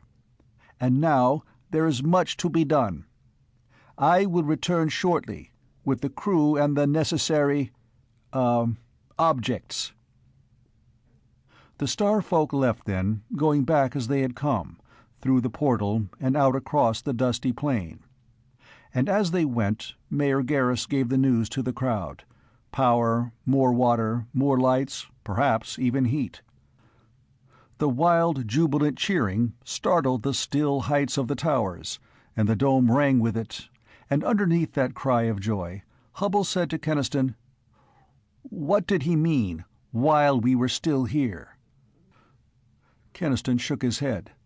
A cold doubt was in him, almost a foreboding, and it was based on nothing that had been said or done, but simply on the realization of the abyss that separated the civilization of old Middletown from civilization that had gone out among the stars so far and so long ago that Earth was almost forgotten.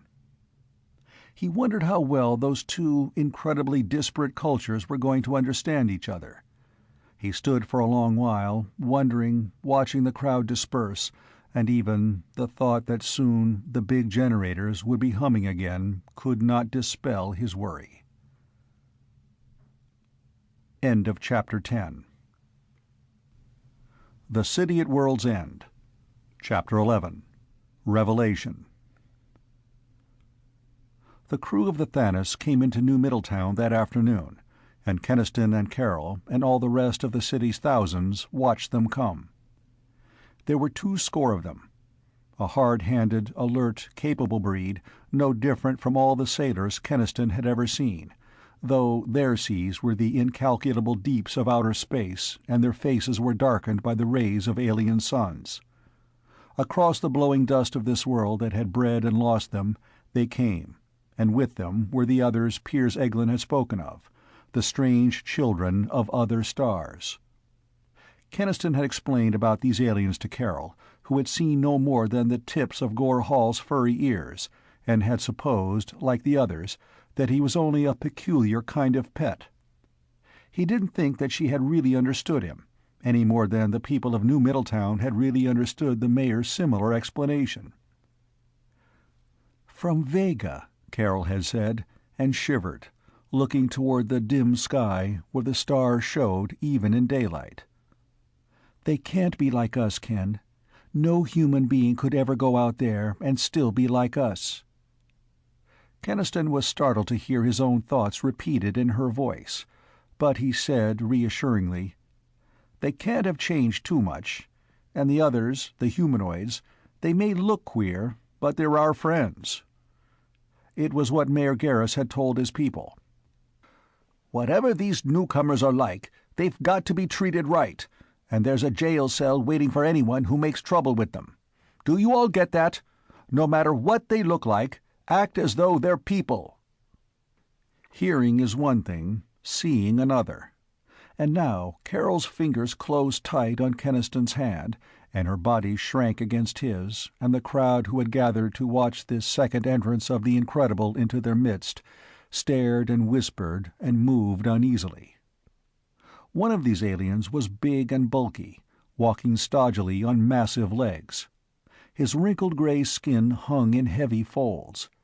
His face was broad and flat and featureless, with little, wise old eyes that glanced with shrewd understanding at the staring, silent crowd.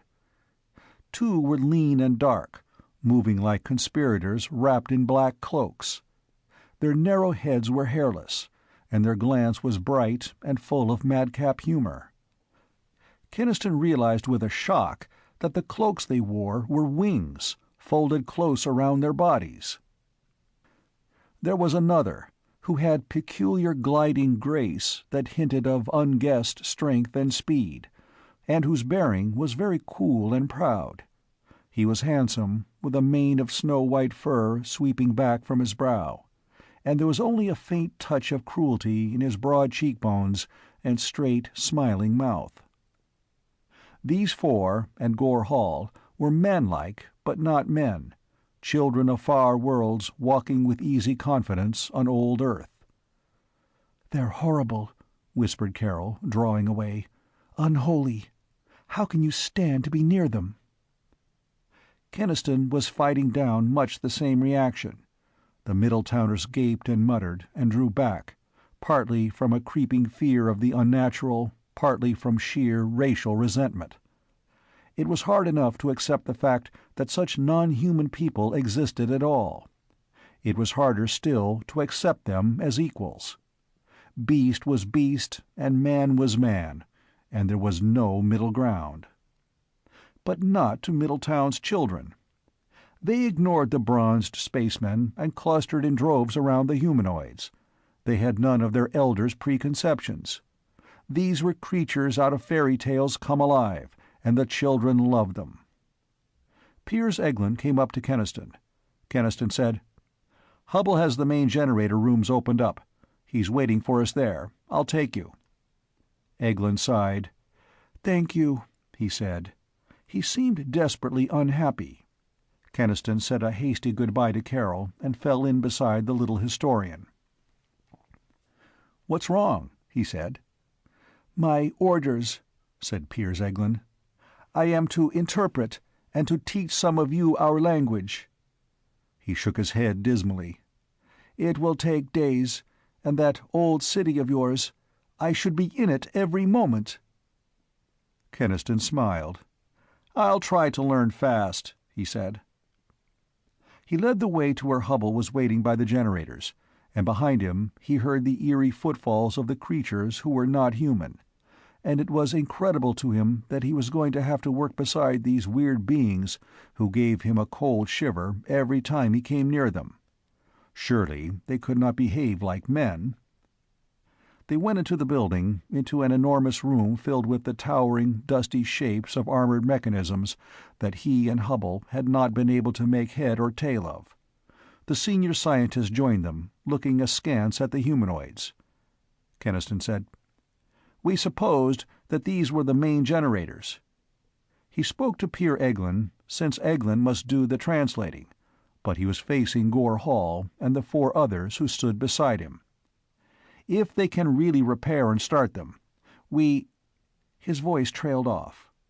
The 5 pairs of alien eyes regarded him, the 5 alien bodies breathed and stirred, and the crest of white fur on the proud one's skull lifted in a way so beast-like that it was impossible for Keniston to pretend any longer to accept them as human. Doubt, distrust, and just a hint of fear crept into his face. Piers Eglin frowned a little and started to speak. With the suddenness of a bat darting out in the evening, one of the lean dark brothers whipped wide his wings and made a little spring at Keniston, uttering a cry that sounded very much like "Boo!" Keniston leaped backward, startled almost out of his skin, and the lean one promptly doubled up with laughter, which was echoed by the others. Even the large gray creature smiled. They all looked at Keniston and laughed, and presently Hubble got it and began to laugh too, and after that there was nothing for Keniston to do but join in. The joke was on him at that. They had known perfectly well how he felt about them, and the lean one had paid him back in his own coin, but with humor and not malice. And somehow, after they had laughed together, the tension was gone. Laughter is a human sort of thing. Keniston mumbled something, and Gore Hall slapped his shoulder, nearly putting him on his face. But when he approached the dusty generators, Gore Hall changed abruptly from a shambling, good-natured creature into a highly efficient technician.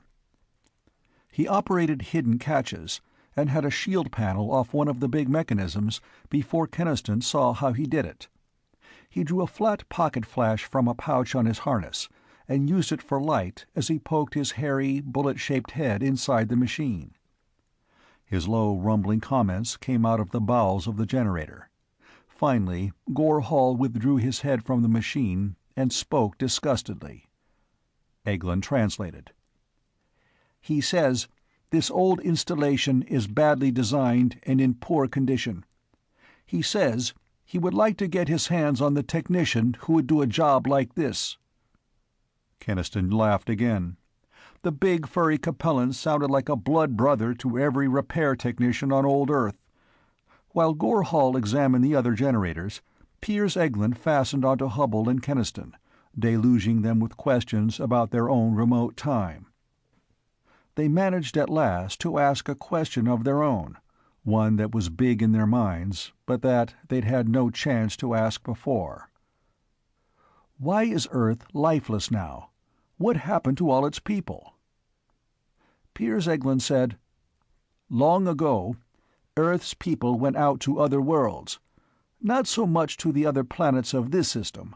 The outer ones were cold, and watery Venus had too small a land surface. But to the worlds of other stars across the galaxy." "But surely some of them would have stayed on Earth," said Keniston. Eglin shrugged. "They did, until it grew so cold that even in these domed cities life was difficult. Then the last of them went to the worlds of warmer suns." Keniston said. "In our day, we hadn't even reached the moon." He felt a little dazed by it all. To the worlds of other stars across the galaxy. Gore Hall finally came back to them and rumbled lengthily.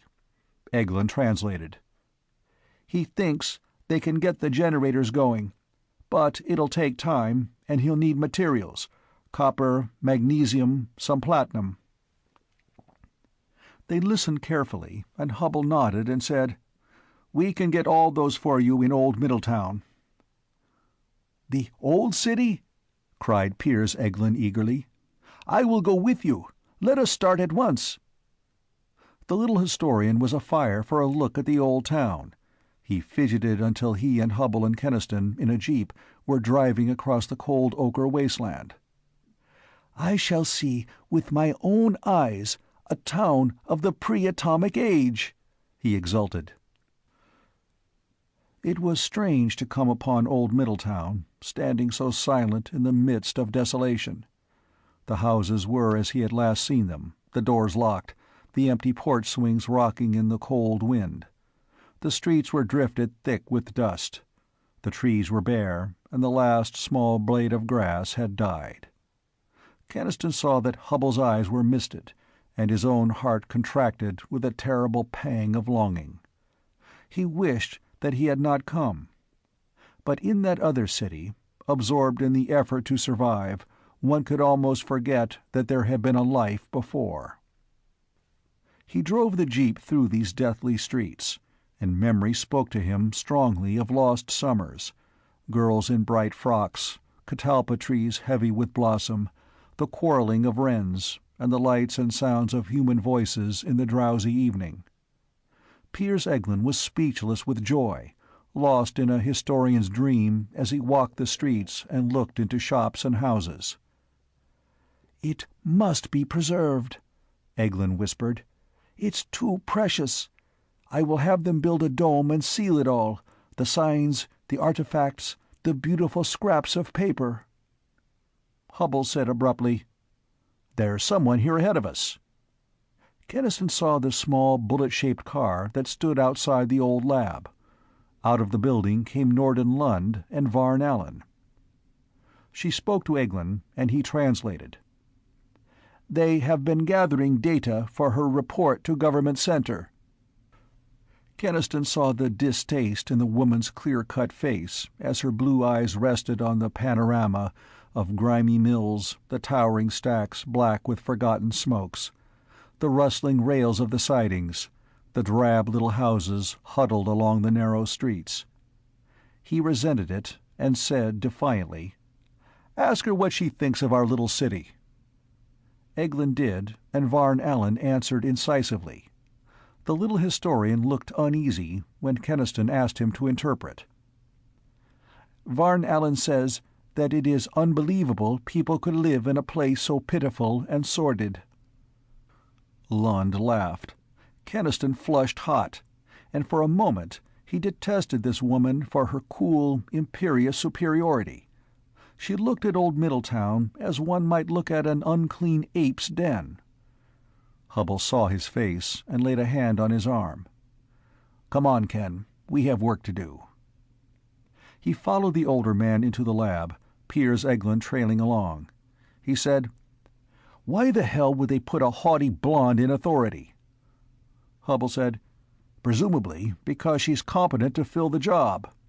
Don't tell me old-fashioned masculine vanity is bothering you." Piers Eglin had understood what they were saying, for he chuckled. "That's not such an old-fashioned feeling. Norden Lund doesn't much like being sub for a girl."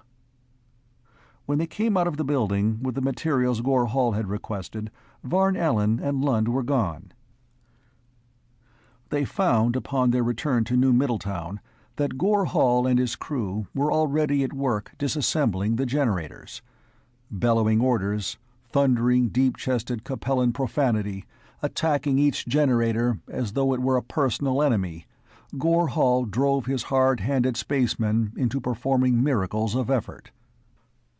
Keniston, in the days that followed, forgot all sense of strangeness in the intense technical interest of the work, laboring as he could, eating and sleeping with these star-worlders through the long days and nights, he began to pick up the language with amazing speed. Piers Eglin was eager to help him, and after Keniston discovered that the basic structure of the tongue was that of his own English, things went more easily. He discovered one day that he was working beside the humanoids as naturally as though he had always done it.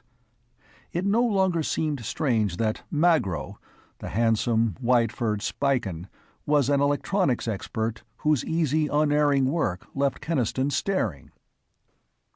The brothers, Ban and Bal, were masters at refitting. Keniston envied their deftness with outworn parts, the swift ease with which their wiry bodies flitted bat-like among the upper levels of the towering machines, where it was hard for men to go. And La Lore, the old grey stodgy one of the massive body, who spoke little but saw much from wise little eyes, had an amazing mathematical genius. Keniston discovered it when La Lore went with him and Hubble and Piers Eglin to look at the big heat shaft that seemed to go down to the bowels of the earth. The historian nodded comprehendingly as he looked at the great shaft and its conduits. It descended, he said, to the earth's inmost core. It was great work. It, and others like it, in these domed cities, kept Earth habitable ages longer than would otherwise have been the case. But there is no more heat in Earth's core to tap now. He sighed. The doom of all planets, sooner or later. Even after their sun has waned, they can live while their interior heat keeps them warm. But when that interior planetary heat dies, the planet must be abandoned. La Lore spoke in his throaty, husky voice. But John Arnall, as you know, claims that a dead, cold planet can be revived, and his equations seem unassailable. And the bulk grey Myron, for that star had bred him, Keniston had learned, repeated a staggering series of equations that Keniston could not even begin to follow. Piers Eglin, for some reason, looked oddly uncomfortable. He seemed to avoid La Lore's gaze as he said hastily, "John Arnall is an enthusiast, a fanatic theorist. You know what happened when he tried a test." As soon as Keniston could make himself understood in the new tongue, Piers Eglin considered that his duty was done, and he departed for Old Middletown, to shiver and freeze and root joyfully among the archaic treasures that abounded in every block. Left alone with the Star-Worlders, Keniston found himself more and more forgetting differences of time and culture and race as he worked with them to force life back into the veins of the city. They had New Middletown's water system in full operation again, and the luxury of opening one of the curious taps and seeing water gush forth in endless quantities was a wonderful thing. Many of the great atomic generators were functioning now, including a tremendous auxiliary heating system which made the air inside the dome several degrees warmer. And Gore Hall and Magro had been working hard on the last miracle of all. There came a night when the big Capellan called Keniston into one of the main generator rooms. Magro and a number of the crewmen were there, smeared with dust and grease, but grinning the happy grins of men who had just seen the last of a hard job. Gore Hall pointed to a window. "Stand over there," he said to Keniston, "and watch." Keniston looked out over the dark city. There was no moon, and the towers were cloaked in shadow, the black canyons of the streets below them pricked here and there with the feeble glints of candles and the few electric bulbs that shone around the city hall. Gore Hall strode across the room behind him, to a huge control panel half the height of the wall. He grunted. There was a click and a snap as the master switch went home, and suddenly, over that nighted city under the dome, there burst a brilliant flood of light. The shadowy towers lit to a soaring glow. The streets became rivers of white radiance, soft and clear, and above it all there was a new night sky, the wondrous luminescence of the dome, like a vast bowl fashioned out of moonbeams and many-colored clouds, crowning the gleaming towers with a glory of its own.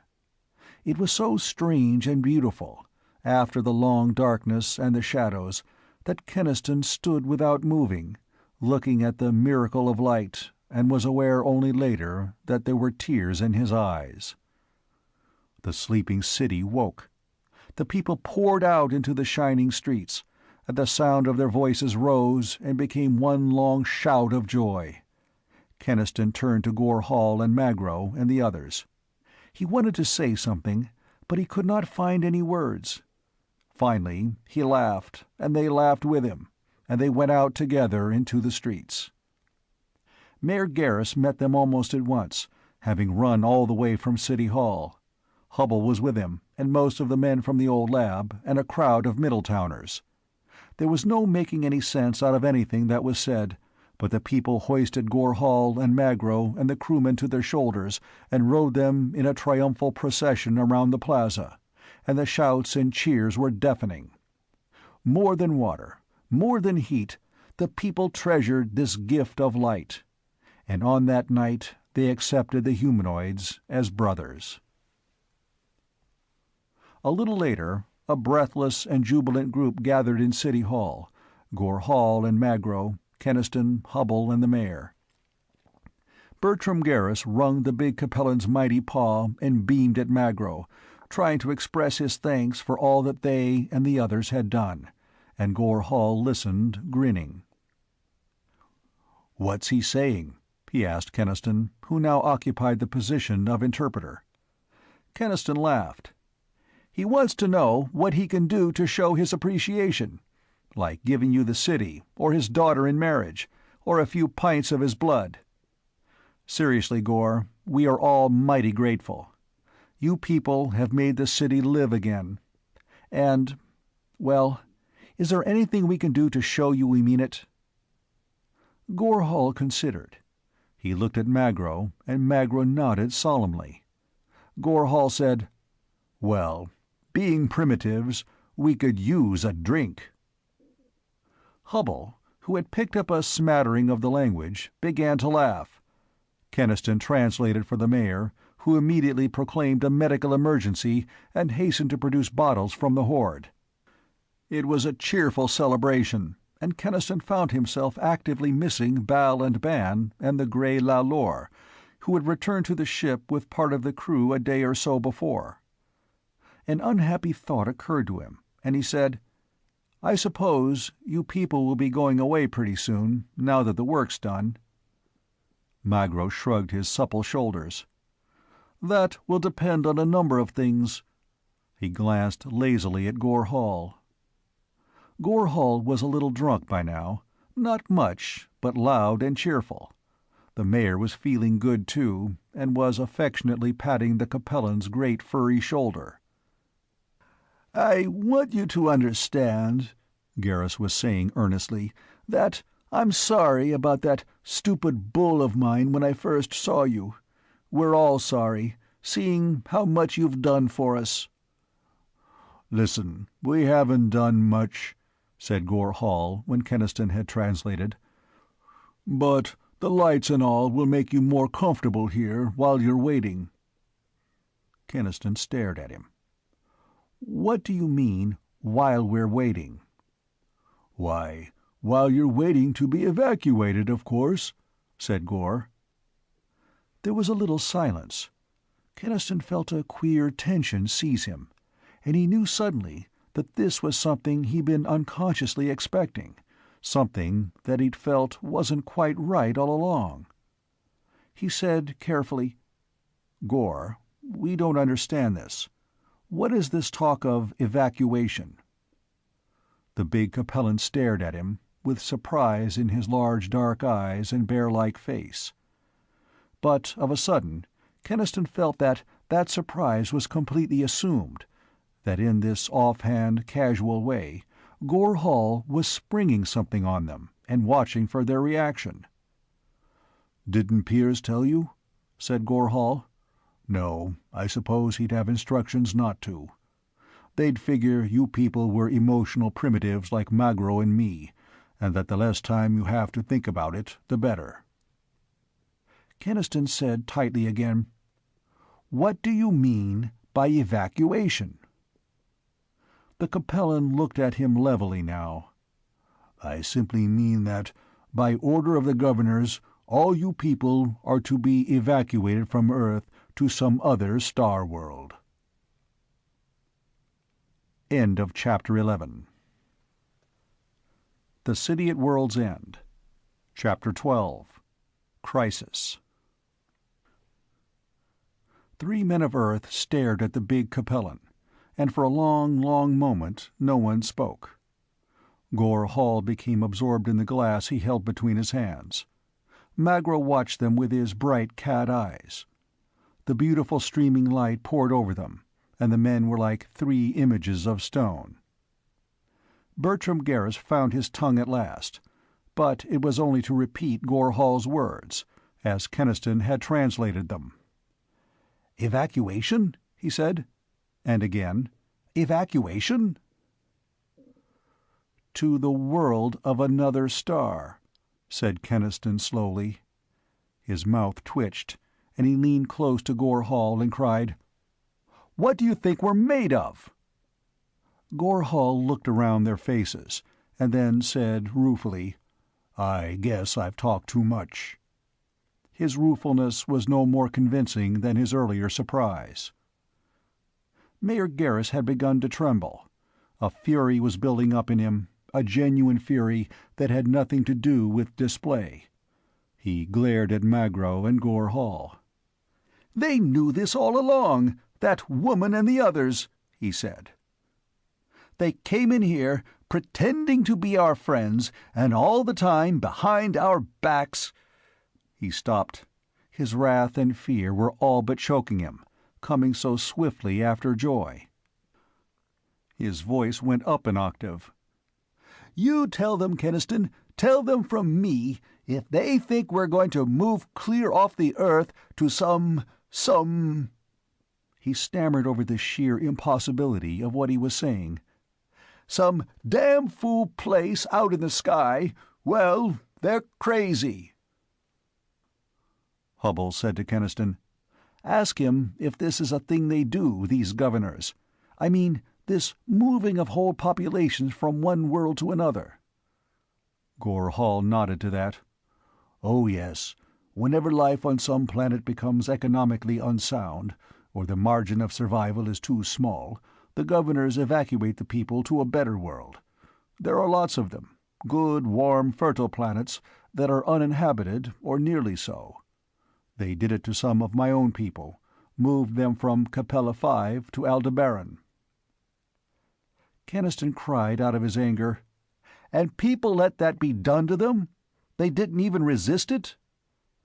Gore Hall said, "People, human people, I mean, have got millions of years of civilization behind them. They're used to peaceful government, used to obedience, and they've been moving from world to world ever since they left Earth ages ago, so that one planet doesn't mean much more than another to them. But the primitive humanoid folk, lately civilized, like my own and Magro's, aren't so reasonable. There's been a good bit of resentment among them about this evacuation business. In fact, they hate it, just as much as you do." "Here," said Hubble sharply. "Where are you going?" He was talking to the mayor, who was striding suddenly toward the door. He caught Garris by the coat and pulled him back. The mayor struggled sullenly to free himself. "I'm going to tell them," he said, jerking his head toward the sounds of revelry that came from the crowd of Middletowners in the plaza. "Move off the Earth? They'll have something to say about that." "What do you want to do?" snapped Hubble. "Start a riot? Don't be a fool. That's no way to handle this. No, it's that ice-water blonde we've got to talk to, and that fellow Lund." He shook Garris. "Stop it, I say. Going off half-cocked will only make it harder for everyone." Garris stopped struggling. He looked from Hubble to Keniston and back again. "All right," he said. "We'll talk to them. But they'd better get it through their heads that they're not dealing with any flock of tame sheep." He stamped back into the room. "Ordering us off our own world. Get those two freaks out of here, Keniston. I was right the first time. They're not to be trusted. They're—" "Oh, shut up," said Keniston impatiently. "Gore and Magro don't make the laws. They're simply being decent enough to give us fair warning of something we wouldn't have known about until it was too late." He knew there was more in it than that, but he was too hurried and upset to search for deeper motives now. He turned to Gore and the Spican. "Listen," he said. "You've seen how the mayor reacted. Well, I can assure you that all our people will react just that way, only more so. Tell that to Varn Allen, and tell her that she better come here and talk about this evacuation before she gets in too deep. Tell her we don't like having things done behind our backs. Tell her—" He caught himself, surprised by his own fury. "No, I guess you couldn't tell her that," he said, and Gore Hall grinned. "As one primitive to another, I get your meaning." "Well, all right. And Gore, you and Magro and the others better stay out of the city. When this thing breaks, I wouldn't guarantee anybody's safety." "Oh," said Gore Hall, and grinned very widely, so that even his grinders glistened. "We'll be quite safe, confined to quarters in the ship. We, or rather I, have done an evil thing. We have spoken out of turn and upset the policy." The three of them, humanoids and human, looked at each other, and there was understanding between them. Keniston put his hand on Gore Hall's furry shoulder, and gripped the iron muscles of it, and Magro said, "One more thing, Keniston. If there's trouble, and I seem to smell trouble very strongly in the air, watch out for Lund. Varn Allen may be much too sure of herself, but she's honest. Lund, well, he wants Varn's job, and he will cheerfully cut anyone's throat to get it." "That is so," said Gore Hall. "Remember, Keniston." "I'll remember, and thanks." They went away to take the message of defiance to the ship. Keniston watched them go, and the mayor watched them, and they listened to the cheering that followed them all the way to the portal. "I'm sorry I called them freaks," the mayor said suddenly. "By God, they're more like us than the people in that ship." Hubble nodded. "Their culture level is closer to ours. They haven't lost their old aboriginal roots. Our own people have gone too far beyond us. The whole pattern of their thinking is different. We're strangers now to our own kind." To Keniston, the cheering and the happiness of the Middletowners out there was an ironically bitter thing now, if they knew what was being planned for them. He said to Hubble, nodding his head toward the mayor, "Will you stick with him and keep him from telling everyone? He'll listen to you more than to anyone." Hubble said, "I will. You get some sleep, Ken. You've been working a tough grind, and the Allen woman and Lund won't likely come before morning." And Keniston slept, but neither much nor well. In spite of his exhaustion, Gore Hall's words rang like passing bells in his mind all the rest of that night. Evacuate, evacuate, to the world of another star. And he thought of all the people of Middletown who happily believed their troubles were over, and of Carol. Particularly of Carol, and most of all, he thought of Varn Allen, whom he had begun to hate. And he was afraid. It did not take much imagination to divine what the mayor's narrowness had missed. A vast and powerful machinery of government directing this future universe. A machinery of which the big starship and its occupants were but a symbol. It did not seem likely that a handful of people on a dying planet could successfully defy that government for very long. Hubble woke him at last out of an uneasy slumber to tell him that Varn Allen and Lund had come, and that the mayor had called the city council. "We need you to interpret, Ken," he said. "You speak the language better than any of us, and this is too important to take any chances of misunderstanding." Neither of them talked very much on the way to the soaring tower that was now City Hall, and Keniston could see that Hubble was as worried and oppressed as he. A crowd had gathered in the plaza, a happy crowd, come to cheer their good friends who had helped them so much. Inside City Hall, the Council of Middletown sat around a massive metal table. The mayor, Borchard the coal dealer, Moretti the wholesale produce merchant, half a dozen more, facing at one end of the table the woman and the man who came from Vega and who were administrators over a vast sector of space with all its worlds and peoples. Mayor Garrus fastened on Keniston the moment he came in. He looked as though he had slept even less than Keniston, and his mood had not changed since the night before. "You ask her, Keniston," he said. "You ask her if this evacuation story is true." He asked her. Varn Allen nodded. "Quite true. I'm sorry that Gore Hall spoke so prematurely. It seems to have upset your people."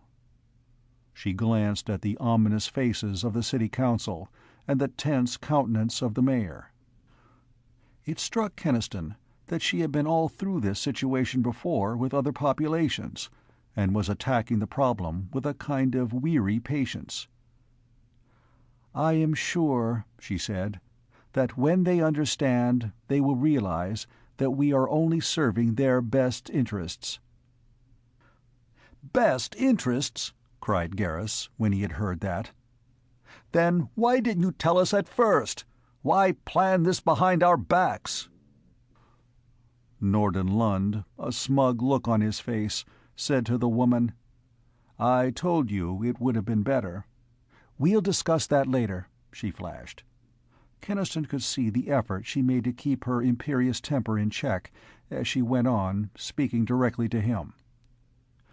"We wanted to wait until we could present a complete plan of evacuation, so as not to upset your people too much." "In other words," said Keniston angrily, "you were dealing with a bunch of primitive aborigines who had to be coaxed along?" "Aren't you acting in just such a fashion?" Varn Allen demanded. Again, she visibly got a grip on her irritation. She said, carefully, as though explaining to a child, "A ship full of evacuation experts is on its way here, should arrive soon. They can assess the needs of your people and find a world that will fit their physical and psychological needs. We will see that it is a world as much like your past Earth as possible." "That," said Keniston ironically, "is very decent of you." The woman's blue eyes flashed open hostility at him. He turned away from her, for Garrus was demanding a translation. He gave it, and in his own resentment he did not soften it. Garrus forgot oratory in his indignation. He sputtered, "If they think we're going to move away from Earth to some crazy world out in the sky, they're badly mistaken. You make that clear to them." Varn Allen looked honestly bewildered when Keniston did. "But surely you people don't want to stay in the cold and hardship of this dying world?" Keniston, watching the anger and the instinctive, basic fear grow still stronger in the mayor's white face, could understand his feelings. His own reaction was the same. "Not want to stay here?" said Garrus, forcing words out painfully from a throat constricted with emotion. "Not want to? Listen, you people. We have left our own time. We have had to leave our own city, our homes. That's enough. It's all we can stand in one lifetime. Leave Earth? Leave our own world? No!" There was no oratory about him now at all. He was like a man who has been asked to die. Keniston spoke to Varn Allen. His own voice was not quite steady. "Try to understand. We are Earth-born. Our whole life, all the generations before us, since the beginning." He could not put it into words, this sudden passionate oneness with Earth. "The Earth hath he given to the children of men. The earth, the soil, the winds and the rains, the growth and the dying over the ages, beast and tree and man. You could not forget that. You could not let drop the heritage of a world as though it had never been. The sorrel-haired Norden Lund was speaking to Varn Allen, looking contemptuously at the Middletowners as he spoke. "I warned you, Varn, that these primitives are too emotional for ordinary methods." The woman, her blue eyes troubled, ignored Lund and addressed Keniston. "You must make them recognize the facts. Life here is impossible, and therefore they must go." "Let her tell that to the people," said the mayor, in an oddly tight voice. "No, I'll tell them myself." He rose and left the council room. There was a curious dignity about his plump figure now. Borchard and Moretti and the others followed. They, too, showed a shrinking, instinctive dread of the thing that had been proposed. They went out on the steps, and Keniston and Hubble and the two from the Stars went with them. Outside in the plaza were still gathered thousands of the Middletowners, mill hand, housewife, banker and bookkeeper, the old men and the little children. They were still happy, and they cheered, sending up a great joyous shout to echo from the towers. Mayor Garris took the microphone of the loudspeaker system. "Folks, listen carefully. These new people are telling us now that we ought to leave Earth. They say they'll give us a better world, somewhere out there among the stars. What about it? Do you want to go, away from Earth?" There was a long moment of utter silence, in which Keniston saw the Middletowners' faces grow bewildered, incredulous. He looked at Van Allen's clear-cut face and saw that the shadow of weariness on it was deeper. He realized again that two epochs, two utterly different ways of life, were looking at each other here, and finding it difficult to understand each other. When, finally, the crowd of Middletowners had grasped the suggestion, their answer came as a rising chorus of exclamations. "Go off and live someplace in the sky? Are these people nuts? It was bad enough to leave Middletown for this place, but to leave Earth—" A large-handed, stocky man, whom Keniston recognized as Lauber, McLean's truck driver, came to the steps and spoke up to the mayor. "What's all this about, anyway? We're getting along here all right now. Why would we want to go off to the moon or somewhere?" The mayor turned to the two starfolk. "You see, my people wouldn't listen to an idea like that for a minute." Keniston told the woman, "The people completely reject the whole proposal." Varn Allen stared at him in honest surprise. "But it is not a proposal. It is a formal order of the Board of Governors. I recommended this evacuation, and they have approved it." Keniston said dryly, "Unfortunately, our people don't recognize any authority but their own government, so the order means nothing to them." The woman looked appalled. "But nobody defies the governors. They are the executive body of the whole Federation of Stars." The Federation of Stars? It had a sound of distant thunder in it. And again Keniston realized the incomprehensible, staggering vastness of the civilization out there which this woman and this man represented.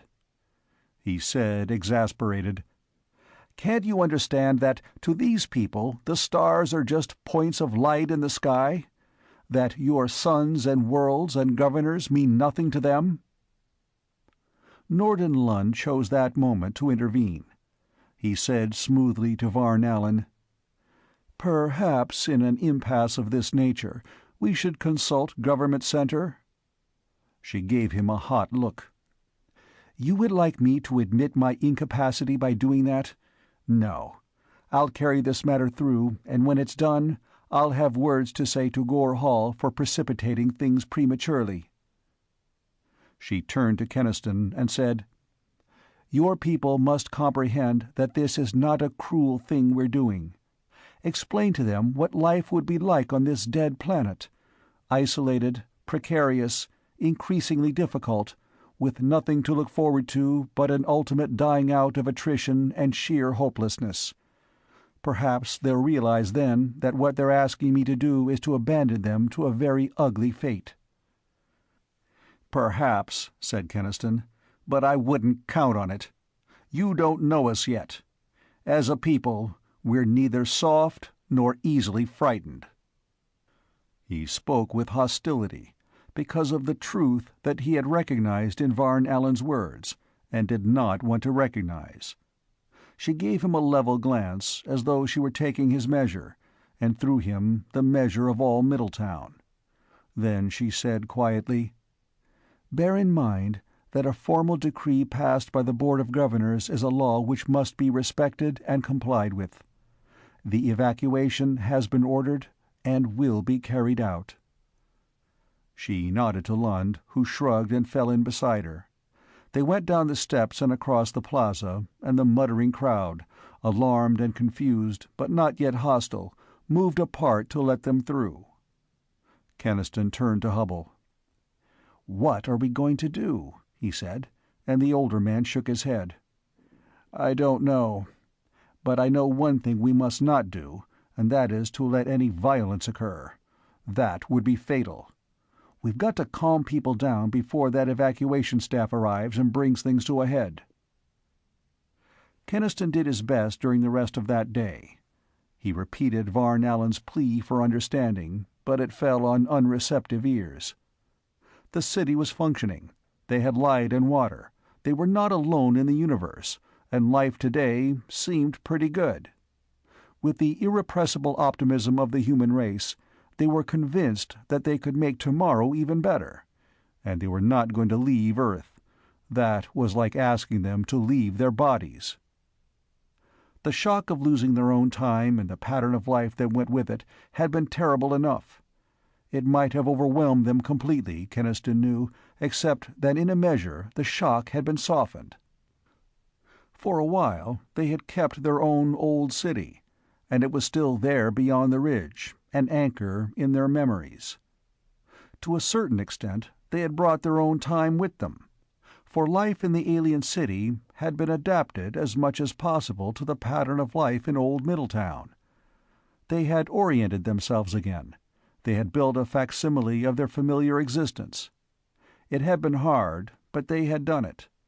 They could not now, quite suddenly, throw it all away and start again on something utterly divorced from everything they had ever known.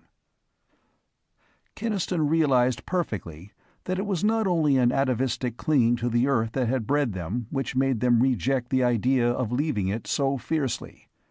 It was the physical and immediate horror of entering a perfectly unknown kind of ship and plunging in it out beyond the sky into what?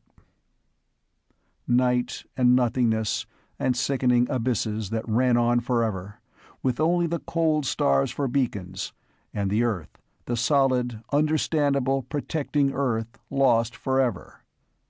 His own mind recoiled from the very imagining. Why couldn't the woman understand? Why couldn't she realize that a people to whom the automobile was still quite recent were not psychologically capable of rushing into space? The great ship brooded on the plain, and all that afternoon and evening the people drifted restlessly toward the wall of the dome to look at it, and stand in little groups talking angrily, and move away again. The streets seethed with a half-heard murmur of voices and movement. Crowds gathered in the plaza, and a detachment of National Guardsmen in full kit went marching down to mount guard at the portal. Dejected, oppressed, and more than a little sick with worry, Keniston faced the unavoidable and went to Carol. She knew, of course. Everybody in New Middletown knew. She met with him with the drawn, half-bitter look that had come more and more often on her face since the June day their world had ended, and she said, "They can't do it, can they? They can't make us go." "They think they're doing the right thing," he said. "It's a question of making them understand they're wrong." She began to laugh, quite softly, laughter with no mirth in it. "There isn't any end to it," she said. "First we had to leave Middletown, now we have to leave Earth. Why didn't we stay in our homes and die there if we had to, like decent human beings? It's all been madness ever since. This city, and now—" She stopped laughing. She looked at him and said calmly, "I won't go, Ken." "You're not the only one who feels that way," Keniston told her. "We've got to convince them of that." Restlessness rode him, and he got up and said, "Let's take a walk. We'd both feel better." She went out with him into the dusk. The lights were on, the lovely radiance that they had greeted with such joy. They walked, saying very little, burdened with their own thoughts, and Keniston was conscious again of the barrier that seemed always between them now, even when they agreed. Their silence was not the silence of understanding, but the silence which is between two minds that can communicate only with words. They drifted toward the section of the dome through which the distant starship was visible.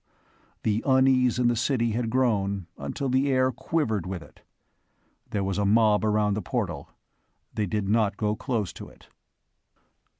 Through the curved, transparent wall the lighted bulk of the Thanos was no more than a distorted gleaming. Carol shivered and turned away.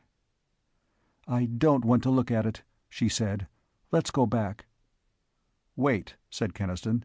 "There's Hubble." The older man caught sight of him and swore. "I've been hunting the hell and gone over town for you," he said. "Ken, that bloody fool Garrus has blown his top completely, and is getting the people all stirred up to fight. You've got to come with me and help soothe him down." Keniston said bitterly, "No wonder Varn Ellen thinks we're a bunch of primitives. Oh, all right, I'll come. We'll walk you back home on the way, Carol." They started back through the streets, whose towers now shone timelessly beautiful in the calm white radiance. But the people in those streets, the little tense talking groups, the worried faces and questions, the angry expletives, jarred against that supernal calm. The pulse of unease in the city seemed to quicken. A low cry ran along the streets. People were calling something. A shout was running along the ways, hands pointed upward, white faces turned and looked at the shimmer of the great dome above. "What—" Hubble began impatiently, but Keniston silenced him. "Listen." They listened. Above the swell of distant voices, growing louder every moment, they heard a sound that they had heard only once before. A vibration, more than a sound, a deep bass humming from the sky, too deep to be smothered even by the dome. It came downward, and it was louder and louder, and then, quite suddenly, it stopped. People were running now toward the portal, and the words they shouted came drifting confusedly back. "Another starship," said Keniston. "Another starship has come." Hubble's face was gray and haggard. "The evacuation staff. She said they'd arrive soon. And the whole town ready to blow off. Ken, this is it." End of Chapter 12. The City at World's End. Chapter 13. Embattled City. With a sinking heart, Keniston stared at Hubble and listened to the sharpening voice of the city. Carol spoke, and the words reached him from a long way off. "Never mind me, Ken. I'll get home all right." "Yes," he said. "I'm afraid we've got to get hold of the mayor right away. Stay in off the streets, Carol." He kissed her swiftly on the cheek, and she turned away, walking fast. Keniston hesitated, feeling that he ought to go with her, but Hubble had already started on, and there was no time for punctilio. After all, there was no danger, not yet. He caught up with Hubble. People streamed past them, going the other way toward the portal. Frightened, belligerent people, their eyes a little too bright, their voices too loud. Keniston and Hubble were almost running, but even so, it took them some minutes to reach the plaza in front of City Hall. As they crossed it, jeeps loaded with National Guardsmen pulled away from the government building and went tearing off down the boulevard. The men were wrapped to the eyes in heavy clothing, and Hubble groaned. "They're going outside. Now what the devil has that idiot done?" They raced up the steps and into the building. In the council chamber they found the mayor with Borchard and Moretti and most of the councilmen. Garrus strode up and down, his face mottled, his eyes glittering with the courage born of fear. He turned to Keniston and Hubble as they came in, and there was a curious blankness in his look, an absence of reason that made Keniston lose what little hope he had. "So, they're going to try to rush us away from Earth," said Garrus. "Well, we'll see. We'll see how far they're going to get with that." His voice shook, his pudgy hands were clenched. "I've called up all units of the National Guard, and did you see those jeeps? They're on their way to Old Middletown to bring the field guns from the armory. Guns, Hubble, guns! That's the only way to show 'em they can't order us around." "You fool," said Hubble. "Oh, you fool." It was too late in the day to call the mayor a fool, and Hubble found it out. Borchard snarled at him. "He's acting with our complete approval. Listen, Mr. Hubble, you stick to your science, and we'll handle the government." "That's right," said Moretti. He said it 2 or 3 times, and the remaining council members backed him up. Hubble faced him. "Listen to me," he said. "You're all scared so blind you can't see what's in front of you. Guns! All the guns we've got won't make a pop like a toy pistol compared to what they can bring against us if they want to. These people have conquered the stars. Can't you understand that? They can conquer us with no more than that ray they've got on the ship, and violence would only anger them into doing it." Garrus thrust his face close to Hubble's. "You're afraid of them," he said. "Well, we're not. We'll fight." The council cheered. "All right," said Hubble. "Go ahead. There's no use arguing with idiots. The only chance we had of beating this thing was to behave like civilized men. They might have listened to us then, and respected our feelings. But now—" He made a gesture of negation, and the mayor snorted. "Talk. A lot of good your talking did. No, sir. We'll handle this our way, and you can be thankful that your mayor and council haven't forgotten how to defend the rights of the people." His voice rose almost to a shout to carry the last words to Hubble, who had walked out with Keniston close on his heels. Outside in the plaza, Keniston said abruptly, "There's only one thing to do. Talk to Varn Allen. If she'd agree to call off her dogs for a while, things might simmer down." He shook his head, making a wry face. "I hate to admit to that blonde bureaucrat that we're governed by a bunch of half-witted children, but—" "You can't really blame them," said Hubble. "We are like children, faced with the unknown, and since we can't run and hide, we have to fight. It's just that they're taking the wrong way." He sighed. "You go out to the ship, Ken. Do what you can. I'm going back in and struggle with His Honor. If I'm patient enough—oh, well, good luck." He went back inside, and Keniston retraced his weary steps toward the portal. The crowd had doubled since he had last seen it. It pushed and swirled around the portal, spreading out on both sides along the wall of the dome. Out on the plain, the lights of 2 ships gleamed, and the people watched them, a low murmur running through them like the first mutter of wind before a storm. The company of guardsmen in full kit had taken up their station in the portal, a barrier of olive drab picked out with the dull gleam of gun barrels. Keniston went up to them. He nodded to some of the men he knew and said, "I'm going out to the ships. Important conference," and started through the line. And they stopped him. "Mayor's orders," the lieutenant said. "Nobody goes outside. Yeah, I know who you are, Mr. Keniston, but I have my orders. Nobody goes outside." "Listen," said Keniston, desperately manufacturing a lie. The mayor sent me. I'm on his business." "Bring me a written order," said the lieutenant, "and we'll talk about it some more." The line of guns and stolid men remained unmoved. Keniston considered trying to crash it, and gave that up at once. The lieutenant was watching him suspiciously, so suspiciously that an uncomfortable thought occurred to Keniston.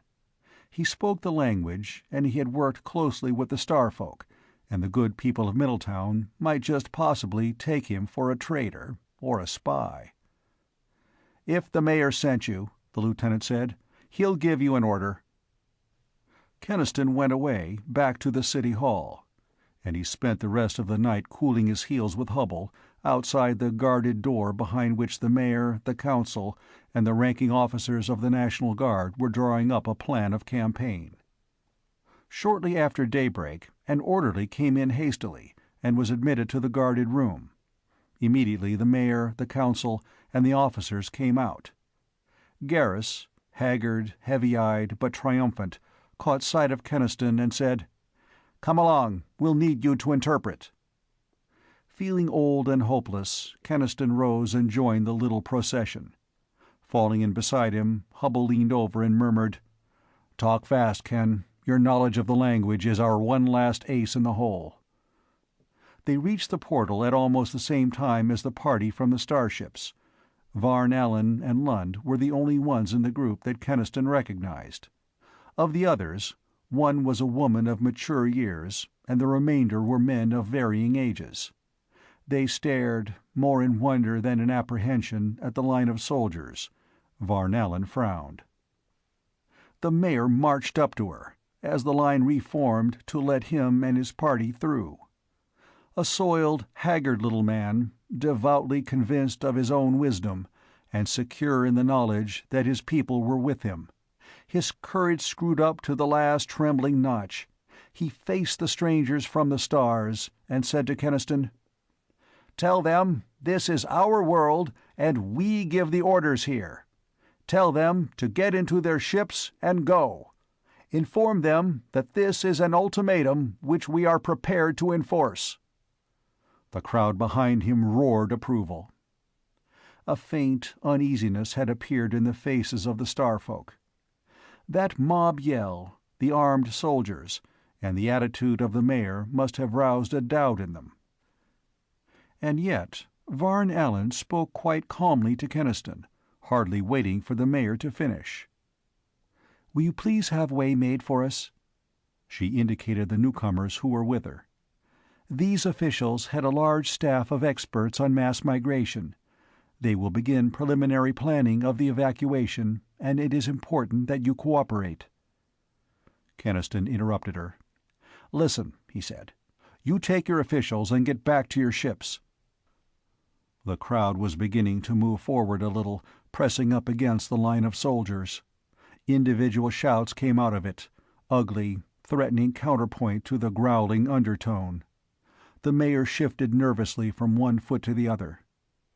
"Did you tell her?" he demanded. "What's she saying? Did you tell her?" Keniston cried out, "Go back to your ships, and quickly! Can't you see that mob's about to break loose?" But still Varn Allen did not seem to understand. "There's no room for further argument," she said, as though her patience was at an end. "We are here on direct orders from the Board of Governors, and I must ask you to—" Speaking very distinctly, Keniston said, "I am trying to prevent violence. Go back to your ships now, and I'll come out and talk to you later." She stared at him in utter astonishment. "Violence?" she said. And again, "Violence? Against officials of the Federation?" It crossed his mind that that was something she had never seen nor heard of. In the momentary silence between them, the surge and rumble of the crowd grew louder, and abruptly Norden Lund laughed. "I told you that you were taking the wrong way to deal with savages," he said. "We'd better go." "No." Secure in her pride, in the authority vested in her by the Federation of Stars, in her proven ability as an administrator, Varn Allen was not going to run before the shouts of a mob. She turned on Keniston, her voice perfectly steady and sharp as a steel knife. "I don't think you understand," she said. "When an order is issued in the name of the Board of Governors, that order is obeyed. You will so inform your mayor, and require him to disperse his people, and at once." Keniston clenched his fists and groaned. "For Christ's sake," he began, and then the mayor, the over-anxious, bellicose, and frightened mayor, set the spark to the ready tinder. "You tell 'em they'd better get out in a hurry," he cried, loud enough to be heard clearly by the front ranks of the crowd.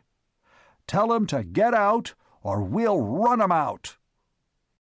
"Run 'em out!" yelled a man, and another, and 100 others. "Run 'em out!" The crowd roar rose to a howl. The press of men and women surged forward through the portal, and if they had wanted to, the soldiers could not have held them back. Keniston caught a kaleidoscopic glimpse of faces: the middle-aged woman official with her mouth open in a scream, the incredulous eyes of the men that did not credit what they saw, Varn Allen's cheeks flaming a sudden angry red, Lund already backing away, a study in mingled fear and triumph. Varn Allen said, "If you dare to touch Federation officials—" "Get back to your ships!" yelled Keniston. "Get back!" The first wave of the mob was upon them, all shouts and fists and trampling feet. They were howling for Varn Allen because she was the leader. Keniston saw the danger. He grabbed her wrist and began to run toward the Thanos, hauling her along. The other officials, including Lund, had taken to their heels. It was amazing how they could run. He dragged Varn Allen along, and for some seconds she did not resist. He realized later that it must have been the first physical violence she had ever encountered, and that she was too astonished by it to think of resisting at first. Then, all at once, she cried out passionately, "Let me go!" and set her heels hard into the dust. The crowd was boiling after them, and it was no time for niceties. Keniston gave her wrist a jerk that snatched her off balance and began to run again, yanking her bodily along. And then, as the Thanos loomed fairly close ahead, he missed his footing in the loose sand and stumbled, and she wrenched herself free from him. During the moment that he floundered in the treacherous sand, Keniston saw the first pallid beam flick out from the ship. It swung in a wide arc, bringing a sudden uproar from the crowd. And then it hit him, and this time the shock was strong. He dropped forward into the sand and lay there like a dead man, utterly still and knowing nothing. He came back to consciousness, lying flat on his face in a bunk with Gore Hall's powerful fingers kneading the nerve centers along his spine. He groaned, and the Capellan exclaimed in relief, "Thank the gods you've come round. I've been working on you the last couple of hours." Keniston sat up painfully. He saw in a small, windowless cabin, furnished with a desk and a chair designed to accommodate Gore Hall's huge proportions, and it dawned on him that he must be inside the Thanos. "How did I get here?" he asked. It was difficult to speak. His tongue, like the rest of him, was numb and leaden. "Varn Allen had brought you in. She realized afterward that you were trying to haul her out of trouble, and knocking you out was a mistake. She wanted you fixed up as quickly as possible." Keniston was too groggy to be sarcastic. He groaned again and mumbled, "What's happened, Gore?" "Plenty, and all of it bad. Look here." He touched a stud, and a square section of the metal wall became perfectly transparent, a window. Keniston struggled to his feet and looked out through it, at the distant, gleaming dome of New Middletown. And he saw the men of Middletown laboring in the ochre dust before the portal, digging trenches, filling sandbags, drawing up the lines of war. Gore Hall pointed out across the dreary waste toward the far-off ridges. Keniston looked, and saw the brave small cavalcade that toiled down from them, out of the old town. He saw the shrouded field guns, the whole mobile force of the Middletown Battery of the National Guard, the little guns that came to bark defiance to the Federation of Stars. Gore Hall said, "They gave us 3 hours to pack up our traps and go, long enough to get their battery in position. After that, they'll start shooting." "The fools," Keniston whispered. "The poor bloody fools." He could have wept with pride, in spite of his full realization of the extent of that folly. The time was almost up.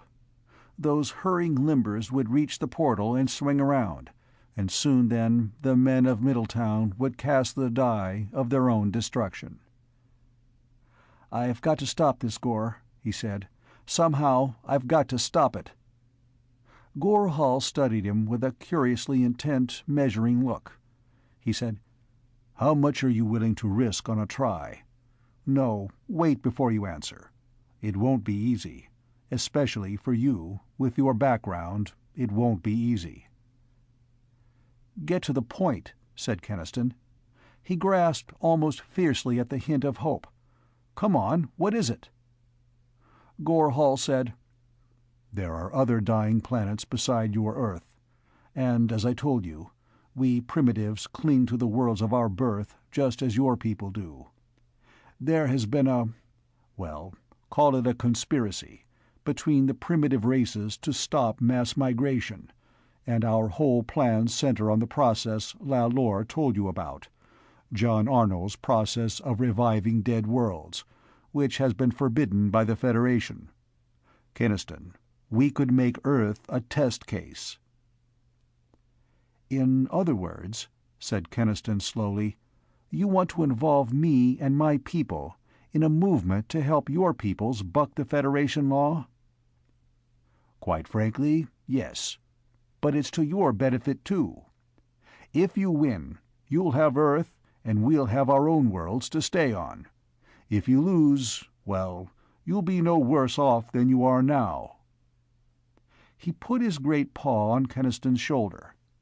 "Listen to me. Varn Ellen is on the televisor now, getting authorization from Vega Center to use force in carrying out her orders. Think fast, Keniston." Keniston thought. It was like moving blindfold through an unfamiliar maze, but he could make sense of the outlines, the undercurrents of disaffection that flowed between the stars.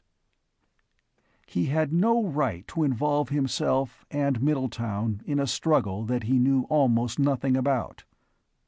But there, beyond the window, were the trenches filled with angry men, and the dusty limbers wheeling down, and how could they be worse off than they were now? If there was even an outside chance— "What do I have to do?" he asked. Gore Hall grinned. "Good," he said. "And remember, you'll have allies in this thing. Now, come on with me, and I'll tell you on the way." End of Chapter 13. The City at World's End. Chapter 14. Last Appeal. The big Capellan led him out then swiftly through a maze of narrow passageways that ran through the bowels of the Thanos. They met no one, and Keniston guessed that Gore Hall was avoiding the main corridors. He hardly looked at what he could see of the ship as he passed through it. He didn't care now. All he could think of was the terrible need for haste, the need to avert the disaster that was coming. His ears, his nerves cringed, waiting for the first shell to burst against the Thanos. He knew it was too soon, but the minutes were passing fast. Gore Hall did some rapid explaining as they went. "The evacuation order came from the Board of Governors by an executive committee. According to Federation law, you can make an appeal from that order to the Board of Governors in full session. Now, remember, Keniston, no one can deny you the right of appeal, so don't let them bull you out of it." They came out on a shadowy catwalk. Gore Hall stopped and pointed to a corridor some 9 feet below. At its end was a closed door. "That's the visor room. Varn Allen is in contact with the committee now. Go in and make your appeal. And remember, Lund is in there too." He melted back into the shadows.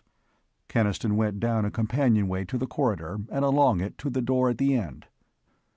He tried it, and it swung open under his hand, and he went through into a high and narrow room, where Varn and Norden Lund turned to face him, startled and surprised by his sudden entrance. He hardly saw them.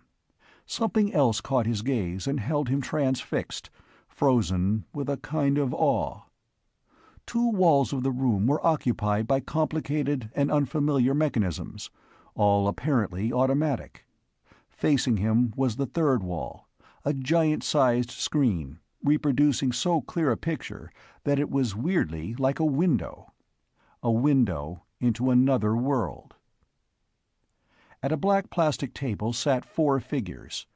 3 of these were men in ordinary jackets and slacks, one of them quite old, another elderly, the 3rd dark, brusque-looking, not far into middle age. The 4th at the table was not a man.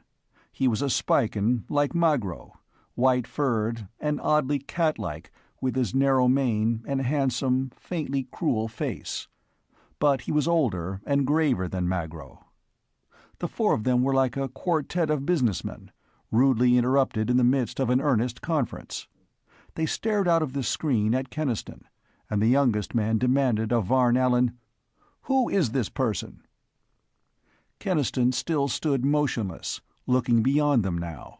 He saw that the room behind them was like the one in which he stood, but much larger, a communications room massive with control banks and screens. Through the window of that room, billions of miles across space, Keniston could see the looming wall of a titanic building. And above it blazed the fiery limb of a diamond sun, supernal, magnificent, shedding a blue-white blaze across the heavens. Again the sharp voice from across the galaxy, flashing through the parsecs far faster than light by the magic of latter-day science. "Varn Allen, who is this man?" "He's one of the Earth primitives, sir," she answered angrily, and turned again to Keniston. "You have no right here. Leave at once." "No," said Keniston. "Not until I've had my say." "Lund," said Varn Allen, "will you please call orderlies and have him removed?" Keniston moved a little. "I wouldn't," he said. Lund considered. His eyes moved from Keniston's knotted fist to Varn Allen's angry face, and there was a smile in them. "After all," he said, "I suppose this man is a citizen of the Federation now. Can we deny him his right of speech?" Varn Allen's blue eyes flashed hotly at him. Then she spoke to the images in the screen. "I'm sorry, gentlemen, but perhaps this will demonstrate the situation here more clearly. I have had no cooperation from the primitives, and my own subordinate is apparently trying to undermine my authority." The dark younger man of the 4 said impatiently, "This is not the occasion to hear complaints of administrative wrangling." Keniston was glaring upward at the quartet on Vega's faraway world, who seemed to hold the fate of Middletown in their hands. He demanded, "Are you the executive committee responsible for the evacuation order?" The oldest man said to him quietly, "There is no need for truculence. Yes, we are that committee."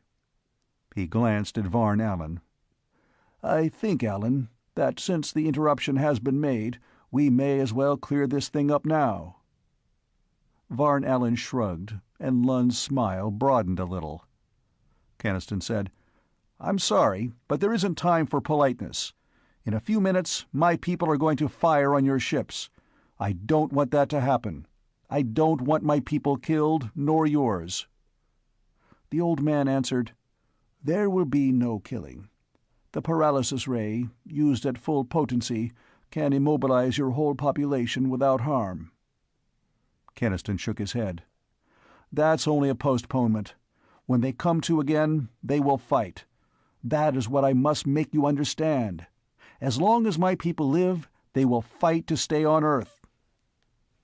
The ring of utter truth in his passionate cry seemed to disturb them deeply, and the white-furred Spiken said slowly, "It may be so. Some of my own people still have such an illogical attachment to one planet." Lund spoke up, his tone smooth and deferential. "That is the point of basic psychology which I have been trying to make with Administrator Allen." Varn Allen said icily, "If you have a suggestion to make, I shall be glad to hear it." "Of course," said Lund. "It's quite impossible to allow these people to remain on Earth. To do so would establish a fatal precedent for other waning planets, whose populations must be transferred.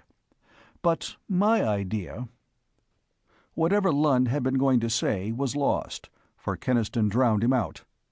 "The hell with your ideas!" He moved closer to the screen. "I ask you to revoke the order for evacuation." The old man spread his hands in a weary gesture of negation. "That is out of the question." "Then," said Keniston harshly, "I appeal your decision to the Board of Governors in full session." That startled them all. They stared at him, and Lund said, "So, the savage has learned a little law." Then he laughed. "But, of course, Gore Hall and his friends have been coaching him." Varn Allen came up to Keniston. "This is a waste of time," she said. "The Board of Governors will issue the same ruling." "Quite so," said the dark, brusque man in the screen. "It's merely a stratagem to gain time." "Nevertheless," said the Spiken, regarding Keniston with faint amusement in his split-pupiled eyes, "his demand is perfectly legal." The old man sighed. "Yes." He looked at Keniston. "I am forced by Federation law to grant you a right of appeal. But I warn you that Administrator Allen is right. The Board will ratify our decision." "Until they do," Keniston pressed, "I demand that you withdraw from Earth the ships that have created this critical situation." The old man nodded reluctantly. "That, too, is a legitimate demand. The ships will be recalled temporarily to Vega, and you will come with them, since all appeals to the Board of Governors must be made in person." In person? The significance of the two casual words hit Keniston staggeringly, replacing his dawning hope with a breathless and more personal emotion. Those two words they meant leaving Earth. He, John Keniston, going out into the dark abyss, out across half the starry universe on a forlorn hope, out to an incredibly distant and alien world, to plead the cause of Middletown to alien ears, with all the odds against him. He knew now what Gore Hall had meant. "With your background, it won't be easy." Varn Allen's crisp voice was challenging him. "Do you agree to go? Say quickly. There's little time left to notify your people before they attack." Mention of that imminent attack that meant irrevocable disaster to his people steadied Keniston. He had to avert that, at any cost or risk. He drew a long breath. "Yes," he said. "Yes, I'll go." "In that case, Administrator Allen," said the old man, "you will take your ships off in not more than 2 hours." He rose, signing that the interview was closed. "I shall notify the Board of Governors." The screen went blank. Varn Allen looked at Keniston and said, "You had better go and tell your people at once." He knew, as he went out, that she was very angry. But Lund seemed strangely pleased. With what speed he could muster, Keniston went back across the desert toward the portal, and with every step he took, the incredible reality of his commitment beat into his mind. "You're going away from Earth. You're going to get into a ship, that ship, and step clear off the Earth, out to the stars." Just the realization of it gave him a feeling of vertigo, a shuddering recoil, and he knew that he had to keep his mind away from what it would be like in that ship, in space. He had to avoid anticipation, or the impact of it would be too much for him. Soldiers met him well outside the portal, raising their rifles but lowering them again when they recognized him. Beyond them the red dust was flying from laboring shovels, and the gun limbers were being wrestled into place. "What's going on out there?" cried a sergeant. "Are those ships going to attack? Where's the mayor?" Keniston interrupted. "Back inside the portal. They're all there, waiting." Keniston pushed past them, between the half-dug trenches, and saw Hubble and most of the council grouped around Mayor Garrus just inside the dome. Most of Middletown's people seemed crowded in the background, held back by rope barriers. They weren't shouting now. Their faces looked anxious, and he knew that that demonstration of the paralysis ray's power had cooled down their rage and given them something to worry about. Garrus' plump face was haggard with strain too, and he greeted Keniston with a suspicious scowl. "What brought you back? I thought you'd stay out there with your friends." Keniston's temper, tightened by the weight of the thing he was going to do, let go. "For Christ's sake," he snarled, "I've been fighting to save your necks. I've even agreed to go out to Vega to do it, and this is the kind of reception I get?" Then he was ashamed of his outburst and got a grip on his nerves. "Listen to me. Those ships are leaving. They're leaving inside of 2 hours, and I'm going with them. I'm appealing this whole evacuation question to their board of governors." A wondering silence fell upon them all. They stared at him, all their faces, except Hubble's, uncomprehending. Hubble exclaimed, "Good God, Ken! You to Vega? But will it do any good?" "I'm hoping so," Keniston said. He ignored the others, speaking to Hubble as he rapidly explained. "So there's a chance that I can make them understand our case and let us alone." Mayor Garrus had only now begun to understand, apparently. His face had changed. There was an eager hopefulness in it now, a hopefulness dawning also on the faces of Borchard and Moretti and the others. Keniston realized then just how hopeless they had all been before his coming. They, and the soldiers, and the people of Middletown, were still ready to fight evacuation, but the futility of such a fight had been made clear to them by the power of the ray. They had known they must fight a battle foredoomed to failure, and now he had brought them a hope at least of another way out. "Well now," said Garrus, a little unsteadily, "that's the way I've wanted it all along.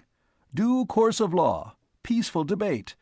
It was just that I couldn't let them force our people—" He broke off, seizing Keniston's hand. "You'll do your best for us out there, Keniston. I know that. They can't be all as stubborn as that blasted woman."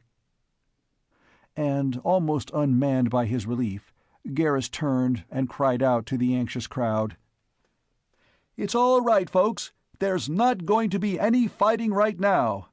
Mr. Keniston's going to go clear out to where those people come from and put this thing to their government. He's going to ask a square deal for us." There was cheering, during which the mayor's high color began to fade back to its original pallor as a new thought struck him.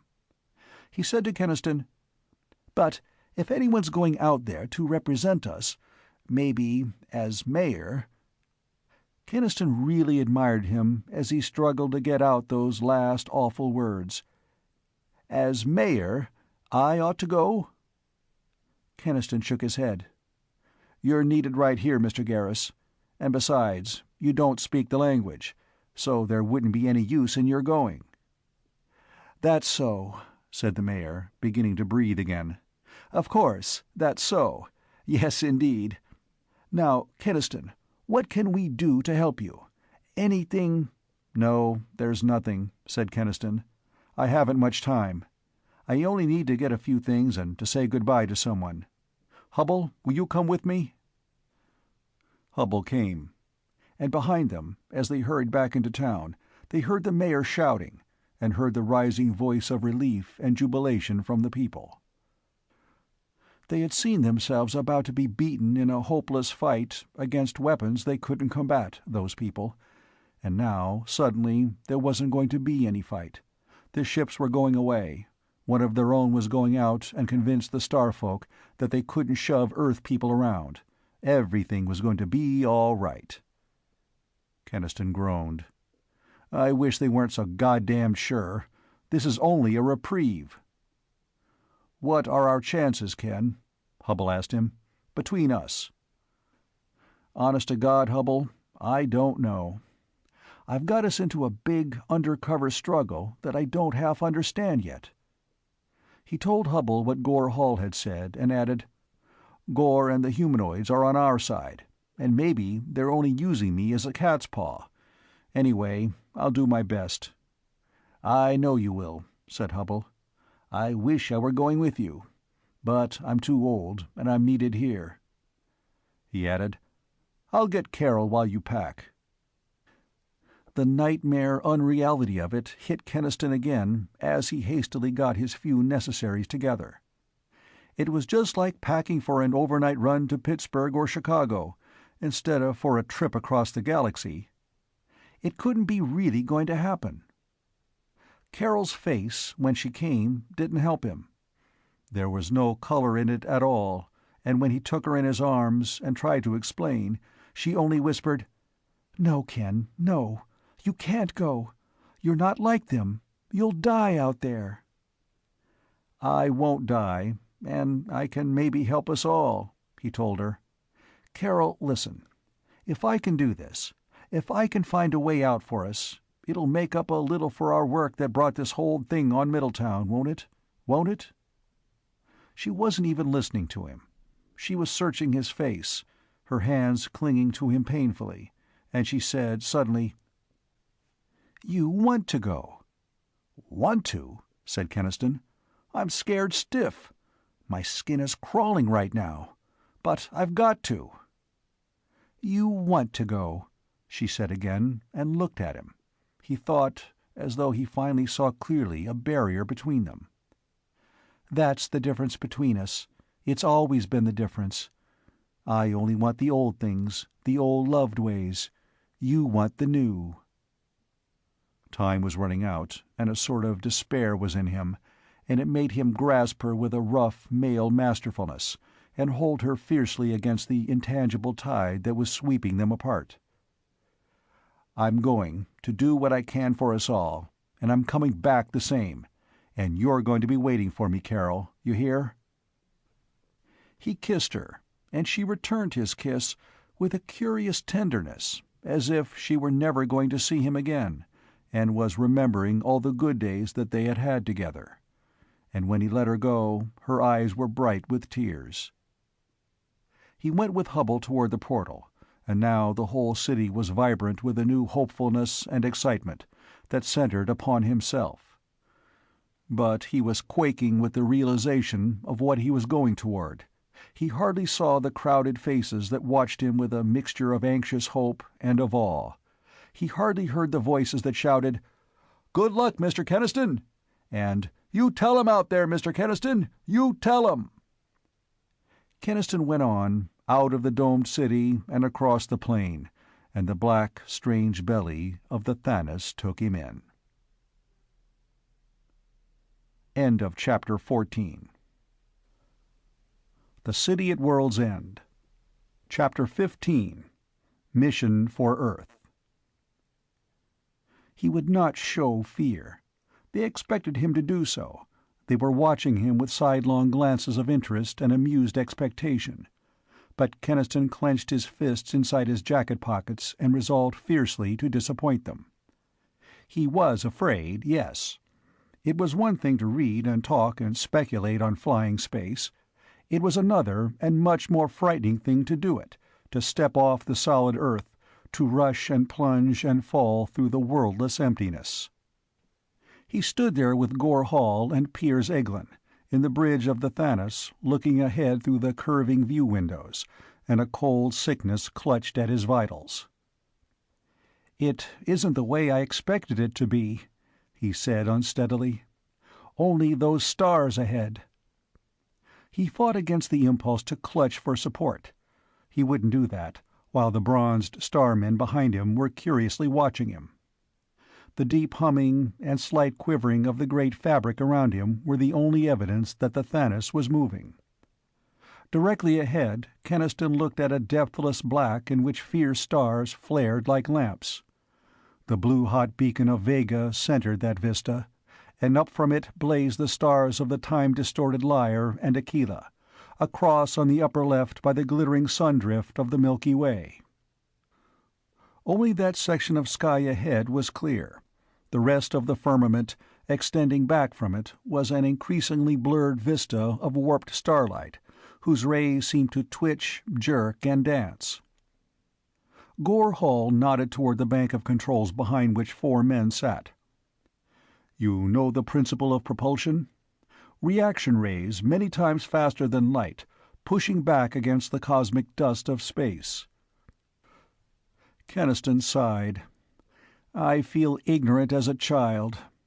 The possibility of such rays was wholly unsuspected in my day. And Einstein's equations prove that if matter moved faster than light, it would expand indefinitely."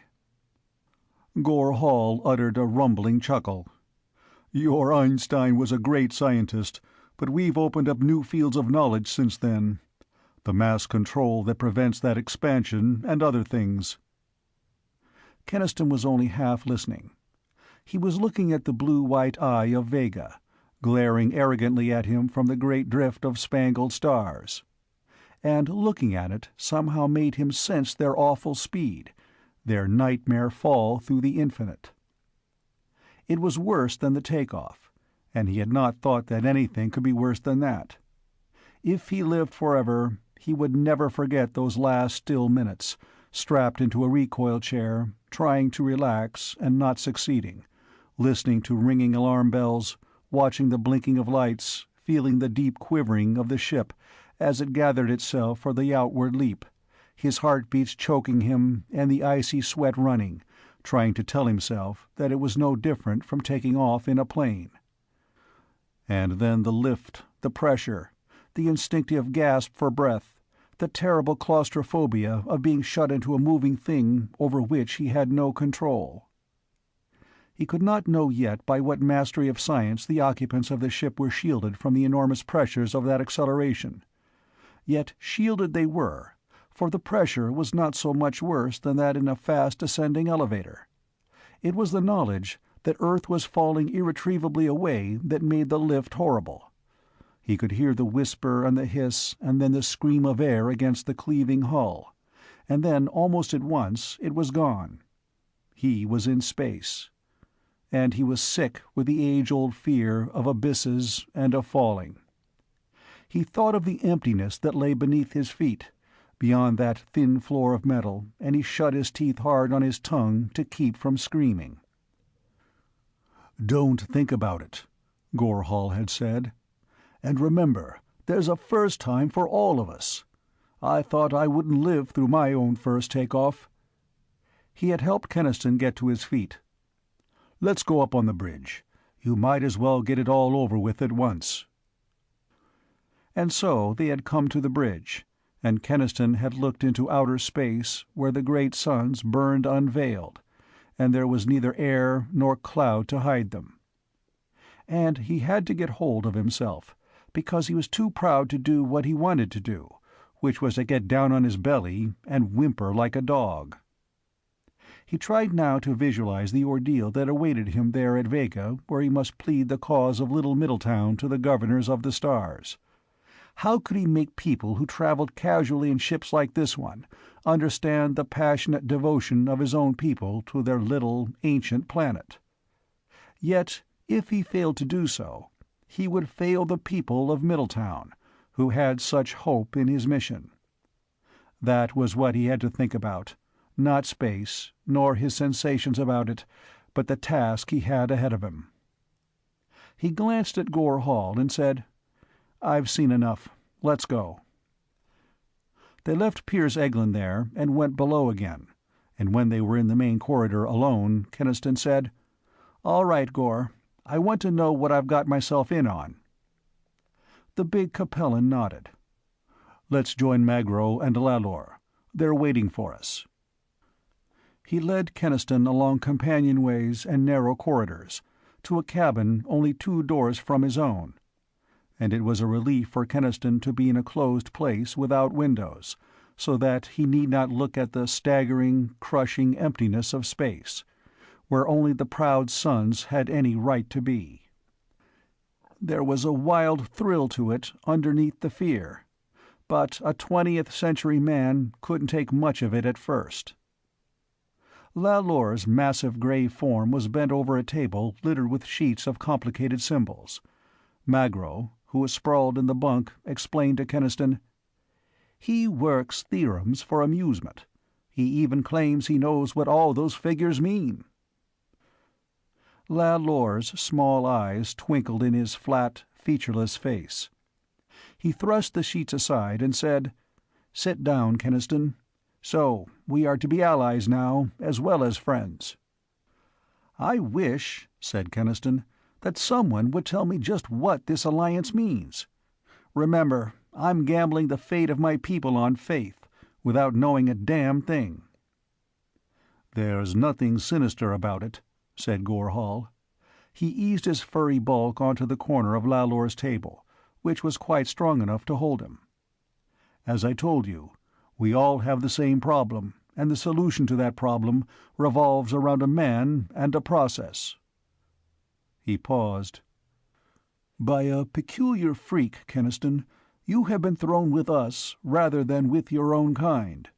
The human races spread out from Earth so long ago, and have continued to move and spread, constantly expanding, that they have lost all sense of identification with their old birth world, or any other. The universe is their home, not a planet." Keniston was beginning to understand that better with every passing minute. The impersonal magnitudes of space, many times recrossed, would tend to sever a man from the old narrow ways of thought. Carroll had been right about that. Gore Hall went on. "But we of the humanoid races don't have that background. When the humans came to our worlds, we were nearly all barbarians, and quite happy in our barbarism. Well, they civilized us, and now we are accepted as equals. But we're still more primitive in thought than they. We still cling to our native worlds, and whenever it becomes necessary to move us, we balk, just as your people are balking now, though we have learned to be less violent. In the end, of course, we've always given in. But in the last few years, we've hung on more desperately because we've had something to hope for. This process of John Arnall's." "Hold on," said Keniston. "All I know of John Arnall is his name. What exactly is this process? You said it was a process for the rejuvenation of cold and dying planets?" Lalor answered that. "Arnall's plan is this: to start a cycle of matter-energy transformation similar to the hydrogen-helium transformation which gives a sun its energy. To start such a nuclear cycle operating deep inside a cold planet." Keniston stared at him, completely stunned.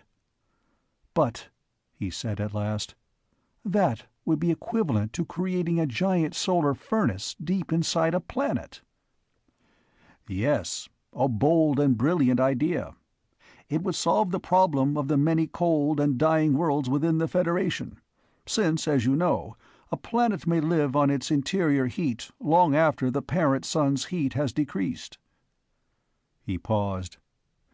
"Unfortunately, when Arnold tested his process on a small asteroid, the results were disastrous." "Disastrous?" "Quite disastrous. Arnold's energy bomb, designed to start the cycle inside that asteroid, went wrong and caused terrible quakes. In fact, the asteroid was wrecked. Arnold claims that it was because he was not allowed a large enough planet for his test. His equations bear him out." Keniston said, "Why didn't he make another test on a bigger planet, then?" "The governors would not allow it," said Lalor. "They said it was too dangerous." "But couldn't he have tested it on an uninhabited planet without danger?" Lalor sighed. "You don't understand, Keniston. The governors don't want Arnold's process to succeed. They don't want to make it possible for primitive peoples to cling to their native worlds. That's the kind of provincial patriotism they oppose, in their efforts to establish a truly cosmopolitan star community." Keniston thought about that. It fitted what he had seen and heard of this vast federation of stars. And yet, he said slowly, "It comes down to the fact that you want to use my world, our Earth, to test a scheme which your governors, whatever their motives, have already ruled as dangerous." Lalor nodded calmly. "Yes, it comes down to that. But whether the test is made first on Earth or some abandoned planet is beside the point.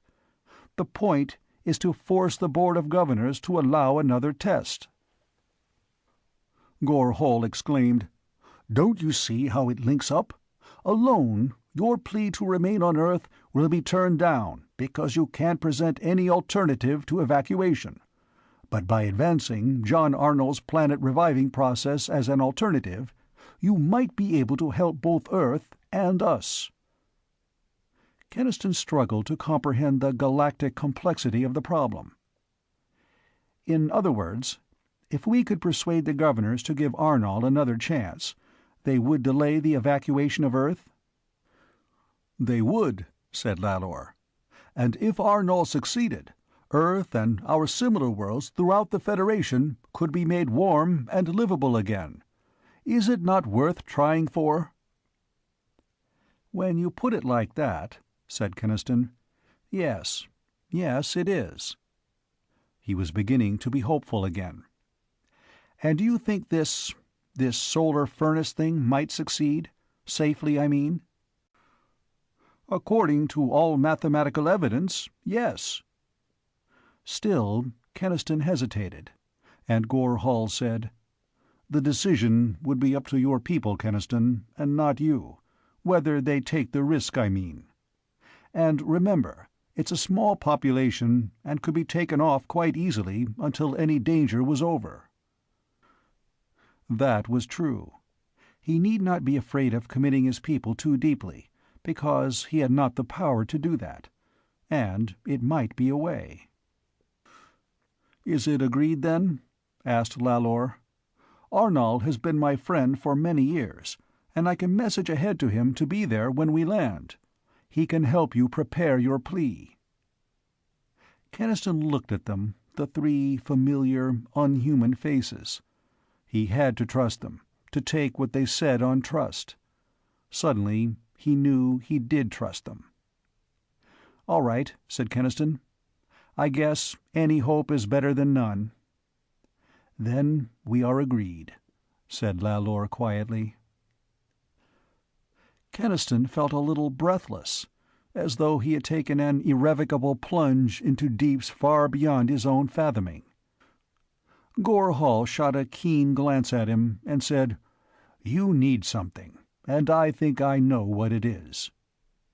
He went out and returned in a moment with a large flat flask of gray metal. He showed his great teeth in that frightening grin. "Fortunately, not being ship's personnel, we of the technical staff are not forbidden stimulants. Get some cups, Magro." The white-furred Spican brought only 3 of the plastic cups. "Our wise Lalor prefers to stimulate himself with equations," he explained, and the gray one nodded.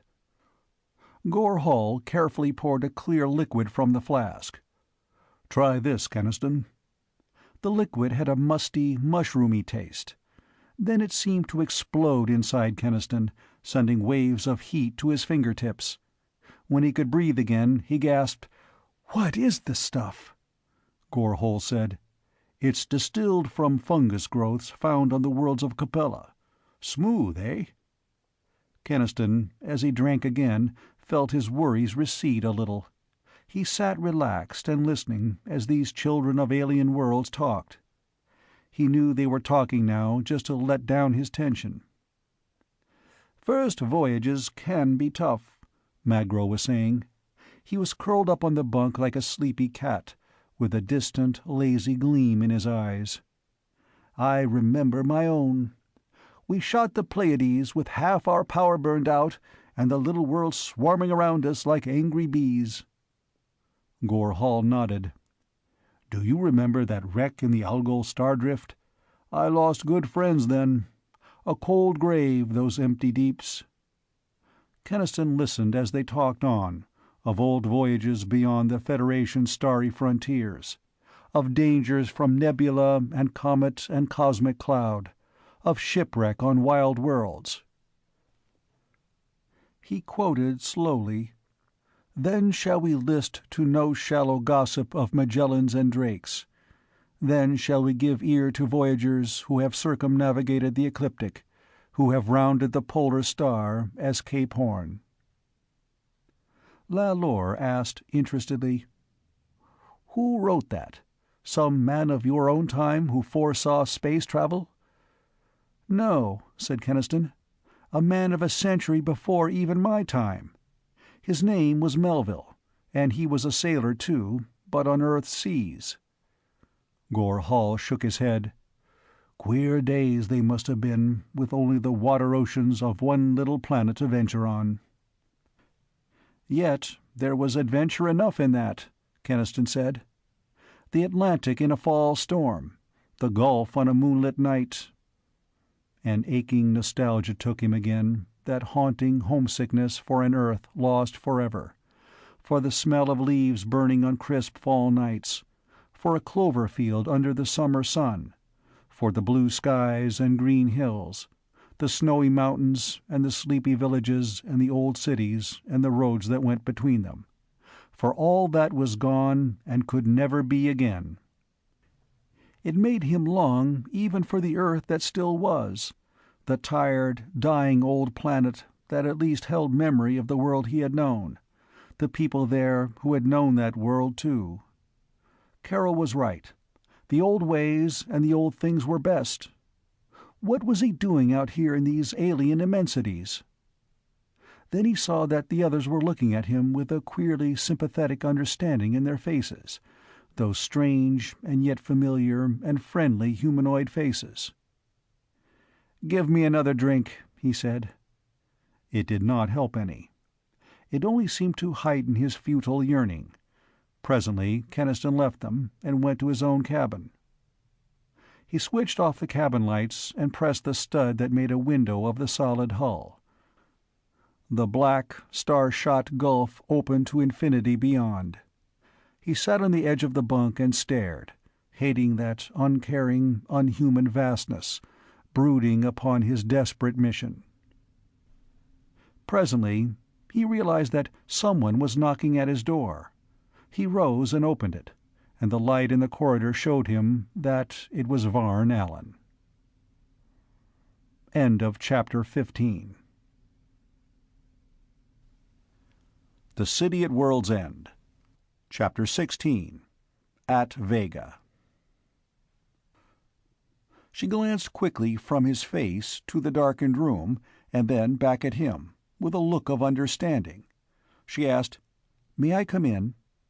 He stepped aside, reaching for the switch, and she said, "No, don't. I like to look out too."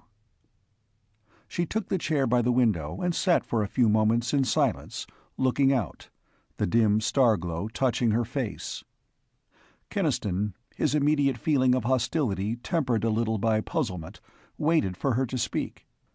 She sat almost stiffly, a queerly prim little figure in the drab jacket and slacks, but he thought that there were lines of tiredness and strain in her clear face now. She turned and looked at him with thoughtful blue eyes, and it came to him that Varn Allen felt ill at ease with him, that she wanted to say something that she did not quite know how to say. So she, too, was worried about this business at Vega? He thought savagely that was fine, that it cut her down from a high and mighty official of the Great Federation into an anxious woman, almost a girl.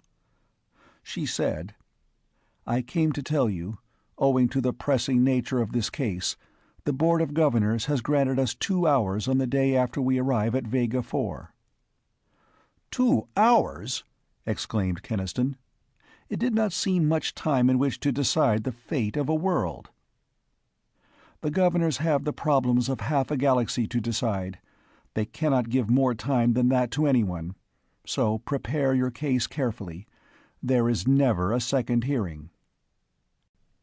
He thought that she had not come only to say that, and he waited, forcing her to speak. He realized now that her tension and weariness equaled his own. Finally, reluctantly, Varn Allen said, "As sub-administrator of the sector, Norden Lund will have the right to speak on this problem to the Governors." Keniston hadn't known that, but it made no difference to him, and he said so. "It may make a very great difference indeed to you and your people," she warned him. "In what way?" She told him, "Lund is ambitious. He wants to be an administrator, and later a governor, perhaps even chairman. His aspirations are unbounded." Now Keniston began to understand a little. "In other words, as Gore Hall said, Lund is after your job." "Yes, it would be a step up for him. And to make that step, he would quite cheerfully commit an injustice. Of that I am sure." Varn Allen leaned forward. "He sees in the problem of Earth an unparalleled opportunity to advance himself. Your unheard-of eruption into this time from the past has created tremendous interest in you, and many worlds will be watching this coming hearing." In her earnestness, she had risen and was standing in front of him, speaking carefully, choosing her words to make him understand. "If Lund can dominate this hearing, if he can offer some sensational proof that I have blundered in handling the Earth problem and that he has been right, he will have distinguished himself before the eyes of everyone."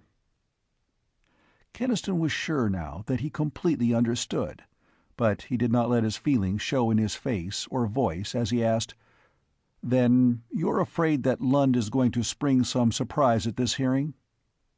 Varn Allen nodded earnestly.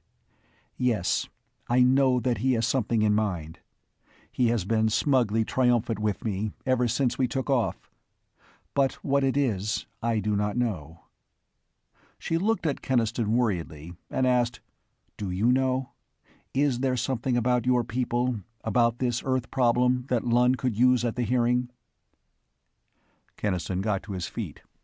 He looked down into her face, and then he began to laugh, softly at first, and then more loudly, a bitter, angry laughter that vented all the resentment he had felt from the first.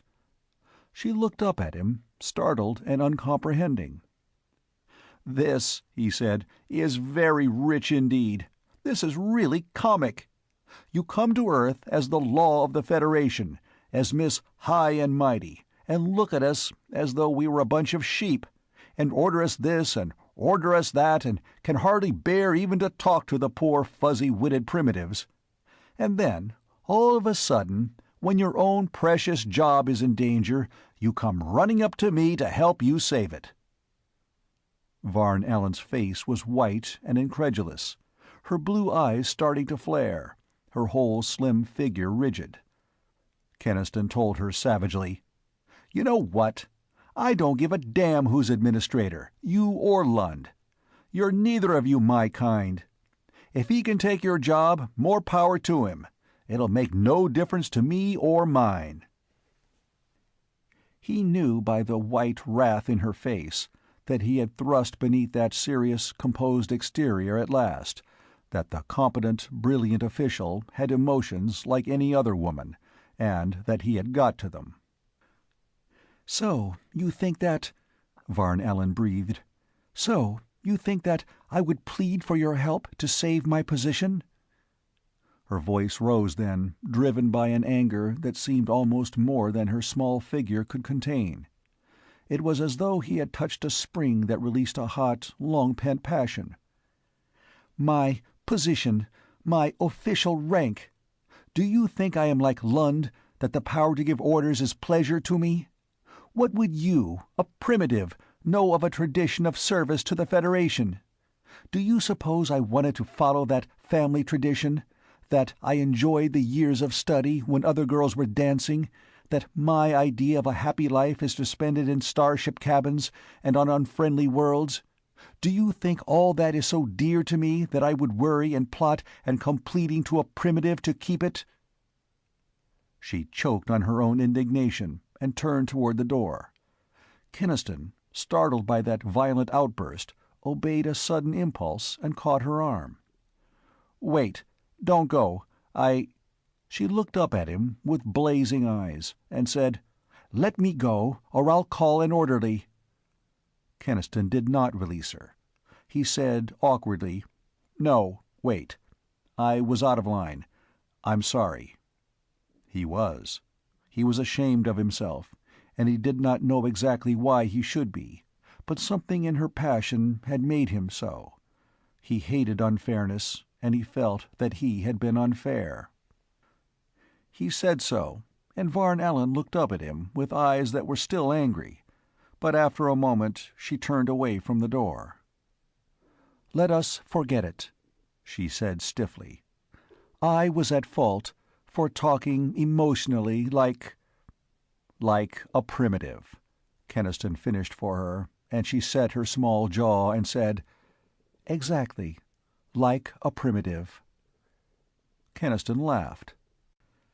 His hostility to her and her kind might remain, but he had lost that resentful consciousness of inferiority that had nagged him since he met her. He had lost it when the cool, competent Federation official had revealed herself as a worried and lonely girl.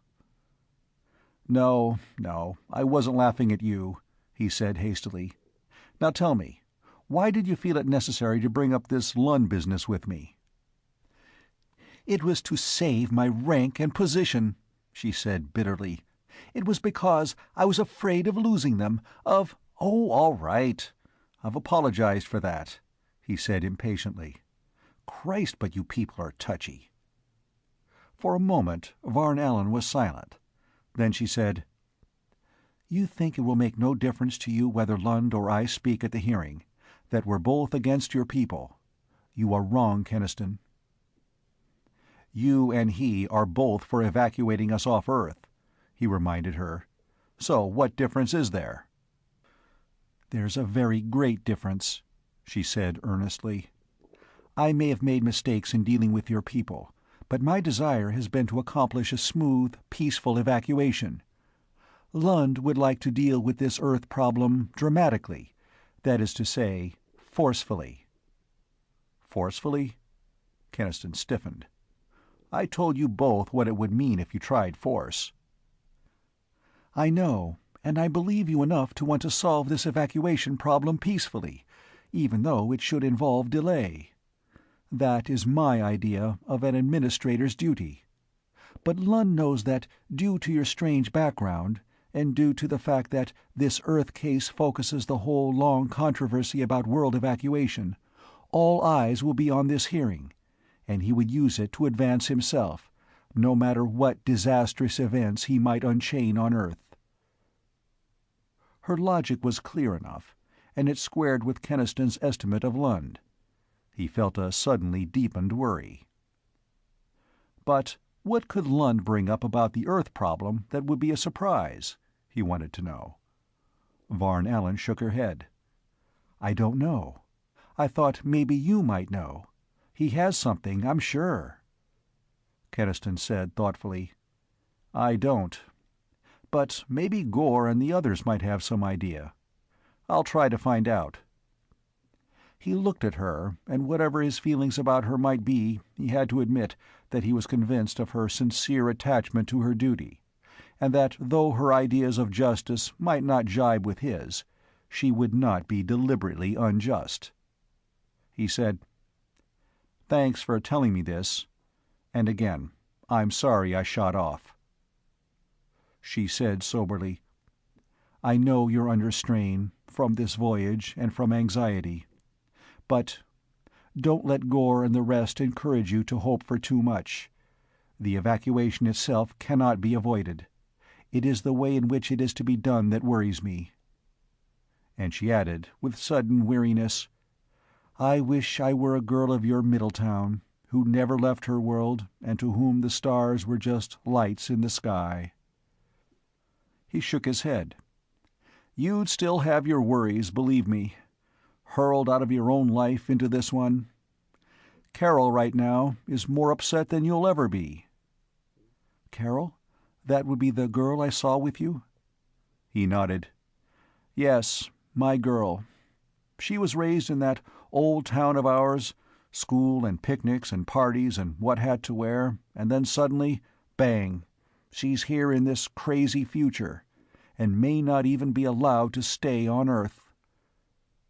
Varn Allen said musingly, "How strange it must be, to have grown up on one little planet, to have lived that tiny, circumscribed routine. In a way, I envy her, and I'm sorry for her." She turned to go, and Keniston held out his hand. "No hard feelings, then?" She was for a moment completely puzzled by his gesture, then understood and smiled, and laid her hand awkwardly in his. But she took it away hastily and went out. Keniston stared after her. "Well, I'll be damned if she isn't afraid of men." His resentful hostility to her was gone, and while he knew she would be in there pitching against him on this evacuation that she thought so necessary, it did not worry him like the matter of Norden Lund. The more he thought about Lund, the more he worried. Finally, he went to Gore Hall's cabin and told the big Capellan. Gore Hall instantly looked upset. "That's bad. Lund could make nasty trouble, if he's got hold of something. But what could it be?" "I thought maybe you'd know." "Not a thing," the Capellan denied. "Wait a minute. Piers Eglin has been a little thick with Lund lately. Maybe he'd know." Keniston got up. "Piers always wants to talk to me about the old town. If he knows anything, maybe he'll spill it." But it was not until the next day, the strange, dawnless, artificial day of starship routine, that he got a chance to talk to the little historian. He asked Eglin bluntly, "Do you know what Lund's got up his sleeve for this hearing?" The question fluttered Piers Eglin badly. He fidgeted and looked away with a hunted expression, and mumbled, "Why do you ask me? What could I know?" Keniston stared at him. "You're a pretty poor liar, Piers. What do you know?" Eglin began to babble almost incoherently. "Keniston, listen. You mustn't draw me into your troubles. I like you. I wish I could help you. But I'm a historian. It's my life. That old town of yours on Earth is like a dream come true to me, and to save it, I would do anything. Anything." "What the devil are you talking about?" Keniston demanded. "What does Middletown have to do with it?" The little historian said feverishly, "You don't understand its importance. You people from the past will die away, but that city from the far past can be preserved forever, the greatest of historical treasures. I can preserve it, keep it for future study, if I have official backing." A light dawned on Keniston. "And Norden Lund is going to give you that backing? In exchange for what? What have you done to help him?" Eglin shook his head wretchedly. "I can't say anything. Honestly, I can't." He was nearly in tears as he went away. Keniston looked after him, mystified and deeply troubled. He told Gore Hall and the others. Magro looked baffled. "But what could Piers do to help Lund? I don't get it at all." "Maybe he overheard some of our people making threats and wild talk and reported it?" Keniston said. Gore Hall shook his head. "Just hearsay wouldn't be worth much, And anyway, Piers wasn't around your people much after the first. He spent all his time in the old town." Lalore said slowly, "I do not like it. Try to find out what it is that Piers has done, Keniston." Keniston found in the following days that Piers Eglin very definitely was avoiding him. He did not even see the little historian again until they made their landing on Vega 4. He had sat for hours that day in the bridge room of the Thanos, looking with unbelieving wonderment at the alien solar system shaping itself out of the void, the spinning planets sweeping in majestic curves through the brilliant circle of Vega's light. The ship was sweeping in toward the fourth planet. Keniston saw the cloudy globe leap up to meet them, and again he felt the magically tempered pressure. As they hummed downward, he was stricken with a vertiginous fear that they were going to crash. He glimpsed a vast landscape whose dominant colors were quite unearthly. Cruel, lofty mountains of purple-black rock rose grandly beyond broad blue plains. Then the rushing ship swept over a great expanse of vivid yellow, a golden ocean that flashed back Vega's brilliance blindingly. And then a city. A white, towering continent of a city that, even viewed from the stratosphere, was enough to take Keniston's breath away. There was a huge starship port near it, and the Thanos was dropping smoothly through tangled shipping traffic toward it, making worldfall in its waiting dock with the softest of jars. Vega 4. He was here, and he could not believe it, not even now. Gore Hall unfastened his straps. The Capellan was almost as tense as Keniston himself. "John Arnall should be here waiting for us," he said rapidly. "His workshop is on the other side of this planet. Come along, Keniston." John Arnall? Keniston had almost forgotten about him, in the grip of this strange arrival. In the shivering fascination of being here, he found it hard to keep his mind on why he was here. He went down with Gore Hall to the big vestibule inside the entrance port. The lock was open, and strange blue sunlight struck the metal floor. Strange air, laden with faintly alien scents, drifted to his nostrils. Lund and Varn Allen were there, and the woman said to him, "Your quarters will be in the government center. I can take you there." Gore Hall, looking out at a dark, lean man who was hurrying across the concrete apron toward the Thanos, said hastily, "No, you needn't bother. We'll take Keniston along to his quarters." The lean dark man was coming up the stairs to the lock.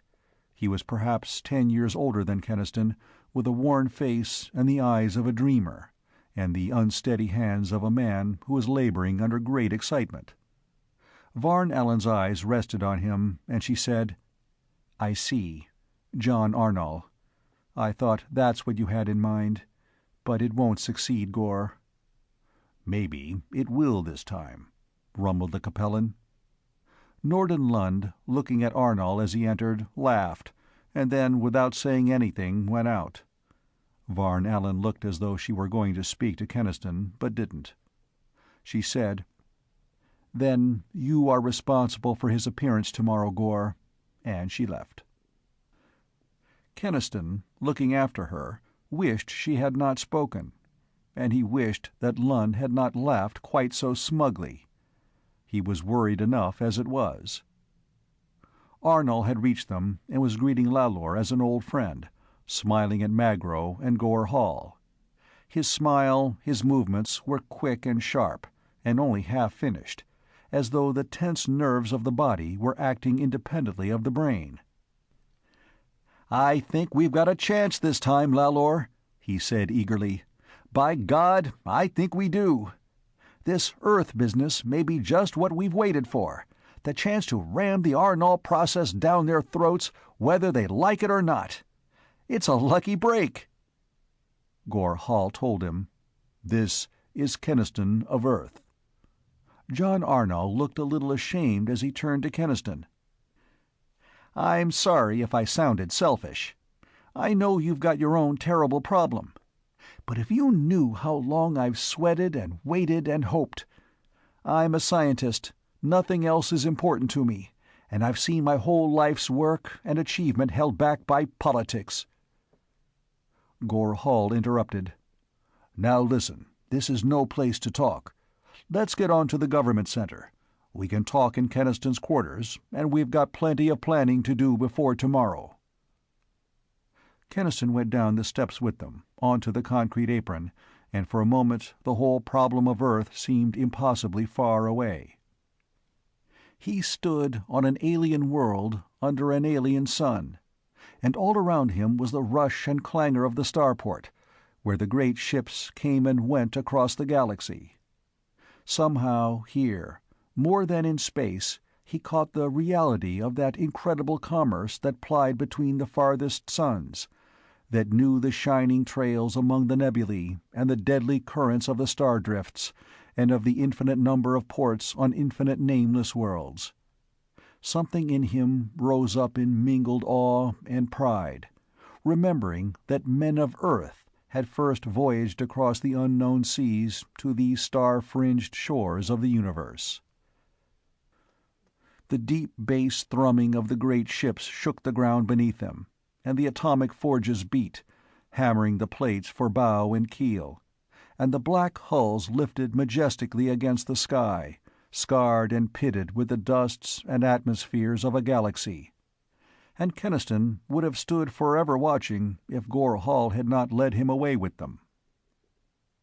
John Arnall had a car waiting, a car that bore small relation to the ones that Keniston had known, except that it went along the ground. It was sleek and low, and he knew that it must be very swift, but speed seemed to be controlled along the incredible network of ramps and roads and flying bridges that spanned the city. They went fast, but not so fast that he could not see. He looked at this city, splendid in the light of setting Vega, and he felt like an ignorant barbarian come down from the hills to Babylon.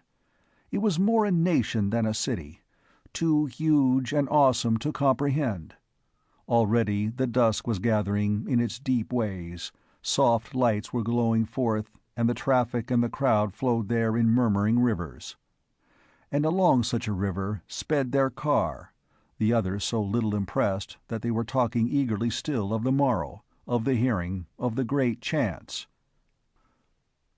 Keniston looked at the thronged and glowing streets, the strange thousands who went its ways, and it was borne in upon him with crushing impact that this was the center of the galaxy, the capital of 1,000,000 worlds. Man and woman and humanoid, silken clothing and furry hides and backs humped with wings, voices human and non-human, alien music that jarred his nerves, throb of hidden machines, and over all the deep humming from the sky that told of more and more starships dropping down through the deepening dusk. As though from a remote distance he heard Gore Hall speaking to him, pointing ahead toward a range of Titan buildings that rose like white Cordilleras, their tops raking the sky. It came to his numbed mind presently that this was Government Center, the place to which they were bound, the place where he must presently stand up alone and speak for faraway Earth to these strangers of the stars. End of Chapter 16. The City at World's End. Chapter 17. Judgment of the Stars. Keniston clenched his hands under the table of gleaming plastic and clung hard to his sanity. This is true, he told himself fiercely. It is happening, and I am not mad. I am John Keniston. Only a few weeks ago I was in Middletown. Now I am in a place called Vega Center. I am still John Keniston, only the world has changed. But he knew that it was not so.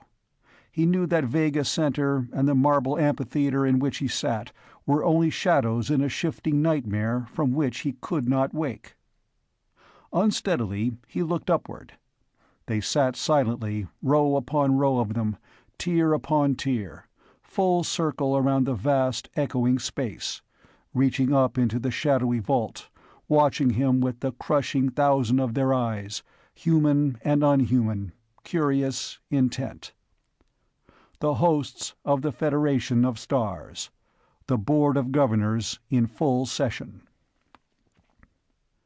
These countless hundreds who came from the far-flung worlds of a galaxy, to them he must seem equally unreal. It would seem impossible to them that they looked down upon a man of the forgotten past. Varn Allen's quiet, earnest voice broke in upon his reeling thoughts. She was finishing her report on Middletown. This is a complex situation. In finding a solution for it, I would ask you to remember that these people are a special case, for which there is no precedent. In my belief, they are entitled to special consideration.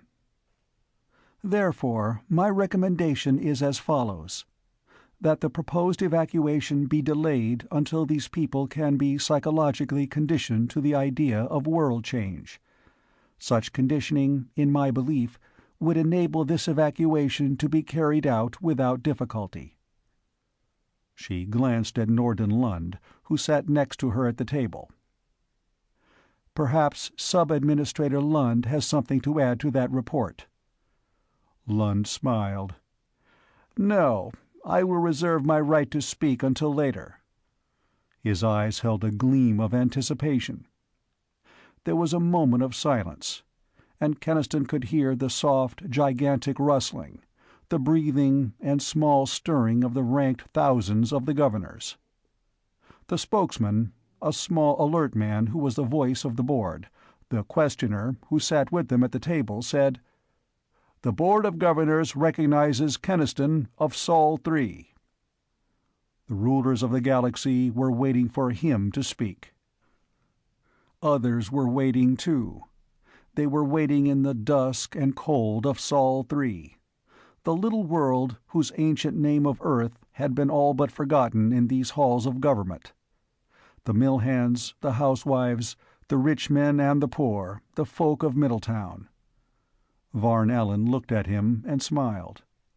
He took a deep breath. He forced himself to speak. He forced the words to come out of the tight, dark quarters of fear.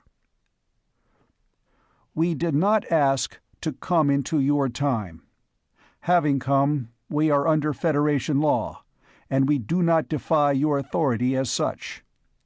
We do not wish to make trouble.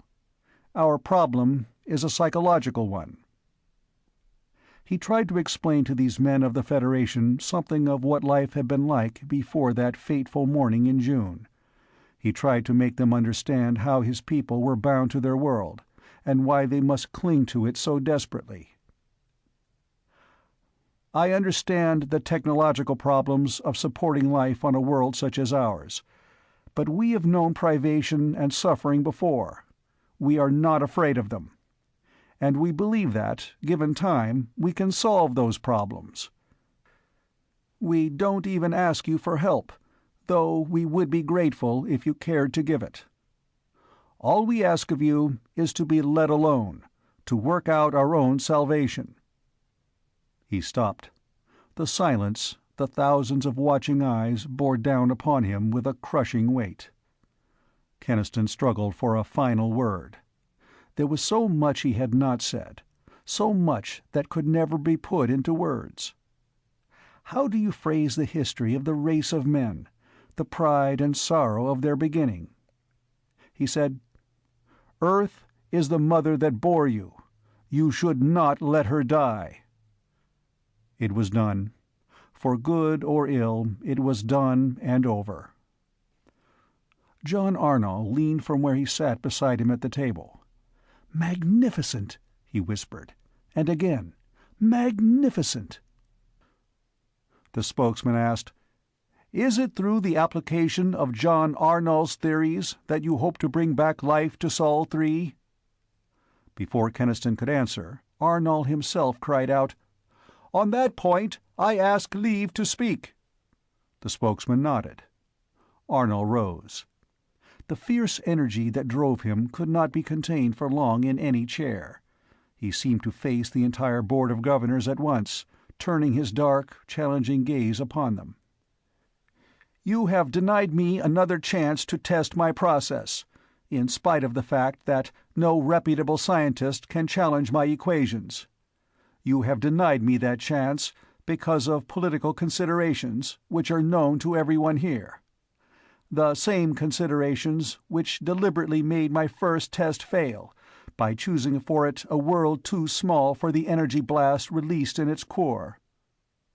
But Earth is not such a world. The experiment will succeed there. I demand that you let it be done. Remember, this process will solve not only the immediate problem before you, but also the whole future problem of dying worlds. You think that evacuation, transfer of populations is a better solution, but you can't go on moving populations forever." He paused. Then his voice rang out sternly. "Neither can you, for a preconceived political philosophy, forever hold back scientific progress. I say that you have no right to deny to the peoples of the Federation the incalculable good that this process can do them, and therefore I ask permission to prove my process, using the planet Sol 3 as the subject." He sat down. There was much whispering in the ranks of the governors, a nodding together of heads. Keniston stared hungrily at their faces. Impossible to tell. "I think," John Arno whispered, "we may have done it." The spokesman lifted his gavel, about to signal the beginning of the vote. Norden Lund said, "I now claim my right to speak." It was granted, and Keniston felt his heart stop beating. Lund's voice rang through the amphitheater. "There is one fact concerning these so-called Middletowners that has not been mentioned, one that my superior did not even discover. A fact which was learned from records in their own old town, deciphered by the linguistic and historical expert of our party." Keniston grew tense. So it was coming now, whatever it was that Lund had found out through Piers Eglin.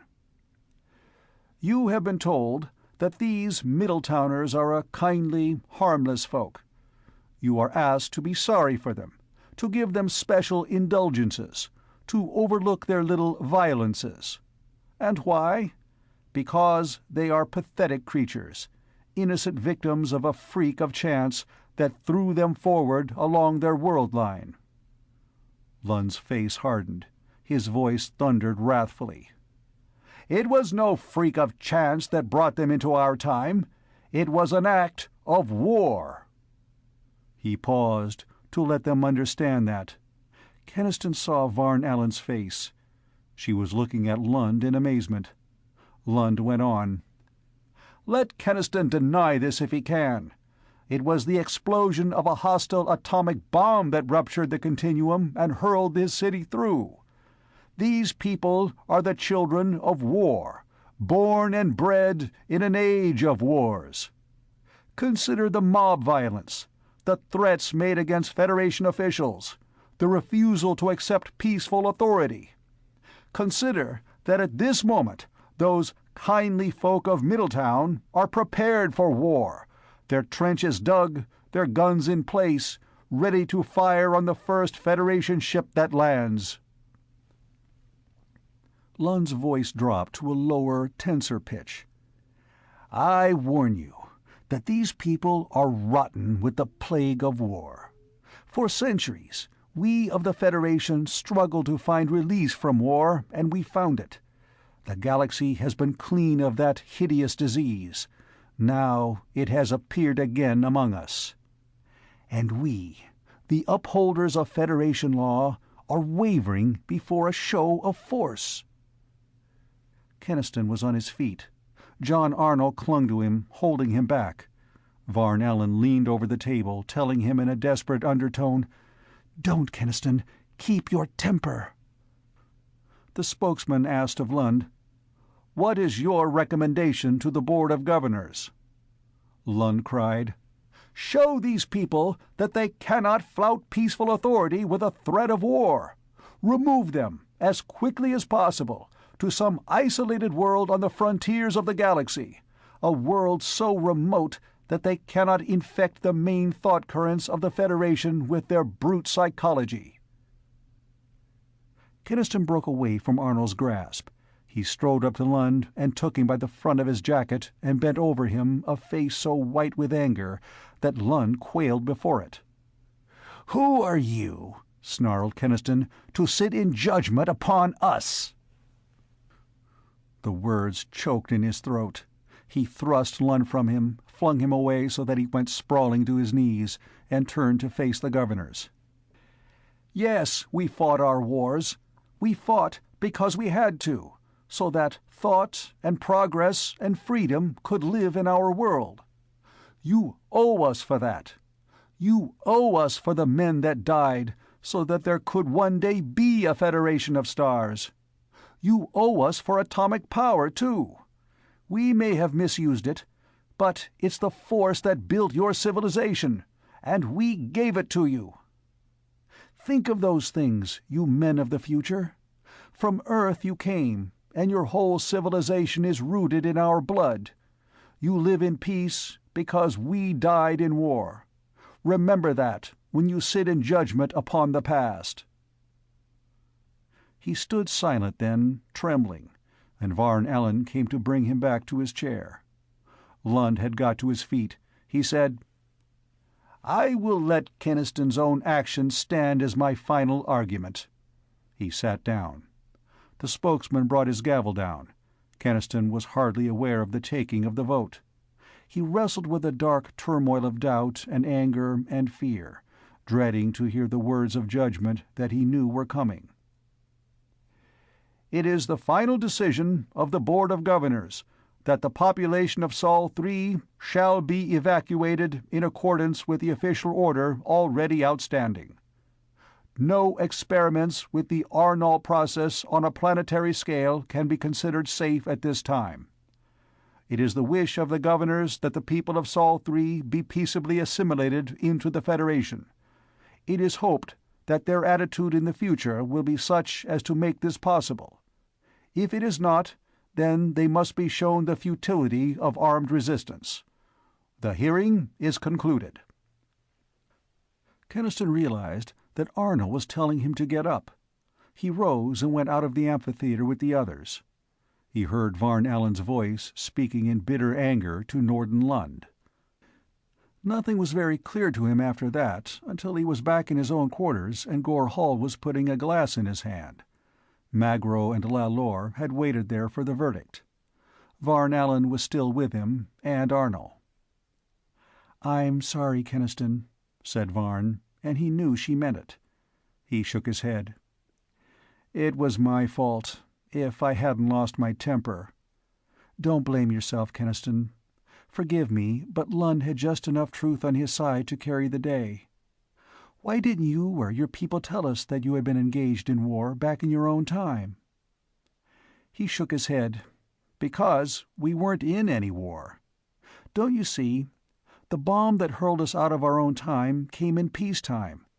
Whatever followed we never knew about, because we weren't there."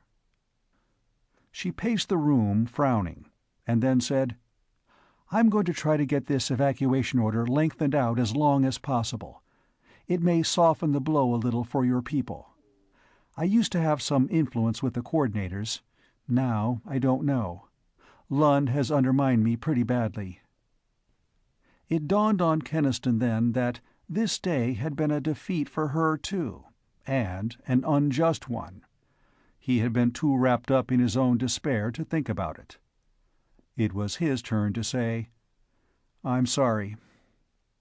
She smiled a little and turned to go, pausing to lay her hand briefly on Keniston's shoulder. "Don't take this too hard," she said. "Nobody could have done a better job than you did." She went out. They looked at each other with faces sick, angry, sullen. The two men and the three humanoids. "Well," said Gor Hall, "it was a damned good try. I vote we have a drink." Magro said, "It'll be bitter news for our people, Gor. They were beginning to hope." The Capellan rumbled. "I know that. Shut up." He took a glass to John Arno, who was sitting staring at the wall. "Cheer up," he said. "Your process is bound to win out some day." Arnold said, "Maybe, but that's not doing your people any good. All the humanoid peoples who backed and financed my work and put their hopes in it. I've let you down." "The hell you have," said Gore. Keniston was thinking sickly of the people back there on Earth, waiting anxiously for his return. He was thinking of Carol, and he said slowly, "I can't go back. I can't face them and tell them I failed." "They'll get over it," said Gore Hall, in a heavy attempt to be reassuring. "After all, going to a strange world isn't half as much of a shock as being hurled forward in time. They stood that." "It happened before they knew it," said Keniston. "That makes a difference. And they were still in a place they knew. No, they won't get used to it. They'll fight it to the bitter end." He spread his hands in a gesture of futile anger. "That's what I can't make anybody, even you, understand. They belong on Earth. It's like an extension of themselves. They will risk any danger, dare and threat to hold on to it." His gaze fell then on John Arnold's bitter face, abstracted and brooding on his own disappointment. Keniston's pulse gave a sudden leap. He said softly, "Any danger, any threat. Yes, by heaven." He was suddenly shaken by a terrible, desperate hope. He got up and went across the room to John Arnold. "You said that you had a small star cruiser and a technical crew of your own?" Keniston said. Arnold nodded. "Yes, over at my workshop in the mountains." He added bitterly, "I sent them word last night to get the cruiser ready to go to Earth. I was so sure that our chance had come." Keniston asked him softly, "Tell me, Arnold, do you really believe in your own process?" Arnold got to his feet. His eyes were suddenly hot, and he looked as if he would hit the Earthman. Keniston demanded, "Do you believe in it enough to defy an order of the board?" Arnold stiffened. After a moment he said, "Explain that, Keniston." Keniston explained. Fairly shaking with the intensity of his idea, he talked, and gradually Arnold's eyes took on a febrile glitter. He muttered, "It could be done quickly there on Earth. The ancient heat shafts would eliminate the necessity of deep boring." But then he shook his head in a kind of dread. "No, it would mean dismissal from the College of Scientists, exile for the rest of my life. I can't do it, Keniston." "You've worked and hoped for many years," Keniston reminded him cruelly. "Some day you'll give up hoping, and your process will be forgotten and lost." He stood back. "I won't say any more, except that here is your chance, if you wish to take it. Your chance to try your planet rejuvenation process on Earth." He waited then, silent. Gore Hall and the others watched. The Capellan's eyes were very bright. Arnold put his head in his hands and groaned. I can't. And yet they'll never grant permission, that I know. A whole life's work wasted." Keniston watched him suffer, caught between desire and fear. And at last Arnold struggled to a decision. He said, hesitantly, "We would have to leave it to your people to decide, Keniston. They must agree to accept the risk." "I know them, and I know they'll agree," Keniston exclaimed. "And if they do—" Beads of sweat stood on Arnold's forehead. "If they're willing, I'll do it," he said huskily. A great excitement coursed through Keniston. One chance, one last chance after all. He looked at Gore Hall and Magro and Lalor. He asked, "Are you with us in this?" Gore Hall uttered a great booming laugh. "Are we with you?" He strode to Keniston and he said, "We humanoids have been fighting this battle for a long time. Do you think we'd drop out now?" Magro's cat eyes were glittering, but he merely nodded agreement. John Arnold said excitedly, "My flyer is docked at Southport, near here. It won't take long to get to my mountain workshop." Lalor began, "I, too." Gore Hall told him, "You, Grey One, shall stay here and cover for us. Tell anyone who asks that we have all gone out to show Keniston the sights." The Myron sighed. "All right, Gore, but try to be careful, all of you." They left the apartment. Half an hour later, their flyer was splitting the night on the way to the other side of Vega 4. End of Chapter 17. The City at World's End. Chapter 18. Fateful Return. Another night had come. Under the brilliant, unfamiliar stars, black mountain peaks looked broodingly at the scene of feverish activity on the little plateau. Lights flared there, illumining the little group of long, low buildings, the supply yard with its crane, and the dim metal mass of a small star-cruiser battered and tarnished by long use.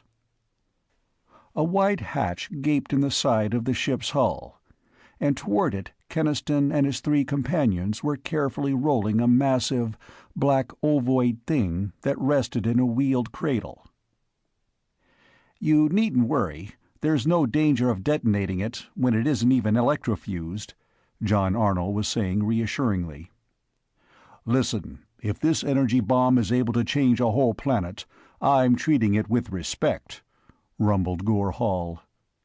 Keniston felt the unreality of it. The whole scheme now seemed to him mad, harebrained.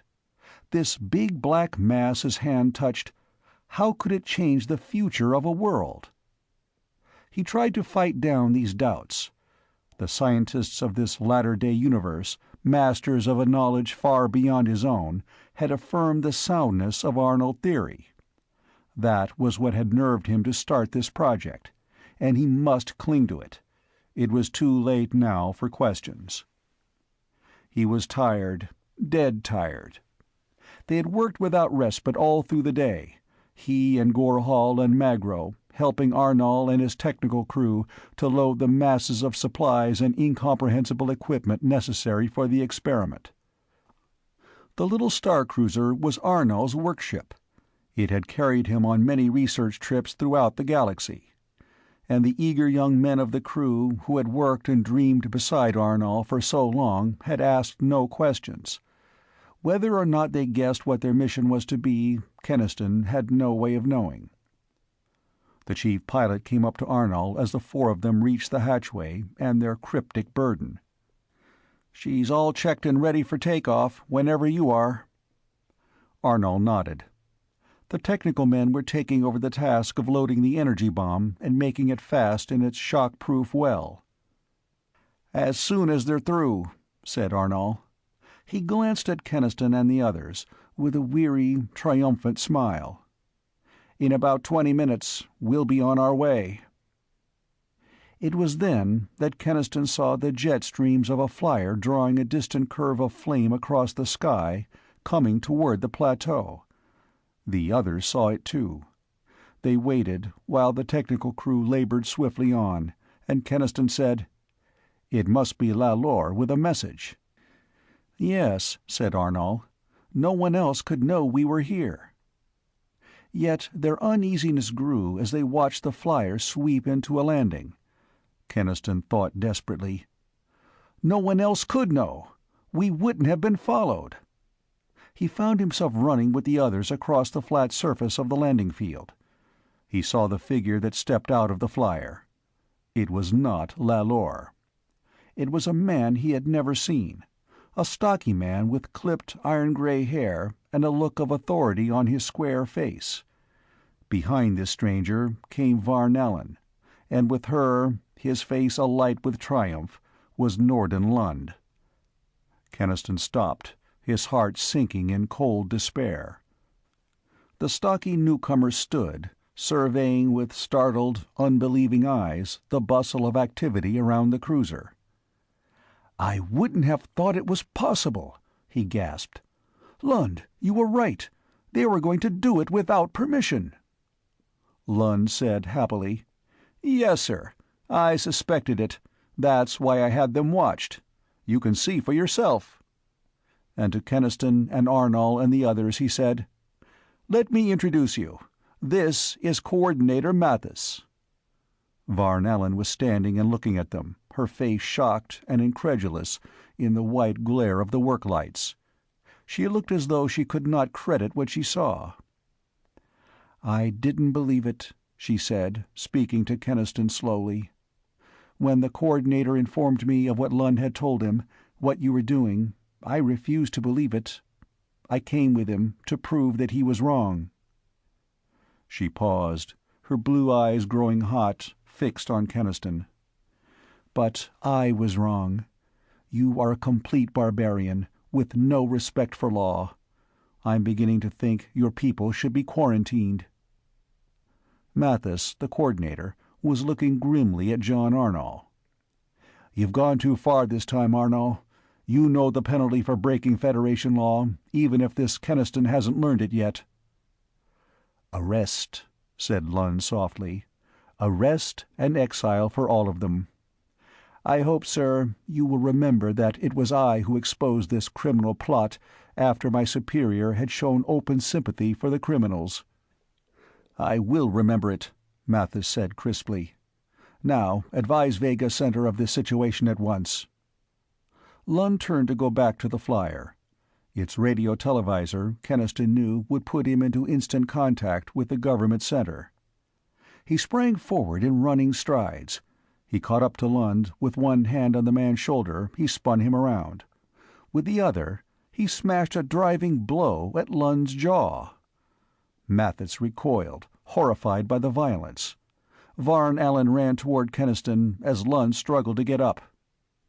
"Get back, Keniston," she ordered him. "You're not on your barbaric world now. You can't—" She had no chance to finish. Lund came up fast, drawing a small glass weapon from his pocket. He had foreseen Keniston's reaction sufficiently to come armed. Gore Hall's great furry shape loomed up behind the sub-administrator. One huge paw caught the hand with the weapon. The other arm went around Lund's body and lifted him in the air like a child. His powerful fingers tightened. Lund dropped the glass weapon. "Let me go!" he gasped. "I order you!" "You might have killed someone," Gore Hall rumbled, and shook Lund until his teeth rattled. "You have no orders for me, little man." He looked around, still holding Lund. "What now?"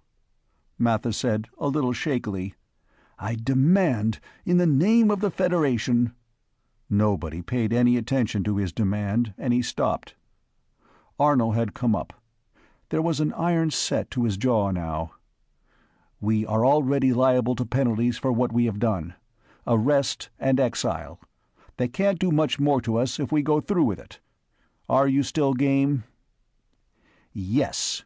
Keniston looked at Varn Allen and Mathis.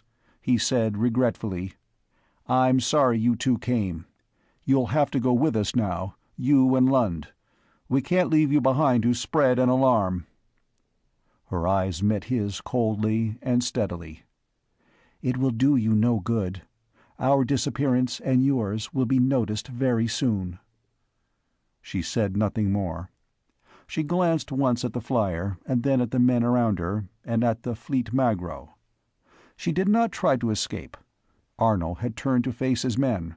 He told them, "You are not responsible for my plans, and you are not yet under any penalty. Therefore, you are free to decide now whether or not you will go with me." The chief pilot stepped forward. He was a tall young man with a reckless grin and eyes that were not given to showing fear. "I've sweated this tub across the galaxy too many times to quit now," he said. "I don't know about the other boys, but I'm going." The others, technicians and crewmen alike, shouted assent. We've worked too long and too hard to throw this chance away. We're with you, Arnold." Arnold's dark eyes suffused with a mist that was very much like the tears of gratitude, but his voice rang out like a bugle, crying, "Then prepare for takeoff. The government ships will be after us as soon as the Coordinator and Varn Allen and Lund are missed and traced." Men began to run toward the star cruiser. Keniston went with them, holding tight to Varn Allen, with Gore Hall coming after with the squirming, protesting Lund clutched in his great arms. Magro brought the pale-faced Mathis, who neither spoke nor resisted. The hatches were shut.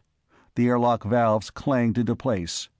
As he followed Arnold along a narrow passageway, Keniston was aware of the swift, ordered confusion that seethed throughout the ship. Warning lights flashed on the bulkheads, bells rang. Somewhere, deep in the bowels of the cruiser, machinery jarred into life, settling into a steady humming.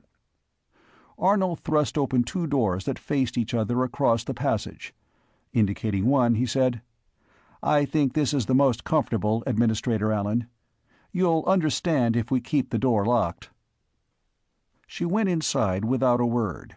Lund and Mathis were thrust into the opposite cabin, the former still snarling threats. Arnold glanced at the warning lights. "All set," he said. "Come on." In the cruiser, Keniston sat dazedly through the last taut seconds of preparation, feeling all his weariness collapsing upon him. Then a bell rang, and the little ship went smoothly skyward. There was little sensation of the tremendous acceleration, any more than in the Thanos. He had learned by now of the elastic force stasis that gripped everything in a starship to temper acceleration pressure. As in a dream, Keniston listened to the banshee scream of atmosphere past the outer hull. Then through the port he saw the great cloudy bulk of Vega 4 falling away with slow majesty. And then the sky was gone, replaced by the depthless black vault of space that was hung thick with loops and chains and pendants of blazing suns. He became aware later of Gore Hall's big paws shaking him gently. "Come on, Keniston, you're nearly out. Time to sleep." The big Capellan bore him away bodily to a cabin, and rolled him into a bunk. He woke hours later, feeling rusty and still tired from the strain of the past days. He looked out. The cruiser was in deep space now, droning steadily across the mighty gulf that separated it from Earth. Keniston felt an involuntary thrill. This voyaging in the great interstellar deeps was getting into his blood. He stuck his head in the bridge and found Magro there with the chief pilot. "I've been listening with the visor operator," said the Spican. "There's been no alarm yet back there." "But there will be when they find all of us gone." "Yes, and control ships will be after us like hounds. We're not going to have much time on Earth." Keniston was silent. Then he asked, "Where's Arnold?" "You'll find him down in the bomb compartment." As Keniston groped his way down a series of ladders into the compartment where the great bomb brooded in its well, that troubling doubt rose again within him. Until now, the swiftness of events had crowded it down. But now it seemed suddenly fantastic that he should pin the hopes of Earth's last people to this black thing. It had only been tested once, and that test had ended disastrously. But John Arnold sat there in the dim light and smiled, a happy, peaceful smile. "I've been admiring my child, Keniston. That seems silly, doesn't it? But I put most of my life into that thing. I've waited, how long I've waited. And now, in a little while—" His gaze dwelt fondly again upon the black metallic ovoid in its cradled pit. "It is a dream, and it is half a lifetime of toil, and it is a power that will revive a world." Keniston cried, out of his haunting doubt, "Can this bomb really rekindle Earth's interior heat? How?" Arnold said, a little helplessly, I know the uncertainty that must oppress you. I'd like to explain my equations. But how can I, without first teaching you all that the ages have brought in new science?" He went on, "But even though a primitive scientist, you are a scientist. I will try to make you understand the principle at least. You know that most suns derive their energy from a nuclear reaction that changes 4 hydrogen atoms into 1 helium atom by a series of shifting transmutations involving carbon and nitrogen?" Keniston nodded quickly. "Yes, that carbon-nitrogen cycle was discovered in my time. Scientists called it the solar phoenix. The tiny fraction of atomic weight left over, after the cycle, was the source of solar radiation." "Exactly," said Arnall. "What you wouldn't know is that scientists in the ages since then have succeeded in triggering similar cyclical reactions in other, heavier elements. That is the key to my process. Most planets, like your Earth, have a central core of iron and nickel. Now, a transformation of iron to nickel in cyclic reaction had been achieved in the laboratory, liberating the energy. I asked myself, instead of in a laboratory, why not start that reaction inside a planet? Then it would reproduce the basic solar reaction inside such a planet?" Keniston said incredulously. "Not really, for the iron-nickel cycle does not yield such terrific radiation as your solar phoenix," Arnall corrected.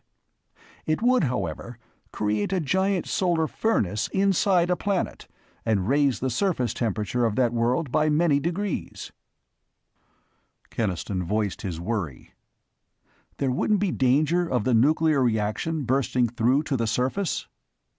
"It can't burst through," Arnall declared. "The cycle can only feed on nickel and iron, and the massive outer sphere of silicon and aluminum around the core would contain the reaction forever." He added, "That is why the energy bomb that triggers the reaction must be detonated in the core, and that is why we can quickly start the process on your Earth, because the ancient heat shafts there provide access to the deep core without elaborate preliminary boring." Keniston nodded. The theory seemed sound enough, and yet— He said slowly, "But when you tested it before, the planet was nearly destroyed by quakes that the convulsion in the core started." "Planetoid," said Arnall wearily, "not planet. Haven't I explained that enough times? The mass was insufficient to sustain the blast." He was suddenly angry. "Why was I ever fool enough to accept that impossible test? But I repeat, Keniston, I know what I'm doing. The entire College of Science has not been able to find flaws in my equations. You'll have to be content with that." "Yes," said Keniston. "Yes, I'll have to be." But as he left Arnall, he could not entirely crush his apprehension. This man-made creation of a solar furnace in the heart of a planet was as monstrous to his mind as the making of fire must have been to the first man. What if, by his faith in John Arnall, he had doomed Earth instead of helping it? One decision came clear in his mind.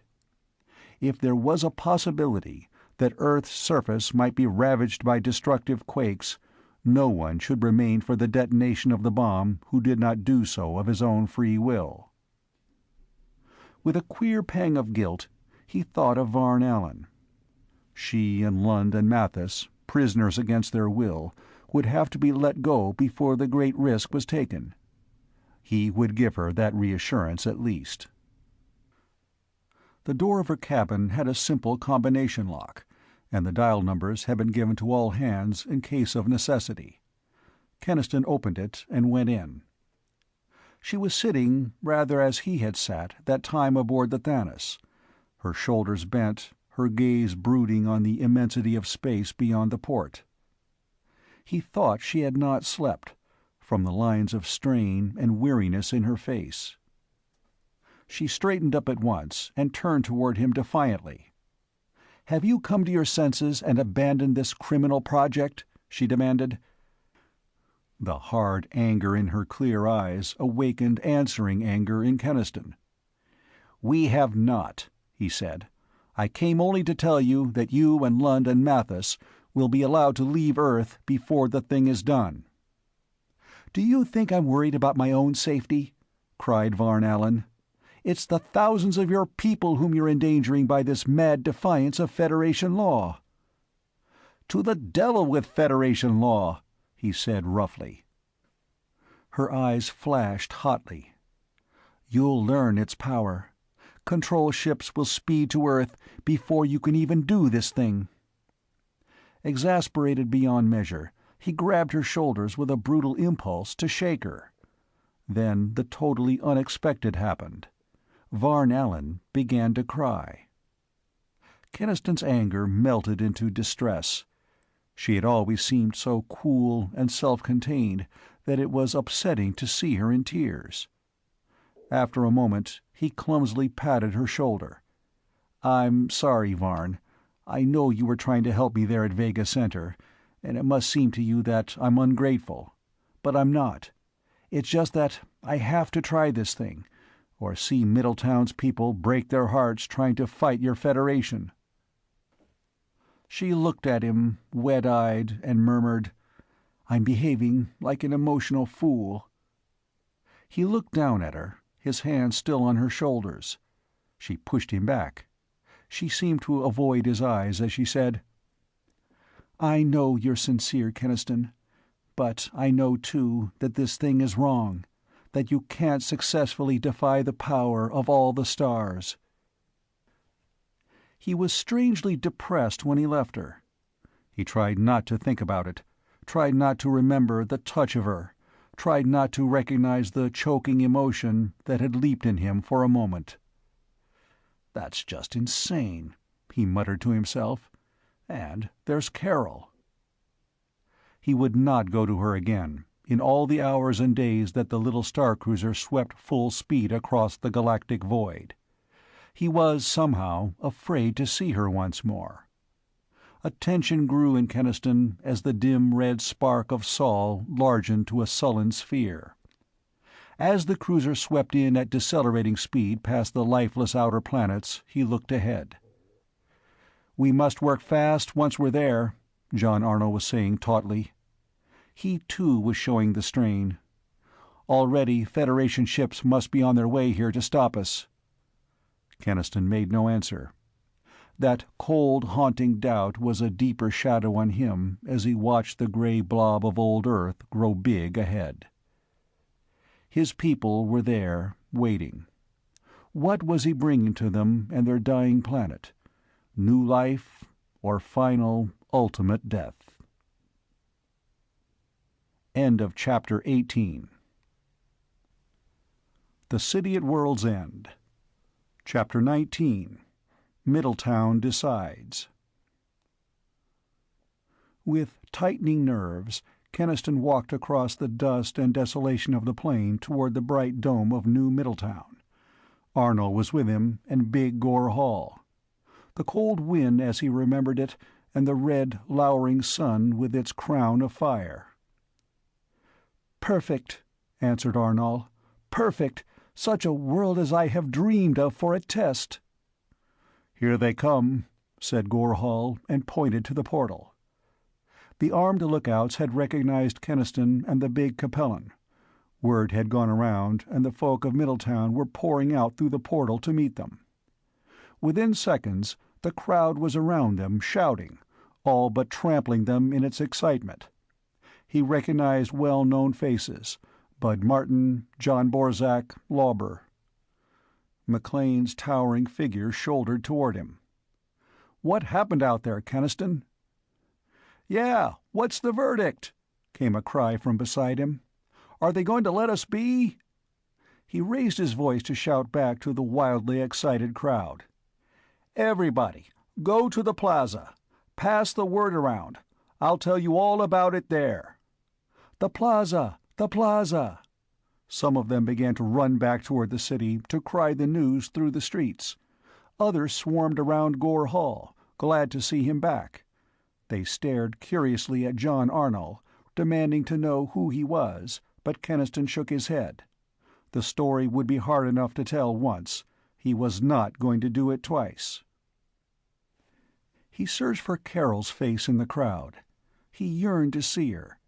And yet, deep in his mind somewhere, there was a strange reluctance to see her, to face her, and he did not know why this should be so.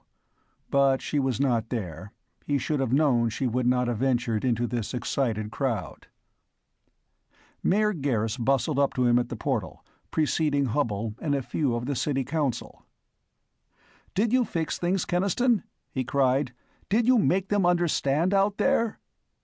Keniston said, "I'd like to make my report in the plaza, where everyone can hear." The mayor gave him a worried, half-frightened look, and fell back. Keniston reached out to take Hubble's hand. "I've got to talk to you, Hubble," he said. "I've done something, and I don't know." He talked in a rapid undertone to the older scientist as they made their way through the streets. Hubble's reaction was the same as Keniston's had been when the thing had been first broached to him. He recoiled from it. "Good God, Ken! It's mad! Dangerous!" But as he heard more, his alarm changed to grave attention, and then keenest interest. "Yet it does sound logical, by every principle of our physical science." He looked at John Arnold. "If I could only talk clearly to him—" "It wouldn't do any good," said Keniston grimly. "That's the awful part of it. His science is a million years beyond us." Hubble turned to Gore Hall. He had worked beside the big furry Capellan. He knew and trusted his ability as an atomic technician. Haltingly he asked, "Will Arnold's process work?" Gore Hall answered simply, "I believe in it enough to risk my life helping to try it." Keniston translated that, and Hubble seemed reassured.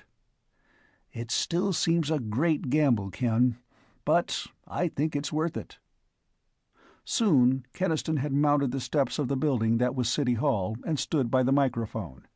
Before him were the gathered thousands of Middletowners, a kaleidoscope of eager faces, excited, waiting.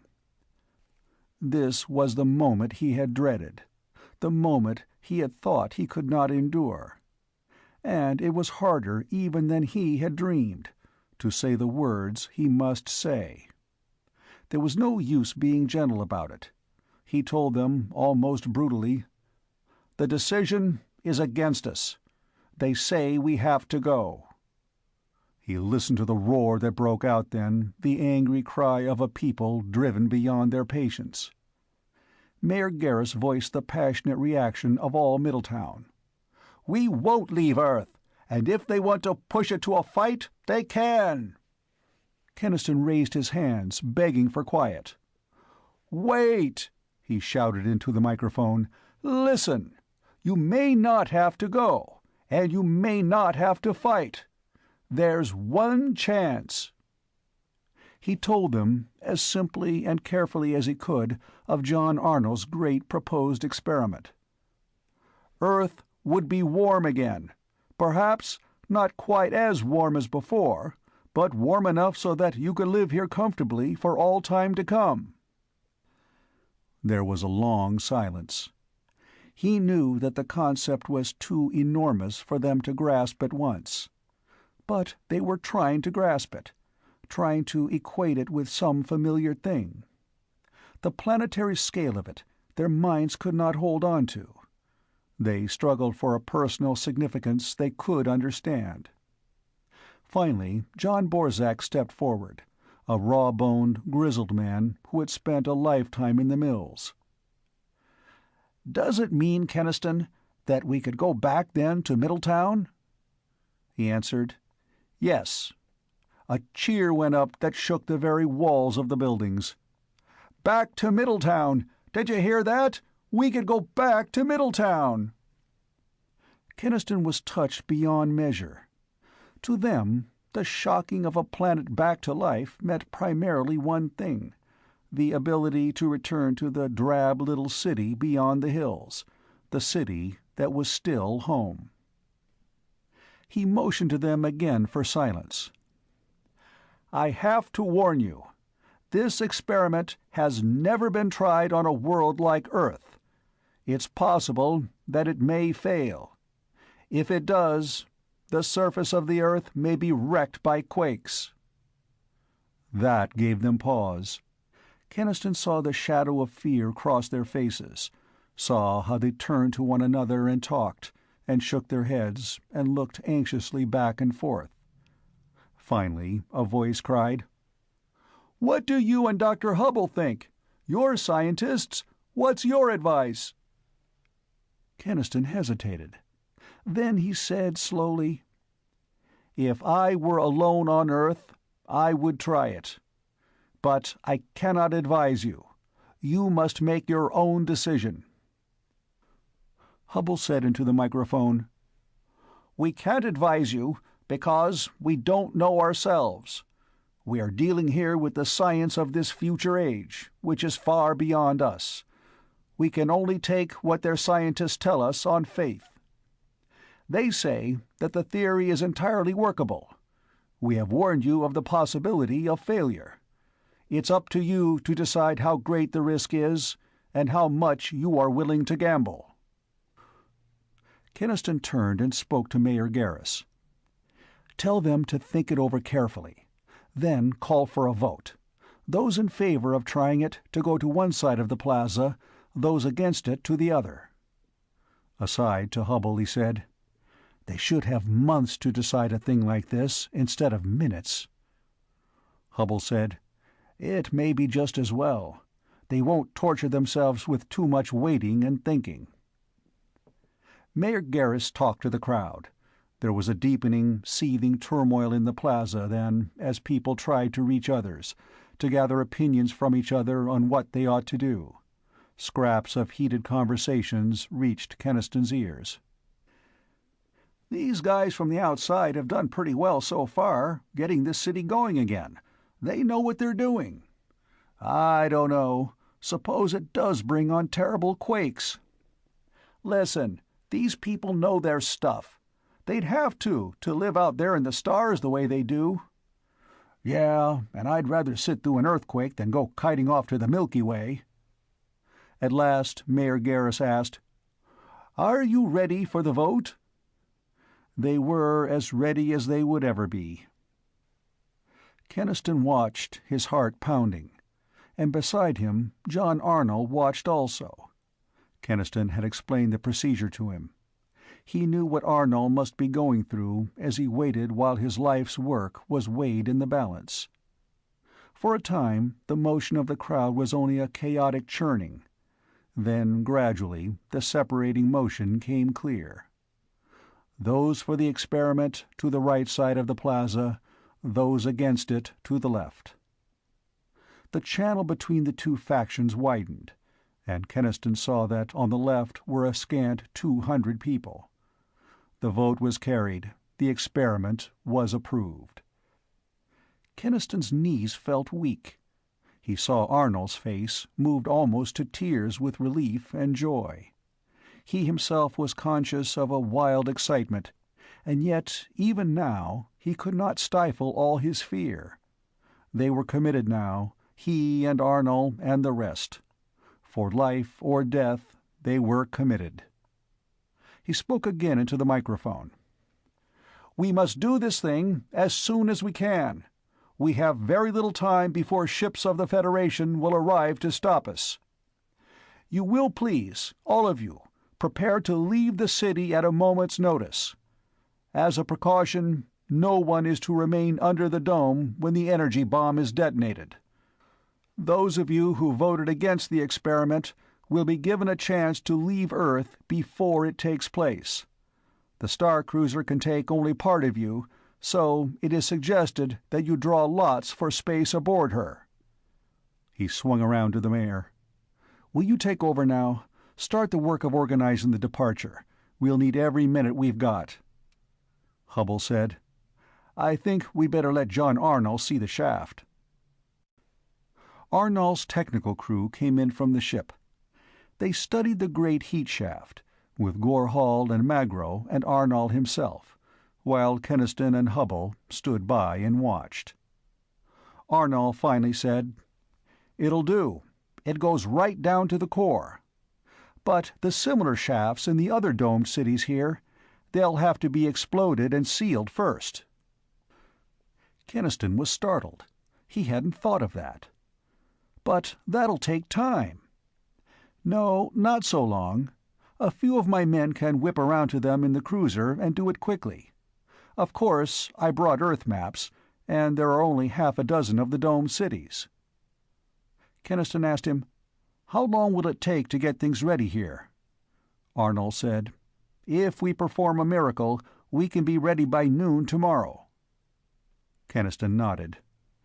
"I'll do my damnedest to help you, and so will everybody here. Just let me have 10 minutes first." 10 minutes wasn't much.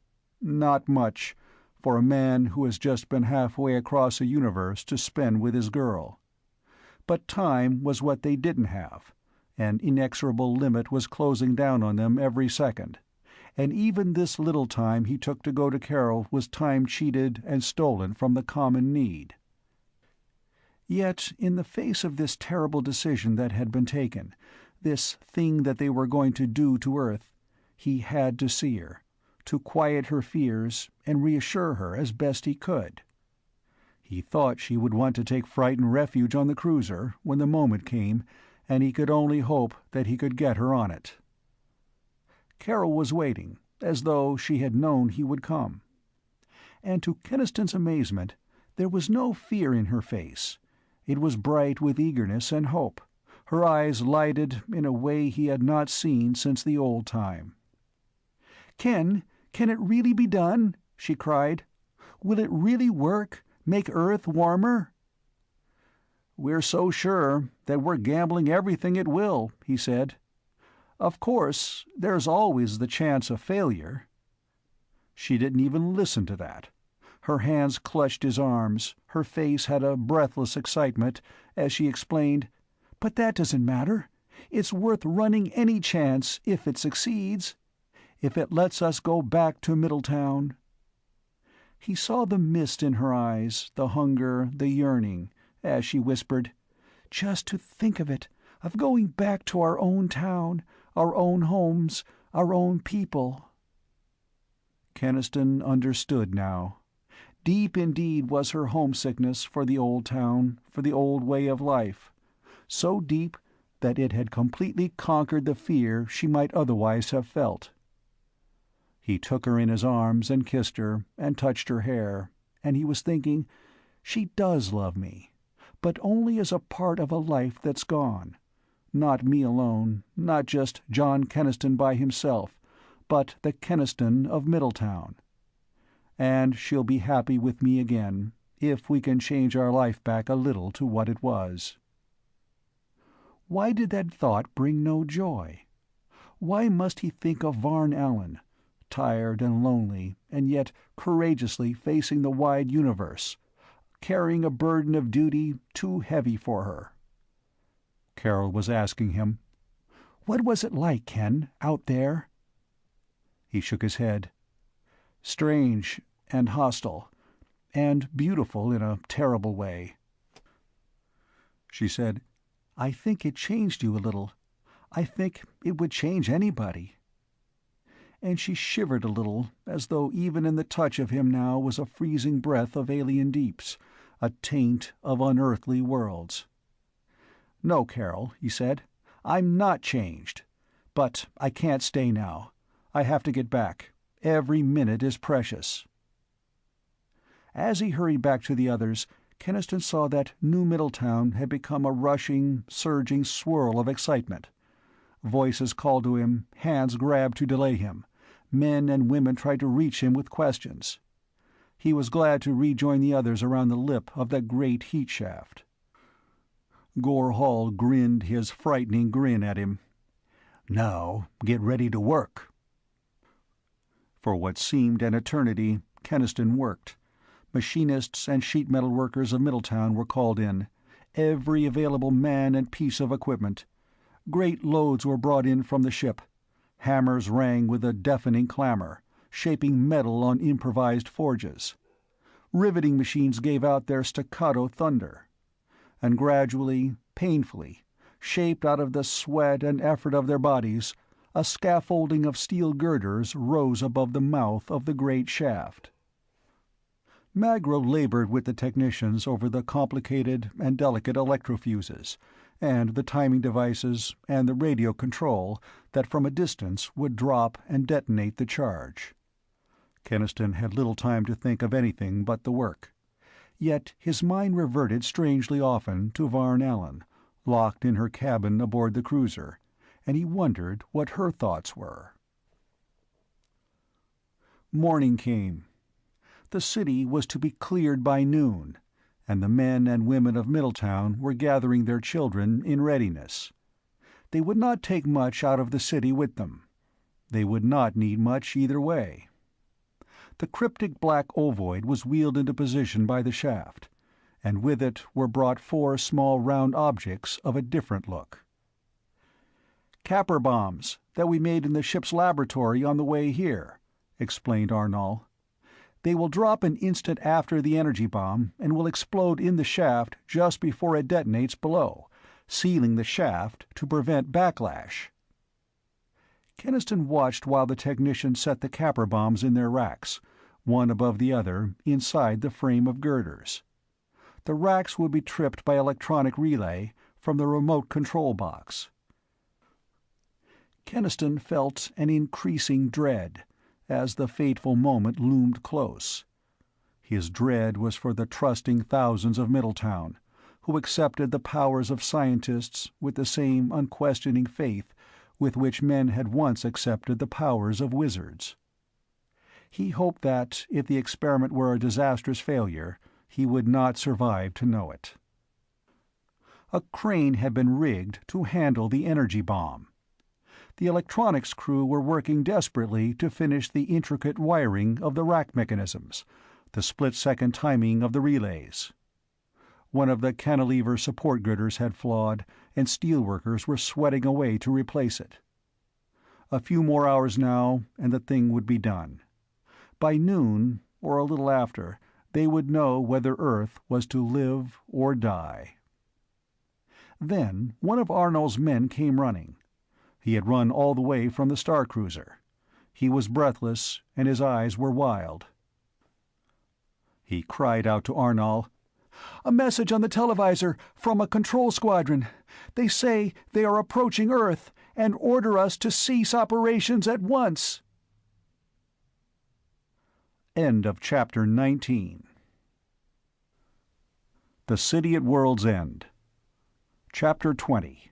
Appointment with Destiny. Keniston felt the impact of the news as a catastrophe crushing all their desperate hopes. He stood sagging, looking at the technicians who stared frozenly back. Like an ominous echo, Varn Allen's warning came back into his mind. "You cannot fight Federation law." But John Arnal, raging at seeing the dream of a lifetime threatened at this last moment, rushed forward to the messenger. He grabbed the man's collar. "Did you think to use a distance gauge on the message from those ships?" The man nodded hastily. "Yes, the readings were—" "The devil with readings! How far from Earth are those ships?" "I'd estimate that they're 3 or 4 hours away, if they come at full speed." "They'll come at full speed, don't worry," said Arnal grimly. His face was a sweating mask, the bones of it standing out gauntly, as he turned to the others. "Can we be ready in time?" "The rack trip controls are in," answered a technician. "It'll take an hour or more to prepare the timers." Keniston had regained a little hope when he heard of the time limit they faced. "Surely we can be ready in time, Arnal. I'll start them moving out the people at once." Mayor Bertram Garris was not far to seek. Round-eyed and pale with worry, the pudgy mayor had been watching their work around the great shaft. Keniston ran up to him. "Get the people started out at once, to the ridge of the hills. Only the sick and old to go in cars. The rest must walk. We can't risk a traffic tangle now." "Yes," gasped the mayor. "Yes, right away." He caught Keniston's arm, looking past him at the black ovoid bulk of the bomb. As though ashamed to show the terror he felt, Garrus stammered, "How much danger is there, Keniston?" Keniston gave him a reassuring shake. "Don't worry. Go along and get those people out of the city." He wished he could find reassurance himself. The next hours were nightmarish. Working under pressure, grudging every second, it seemed that everything conspired against them. The metal, the mechanisms, the very tools seemed determined to betray them. And yet, at last, the dark shape of the energy bomb swung in its rack over the mouth of the shaft. The last of the timers was set, and it was done. "Get your equipment ready," Keniston told them tautly. "Let's go. There's still a lot to be done." He went out with Hubble and Arnold and the rest. The city was as he had first seen it, empty, still, lifeless. The people had gone. As he passed out the portal, he could see the dark, trailing mass of them already far across the plain, the thousands streaming slowly up the slope of the distant ridge. Anxiously, he scanned the sky. There was no sign yet of the control squadron. Arnold sent his technical crew ahead to the ridge, with the remote control mechanisms and recording instruments. Gore Hall and Magro and Hubble went with them. Then Keniston and Arnold ran toward the star cruiser. There was a little knot of people standing beside it in the dust and cold, the Middletowners who were leaving Earth. Keniston stared at them in amazement. Out of the 200, only a score had actually come to the cruiser. Arnold told them curtly, "You can come aboard now." A few of them picked up their bundles and stood irresolutely glancing from their companions to Keniston and back, wanting to speak. Then they turned and went aboard. Keniston counted: 2 men, 3 women, and a child. "Well," he snapped at those who were left, "what are you waiting for? Get aboard." "I guess," said one man, and then stopped to clear his throat, "I guess I'd rather stay with all the rest." He grabbed his bundle and started away, hurrying after the distant crowd. Another and another followed him until all were gone, a small hastening group in the immense desolation of the plain. Arnold smiled. "Among your people, Keniston, even the cowards are brave. It must be even harder, in some ways, for those who have decided to go." They entered the cruiser and released Mathis and Norden Lund and Varn Allen from their locked cabins. Varn Allen did not speak, but the coordinator said icily, "So, you are really going to do it?" "We are," said Arnold. "My chief pilot is about to take this ship off. You'll be safe." Norden Lund said bitterly, "I hope it blows you all to fragments. But even if it doesn't, even if it succeeds, you won't win. You'll still have Federation law to face. We'll see to that." "I don't doubt it. And now we must go." He turned, but Keniston paused, still looking at Varn Allen. Her face was a little pale, but in it was no such anger as Lund's. She was looking at him with a searching, level gaze. He wanted to speak to her. He wanted to voice something that was in him, but he could find no words. He could only say, finally, "I'm sorry things had to be this way, Varn. Goodbye." "Wait, Keniston." He stopped, and she came up to him, pale and calm, her blue eyes very steady on his face. She said, "I'm staying here while you do this thing." He stared at her, dumb with astonishment, and he heard Mathis exclaim, "Are you mad? What are you thinking of?" She told Mathis slowly, "I am administrator of this world sector. If my mistakes have caused this crisis, I will not evade its consequences. I will stay." Blund cried to Mathis, "She's not thinking of her responsibility. She's thinking of this primitive, this Keniston." She turned, as though to make furious reply. But she did not speak. She looked instead at Keniston, her face white and strained. Mathis was saying to her coldly, "I will not order you to come with us, but be sure that your conduct will be remembered when your fitness for office is re-examined." She bowed silently to that, and turned and went out of the ship, and Keniston, following her, felt a wondering, incredulous emotion that he dared not let himself recognize. They stepped out into the red sunlight, and with a soft humming the star-cruiser mounted into the sky and was lost to view. The last dark trailing mass of people was disappearing over the ridge, as Keniston and Varnallen and Arnall started that way. "Hurry," urged Arnall. "Even yet we might be too late." When they reached the ridge, Gorhal and Magro and Hubble were waiting there with the young technicians and their apparatus, and Gorhal uttered a rumbling exclamation when he saw them. "I thought you'd stay, Varn." Her head went up, and she said, half angrily, "But why should you—" She stopped abruptly, and was silent a moment, then asked, "How soon?" "We're all set now," the big Capellan answered. Keniston saw that the radio control box and the panels of strange instruments were ready. He glanced at Arnall. The scientist's face was filmed with sweat. All the color had gone from it, and his hands shook. In this moment he was facing the climax of his whole life, all the years and the pain and the effort. He said in a strangely toneless voice, "You'd better warn them, Keniston, now." Below them, on the far slope of the ridge, waited the thousands of Middletown's people. Keniston went down toward them.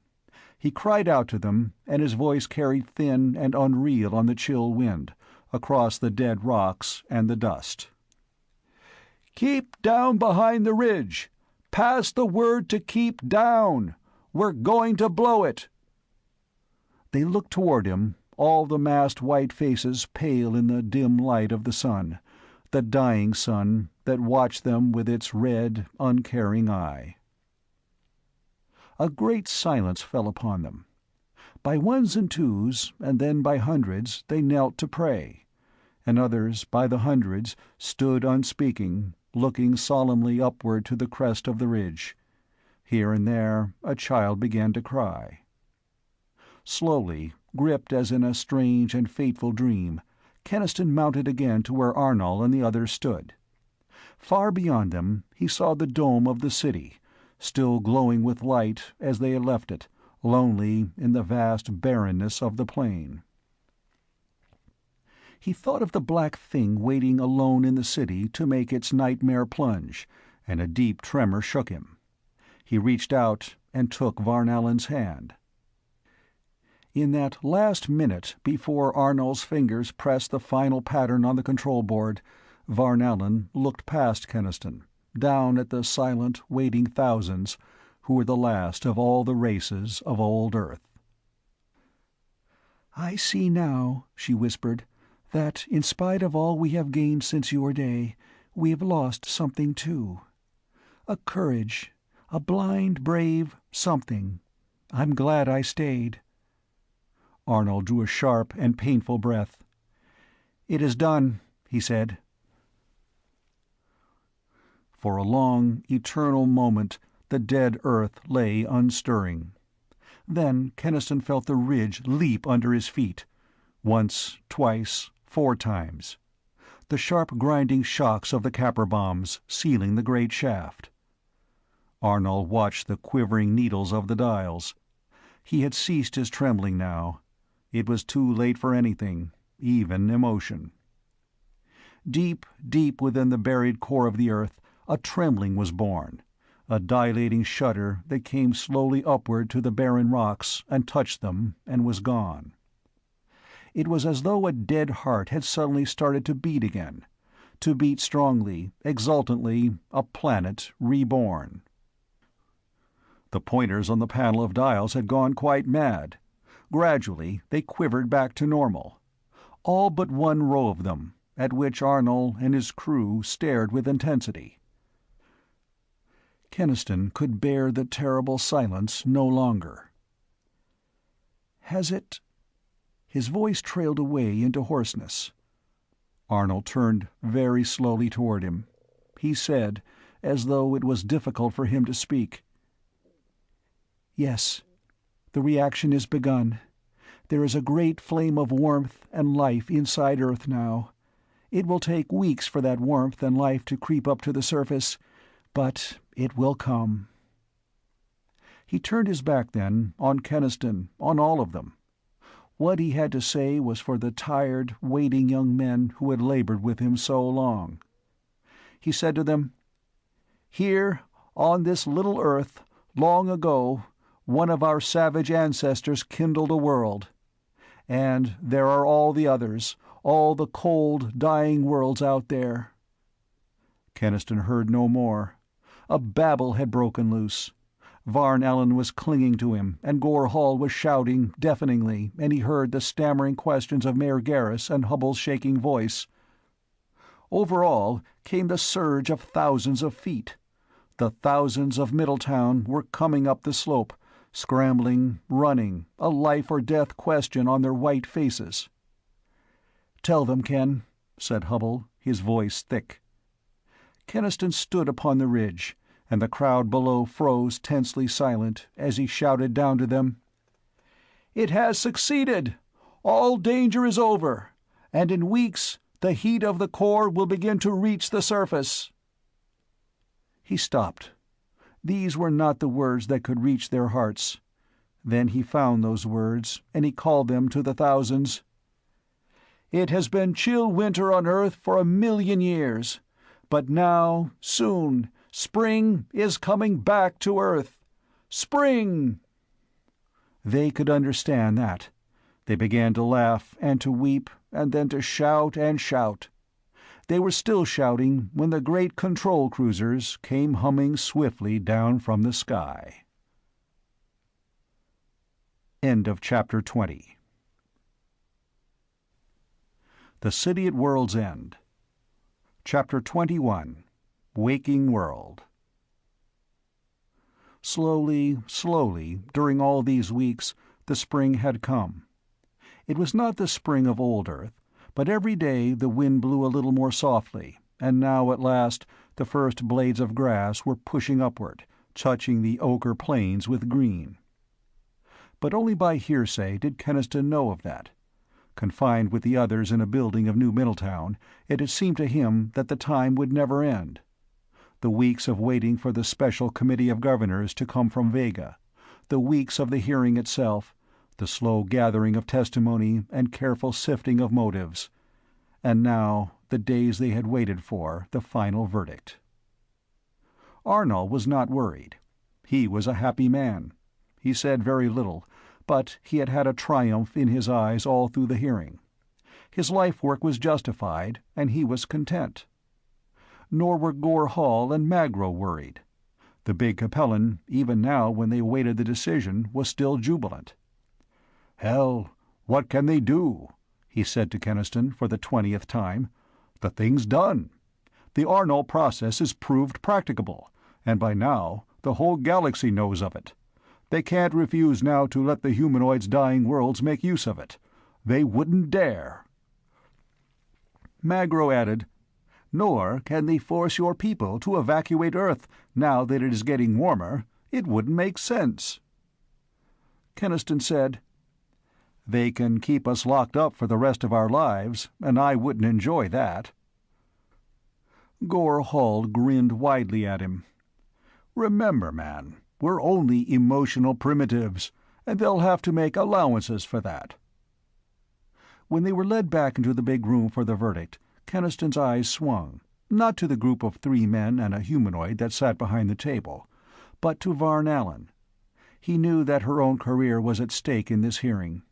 She did not look upset, and she met his gaze with a grave little smile. Lund, beside her, looked alert and faintly worried now. He shot a hard glance at Keniston, but Keniston had to turn his gaze as the reading of the verdict began. The aging man who read it, the oldest of the four governors, had no friendliness in his face. He spoke as one who reluctantly performs an unpleasant duty. "You, the ringleaders in this thing, have rendered yourselves liable to the extremest penalties of Federation law by your direct defiance of the governors," he said. "It would be quite in order to direct a sentence of life imprisonment." He looked down at them coldly. Gore Hall whispered, "Just trying to scare us."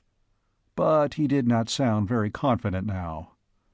The old governor continued, "But in this case, it is quite impossible to reach a verdict on purely legalistic grounds. We must admit that your fait accompli has created a new situation.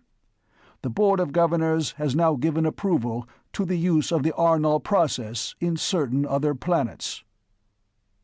Keniston found it hard to realize that a long, great battle for the survival of worlds was ending in these phrases. "On certain other planets, and that presents us with a legal impasse. To punish you now for your use of it here would be, morally, if not legally, punishing you for infraction of a no longer existing law." Gore Hall uttered such a long and noisy exhalation of relief that he was promptly glared into silence. "We are unable, therefore, to do other than dismiss you with the official reprimand of the Board of Governors for your behavior." Now that the moment had come, now that it was over, Keniston found that he felt very little emotion after all.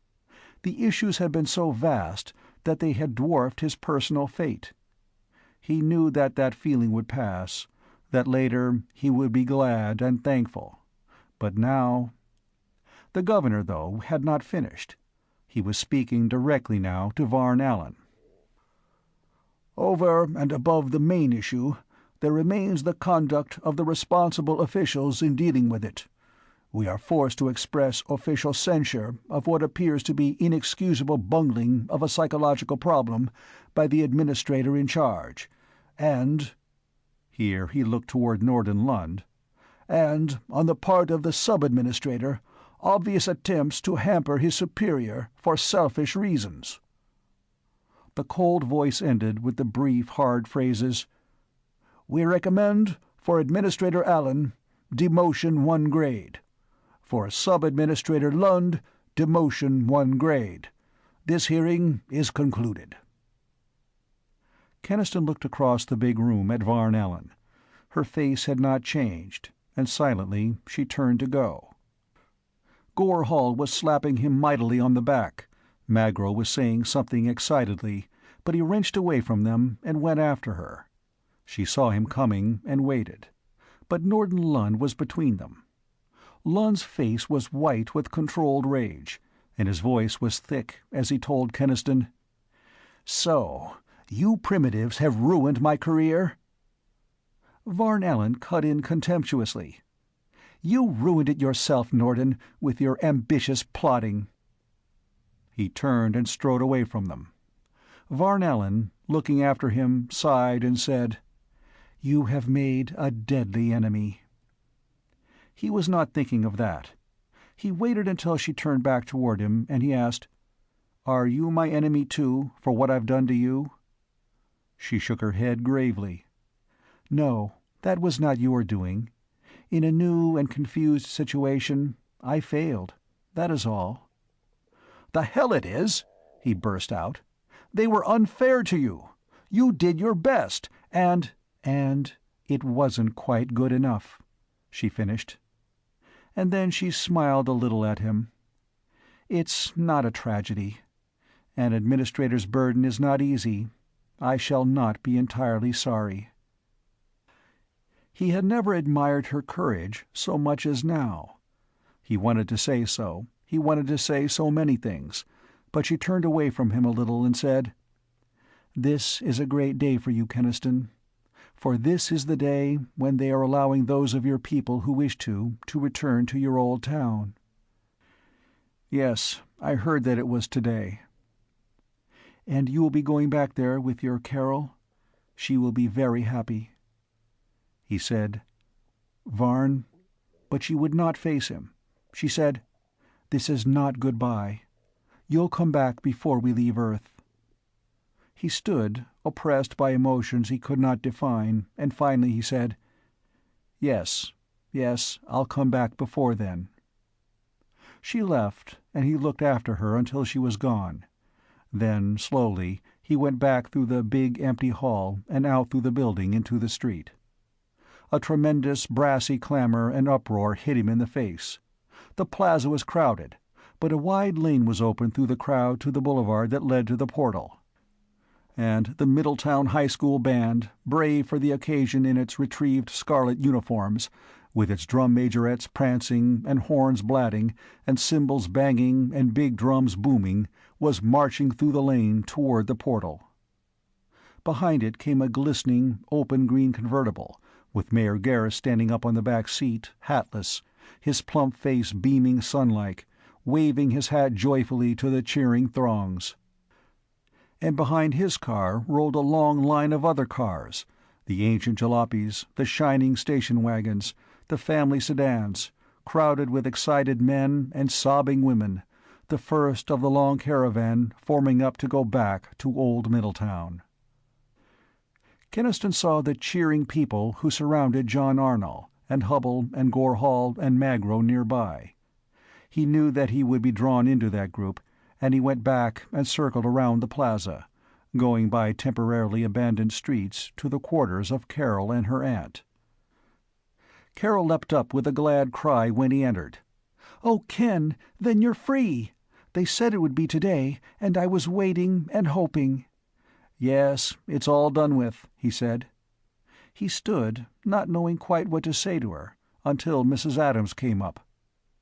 "Then we can leave here now, like the others?" Mrs. Adams said anxiously. "We can go back to Middletown now?" "Just as soon as you can pack up and I can get the jeep," he said. "I've been packed for days," she told him. "I wouldn't stay in this unearthly place for 1 minute longer than I have to. Just imagine, they tell me a lot of the young people are going to stay here from choice. They say they like it better than Middletown now." Keniston felt a curious sense of unreality as he got the jeep, and he packed their things into it and then joined the slow, bottle-necked traffic that was now steadily rolling out of the domed city. Could it all be ending like this? Could it be true that he was going back to the old town, the old life, after all that he had done and seen? Down the wide boulevard, between the lofty white towers, through the portal, out from underneath the dome. The red sun still shone dully, but a softer wind than Earth had felt for 1,000,000 years was blowing across the plain, stirring the timid little shoots of new grass, bringing a breath of warm new life. Cars ahead of them and cars behind them, rolling toward the ridge, eager for sight of the old city. And now they were passing John Arnall's small cruiser, and then the titan black bulks of the great starships, brooding upon the plain, wrapped in the majesty of giants who knew the secrets of infinity. He looked back at the great ships, and he thought of the vast, star-shot spaces whither they would go, and then he looked on ahead. And at last the eager cars topped the ridge and went hurrying joyously down into old Middletown. All along the familiar streets, houses were already beginning to come to life. Shutters flung open, storm windows raised, doors standing wide to the soft wind, women busy with brooms on dust-drifted porches. The shrill voices of children and barking of dogs mingled with the noisy impatience of the auto horns. Down Mill Street to Main Street and on, and finally the old gray house just as they had left it. Keniston stopped the jeep at the curb. Mrs. Adams got out. She went slowly up the steps and unlocked the door. She stood for a moment looking in. "Nothing has changed," she whispered. "But all this dust, I'll have to clean." Suddenly she sat down in her chair by the window and began to cry. Carol did not go in at once. Feeling an odd sense of strain, Keniston asked, "Are you happy too, Carol?" She nodded, half smiling, looking out along the awakening street. "Yes, Ken," he said. "Well, I want to return to New Middletown to see Gore and the others before they leave, but I'll be back soon."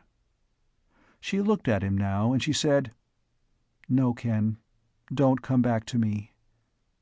He stared at her, astonished. "Carol, what do you mean?" Her soft face was quite steady. "I mean that you don't altogether belong here now, Ken. You changed when you went out there. You'll change more in the days ahead. We'll turn more and more toward the strange new life." She added, "And I can't change. Not like that. You'd be miserable with me, clinging to the old things." He knew she spoke the truth, and yet he must protest. "But the plans we made together, Carol?" She shook her head. "I made those plans with another man, a man who isn't quite here anymore, and won't ever be here again." She reached up and kissed him, and then she went inside and closed the door. Keniston stood a moment, hesitating. Then, slowly, he climbed back into the jeep and drove out of Middletown. From the ridge he could see again the starships that rested on the plain by the domed city. And the city itself still lived. It was the younger folk of Middletown who had chosen to stay in it, the young in mind who could still look forward to the new. The starships would continue to come, now that Earth was habitable again. The people of far stars would mingle with the people of Middletown, and the young men here would go out to other suns, and gradually the whole strange story of Middletown would be absorbed into the stream of history. Keniston sent the jeep speeding toward the domed city.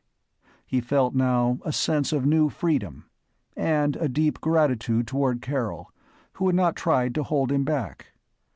But he felt, too, an uncertainty, a shrinking. Vast new horizons stretched before him now, the boundless horizons of space, the endless avenues of new thought. He was still a child of older Earth, and it would be strange and lonely.